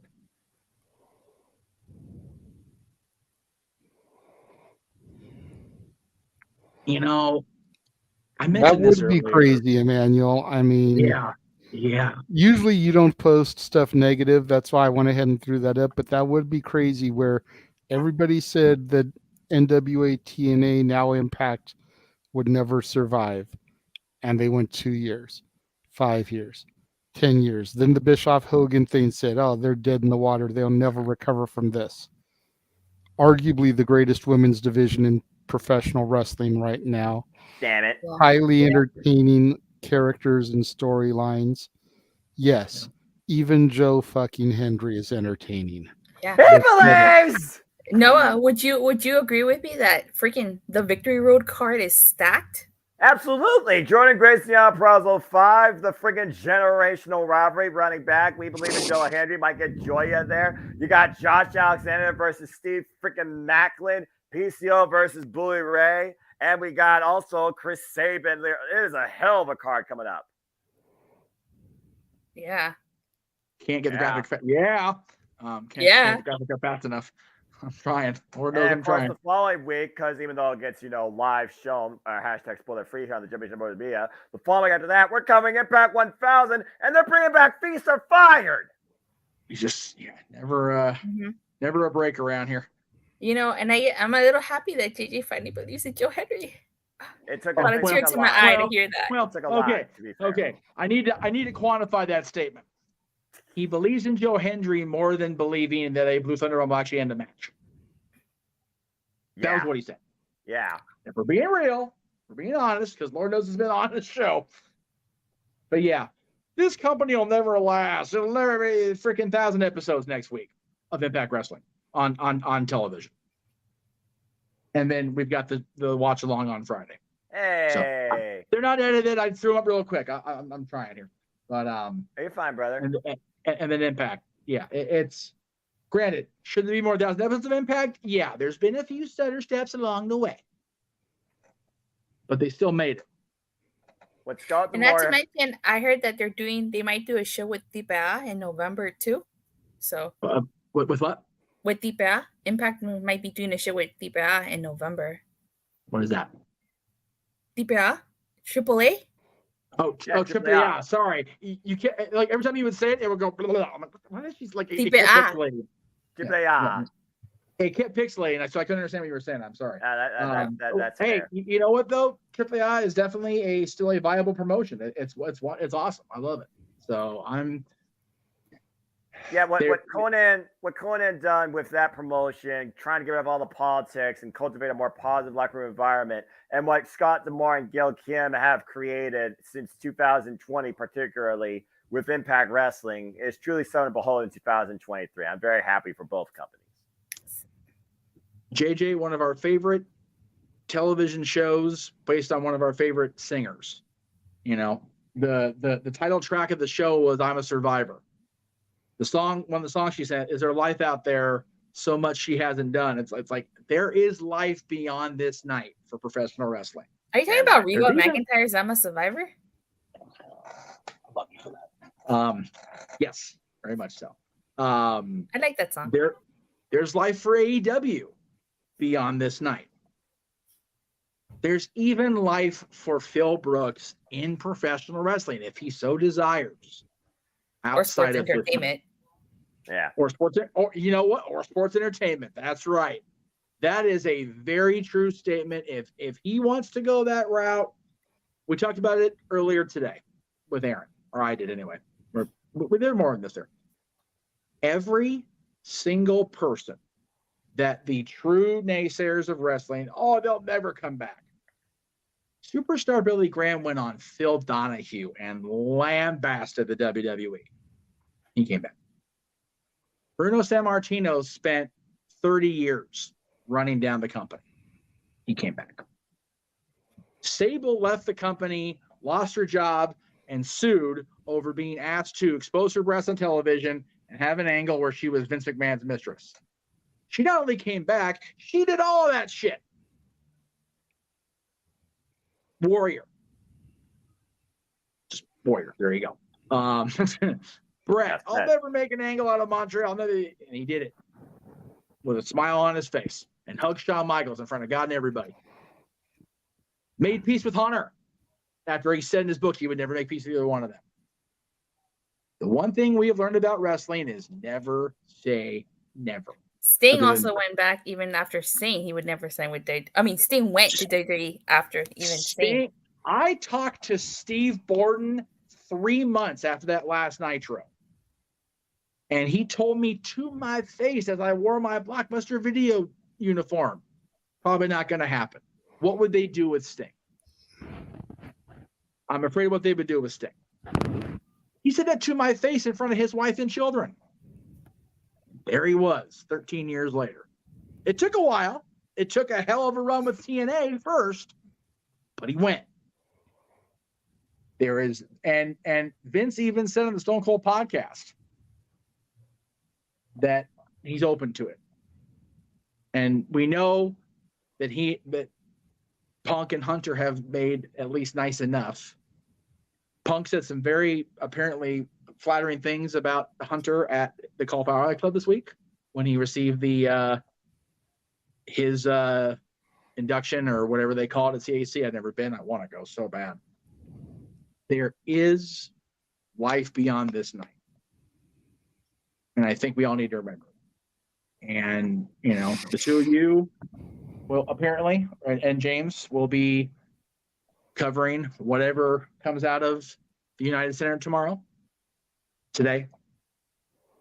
And we will have our coverage of everything going forward, including the AEW shows, because they're advertised. And if AEW survives enough for us to cover it, by God, we'll cover it. You know something? And I'm still going to go to the show here in November, and I'll be, on-field correspondent for you guys. If you want Well, we appreciate that because they announced on the worst possible damn day they could have in November. Well, I'd rather be that day than any other day in November. Well, okay, so the problem is, and if you want to go ahead and start plugs, JJ, we might as well. November 18th is already our Disney karaoke night. Damn it. And we've been plugging that for almost the damn entire year. So JJ being the one who runs open mic night and what is the main spearheader of the karaoke part of our specials. Much to Noah's chagrin. Much to Noah's chagrin. He can't miss that show. I'm going to be live at Disneyland being Mr., freaking cast member and buddy up to the birthday boy and girl, Mickey and Minnie. I can't be at the Forum. Noah has to come from Ohio, and as much as he calls it the fabulous Forum, which I love you for picking up on that. Thank you, sir. He can't go. So if you're volunteering to be field correspondent, hell yes. Please, Attila, do that for us. Much appreciated. Manuel is already stirring the pot more for Noah. Sure, I don't mind. Cool. There you go. Oh, well, there you go. Damn it. Yeah, I know for you guys would want it to be any other day, but for me, I would so happy that it's on November 18th and not the 19th.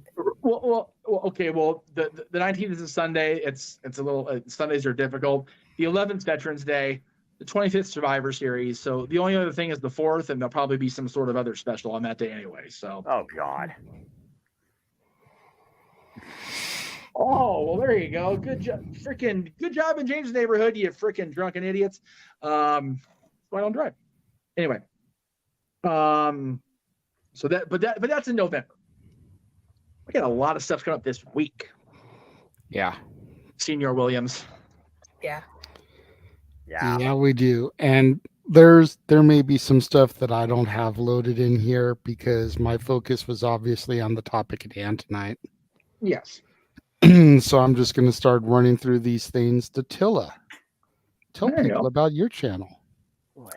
My channel. Okay, so my channel is called Rangers of Wrestling. Why? Because I like both professional wrestling and Power Rangers. How my post show is called It's Wrestling Time because it's a play on It's Morphin Time. Unfortunately, my Power Month did not go as planned, so I was only able to do 3 videos, but you should still feel free to check them out. I did the unboxing of the Black and Gold Dino Megazord. I ranked the Power Ranger themes from my least favorite to my most favorite. And I just recently released a video.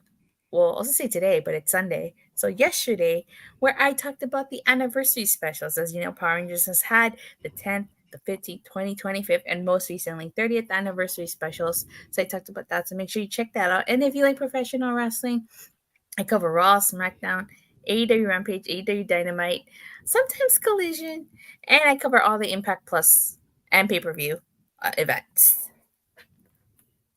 That's just some of them. There you go. Just to piggyback off of her Power Month thing, I did do my own little Power Week. So those of you that did not check it out, go back. I reviewed Day of the Dumpster, Green with Evil, White Light, and Forever Red. So make sure you guys check all of that stuff out. And then without even trying, my review that went up on Friday indirectly tied into Power Rangers because Richard Horowitz, the voice of Alpha 5, was in the movie. So What movie? Summer School with Mark Harmon. And just to piggyback off of you, I, in my anniversary special, did talk about Forever Red. I ranked it as my number 2 favorite anniversary special. I do like Forever Red. Granted, it's not perfect, but Forever Red, compared to a lot of anniversary specials, it's honestly one of the best anniversary specials that we've ever gotten. Was it perfect? No. Could it have been better? Yes. I hadn't seen Forever Red until. Oh, I'm sorry. Huh? What? The biggest thing that hindered it, I think, in my opinion, was the fact that it was only 30 minutes. Yes. It needed to at definitely needed least to be a two-parter. two-parter. Yeah. The first part being the recruitment of all the Red Rangers, and then the second part being the battle. Another thing that I didn't like, and I talked about it on my video, was when I didn't like the fact that that all the Red Rangers are kind of just standing around while Cole Evans destroyed Serpentera. I get they wanted to put Cole Evans over, but you could have still had the other Red Rangers attack Serpentera. And mind you, this was Lord Zed's Zord. Yeah. Serpentera was supposed to be this badass sword, and it got taken out by Cole Evans. Like, come on now. By flying through it, like Right? straight up the Death Star and shit. So yes, Falcon freaking flies into the middle of it, takes out the power core, and destroys it. Like it's literally the way to destroy Serpentera. I hadn't seen Forever Red until this particular year of Power Month, Power Week came up, and I'm glad I watched it. I watched the reviews, and I'm good now. Did you watch Once and Always? I did. Not this time, but I've seen it before. So I watched Once and Always the night it premiered, and I was tired and more. It was after this, so I was more than a little tipsy.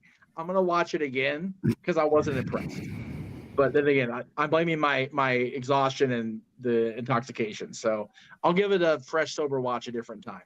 But I do enjoy the fact that they made the attempt. It's just I felt that it was lacking because of the lack of people involved, and I get why they weren't involved. I understand, but it just felt a little empty as far as on the. If it was the Mighty Morphin anniversary, they could have found a way to work around Austin St. John's limitations. You don't have to. Yeah, we don't have to talk about it. It's on Google if anybody wants to know. The main thing for me was. Again, sorry for the spoiler, but the lack of Amy Jo Johnson really sucked for me. In a perfect world, we would have gotten everybody. I know. And again, they brought back damn near everybody else, so I'm okay with it. Anyway.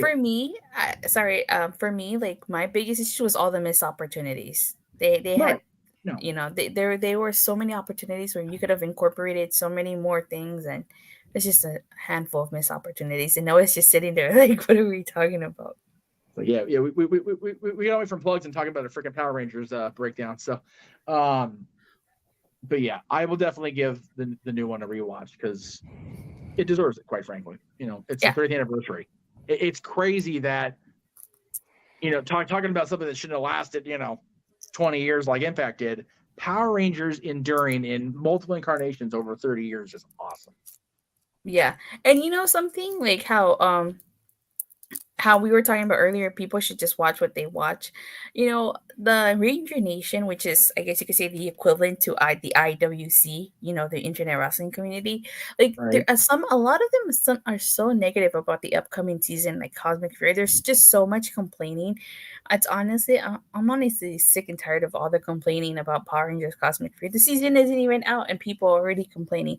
I'm gonna be upfront. I wasn't a huge fan of the suits when they were first revealed, but they grew on me, and I'm actually really excited and looking forward to the series.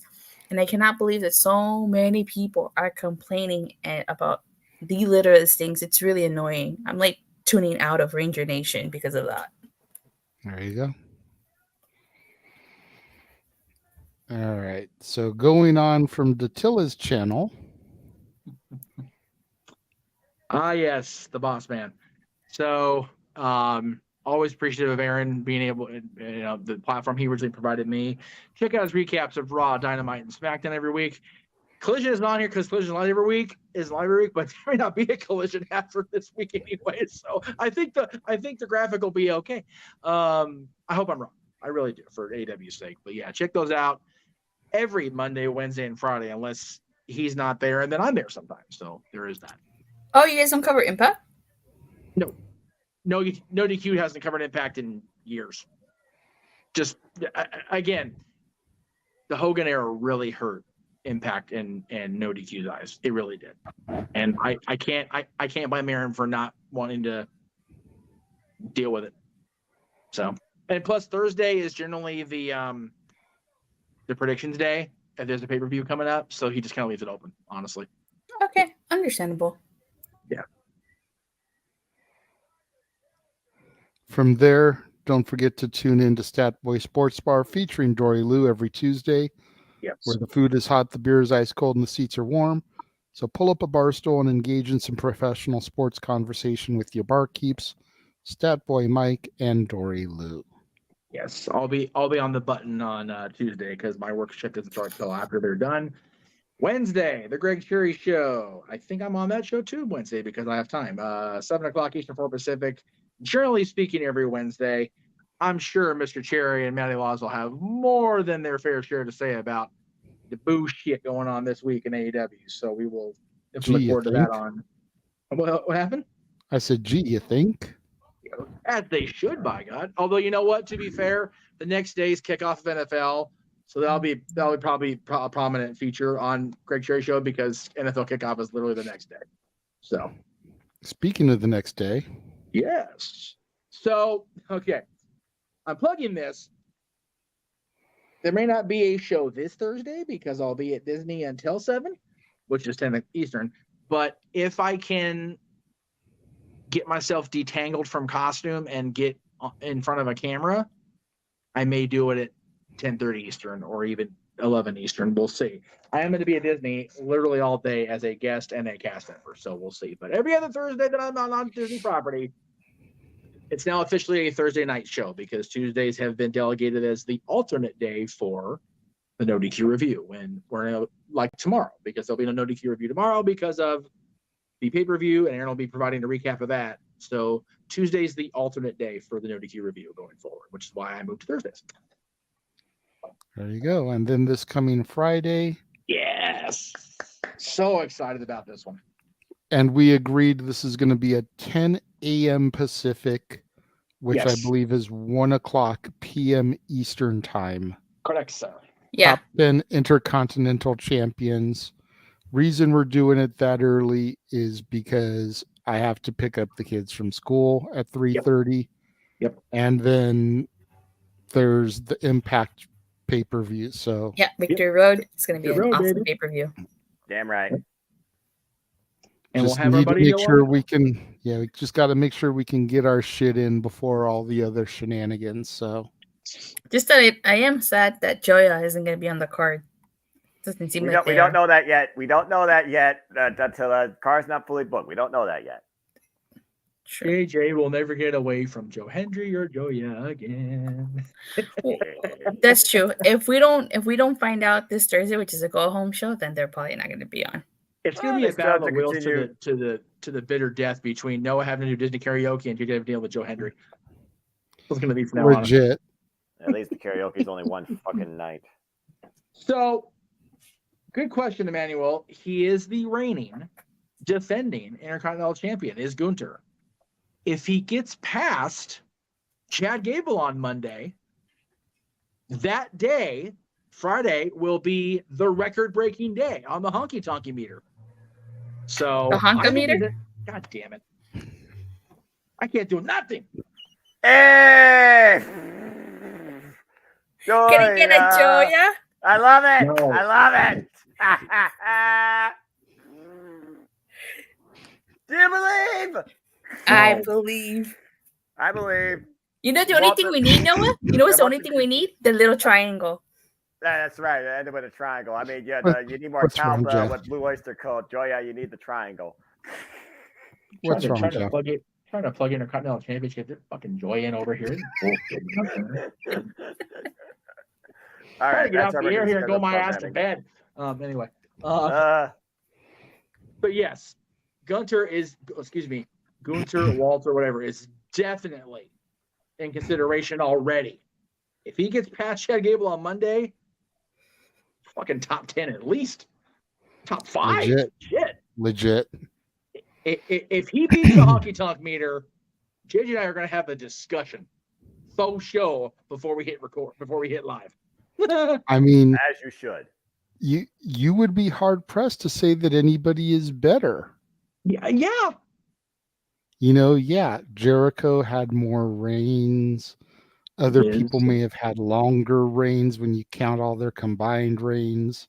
Yep. But like, if he gets past the Honky Tonk Man's record with as many successful defenses as he has had, yeah, the quality of challengers that he's faced, yes, you'd be hard pressed, and his wrestling ability, just sheer ability.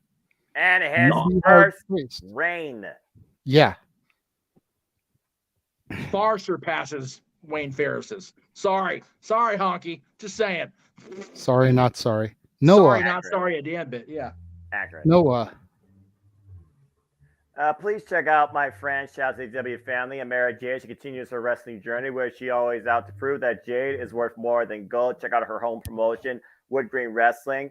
Cheers to you, my friend across the pond. May we chat again soon. Man, one day interview you when you're not signed by WWE because I know they probably would block me. But you want to engage with me, you know what to do. Follow me, as I still call it, the tweeter, and on YouTube, NN Foster 1916 for all things wrestling, of course. And shout out to the entire ATW family across the tweeter and other social media platforms too. As Eric was in the chat earlier, appreciate you.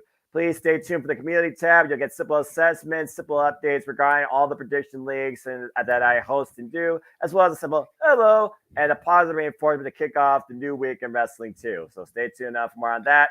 As again, I'm not letting up anytime soon. Speed of not letting up. Not only am I calling tomorrow, I'm simply predicting it. AEW All Out City Predicting will officially be 3 p.m. Eastern Standard Time live on my simple YouTube brand. And whether it's me, a panelist, or I roll solo, I assure you I will give you the best coverage I can to bring you into AEW All Out for all the capable talent that will be there, and we'll see what happens.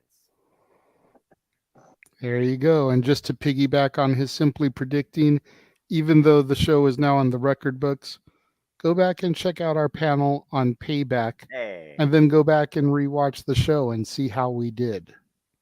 And stay tuned, JJ, as you and I will have a simple take to do at some point, not only for both All In and All Out, probably as a double, but WWE Payback as a separate. Absolutely. And then, of course, make sure you stay tuned come the end of the year for Noah. That's what I call music.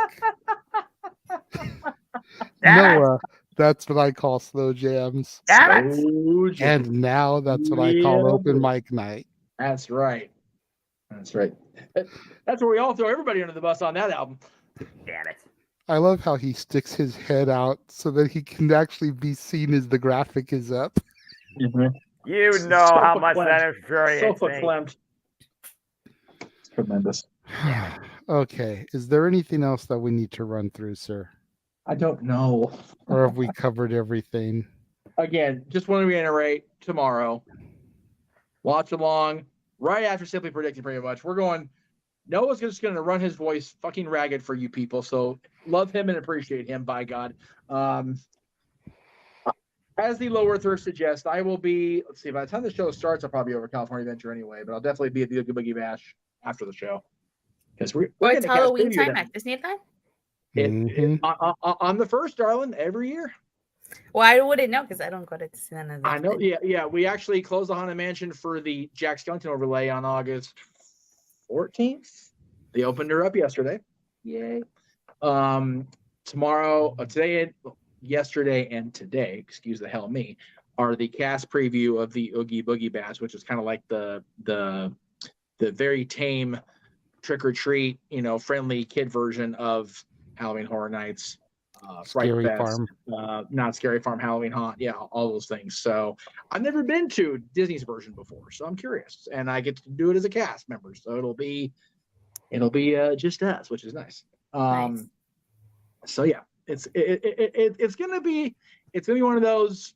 Today was what it was, or Saturday was what it was. Sunday, we're gonna wake up, and it'll be what it'll be. And we're going to move forward with positivity because that's what we do on this channel. Tonight's show was a departure from that at times, because But it was something that needed to be done. it's a shitty situation. It is what it is. There's only so many ways you can polish and air freshen a turd before it's still a turd, y'all. Like seriously. Yeah, I was gonna say, you polish a turd, it's still a turd. That's right. Doesn't matter how But- pretty you make it look. But tomorrow, AEW has the opportunity to Today flush it down the commode or back the plumbing up. Yeah. We'll see how it goes. I And then, of believe in course- AEW, by God. I may not believe in Joe Hendry or Joya, but by God, I believe in AEW's opportunity to do this. I believe right, in Joe Henry. I Good for respect. you. Hey, he's gonna be. I respect Jeff's belief in AEW. That much. Hey, he says name. Say his name, and he appears. I believe. Damn it. I have lost control of my channel. Oh Lord, it's Hey. no longer the multiverse of media; it's the multiverse of chaos. I am tired of all this shit. It's time to go to bed, y'all. God damn. Yeah, that's true. God. All right. I was just Take going our to say quickly, in addition to All Out, of course, because I see the graphics here, Oh yes, Victory Again, Road. Ooh, that's not sized properly, but okay. which I said Victory earlier. Remember? Road Yeah. and Impact 1000. Woohoo! I love it, man. I love it. Hey. We have a watch along every week this month. Again, we're back Yeah. to that shit. We got two for Grand Slam. So Right. Golly. So, Oh, after almost 5 hours of open mic nights, after 4 hours plus of Payback, yes, after the half hour, 40 minutes impromptu that Jeff did when the news broke, oh my God, we thank you all for tuning in and joining us across the multiverse of media today. Yes, It has been a hell of a day. it has. We have done incredible numbers throughout. You guys have shown nothing but love with your comments and your super chats, and we greatly appreciate each and every one of you guys. Yes. For the He-Man, James Hebert, who bid us farewell this evening and will no longer be on open mic nights unless it is a special event occasion for the time being as he gets his mind right. Again, we will miss you, sir. For Datilla, thank you for joining us late. For Noah, thank you for participating and carrying the call and everything that you did tonight. Even though you disappeared for a bit because you were so tired, we totally understand, brother. You need to take those rests more often than you do, good sir. That truth be told, I never left. Nobody needs to see me laying on a futon. All right. No, exactly. Dude, you gotta catch a cat nap sometimes when you can, man. Damn You're a freaking right. warrior and a stud, and we love you for it. And then, of course, for the man whose name is on the marquee, the West Coast professor, one more time for the evening with feeling, Jeff motherfucking Meacham. Goddamn right, my God. I am the Renegade of Wrestling, JJ Williams. Thank you all for joining us, and we will see you tomorrow for our coverage of AEW All Out. Have a good night, folks. Good night, everybody.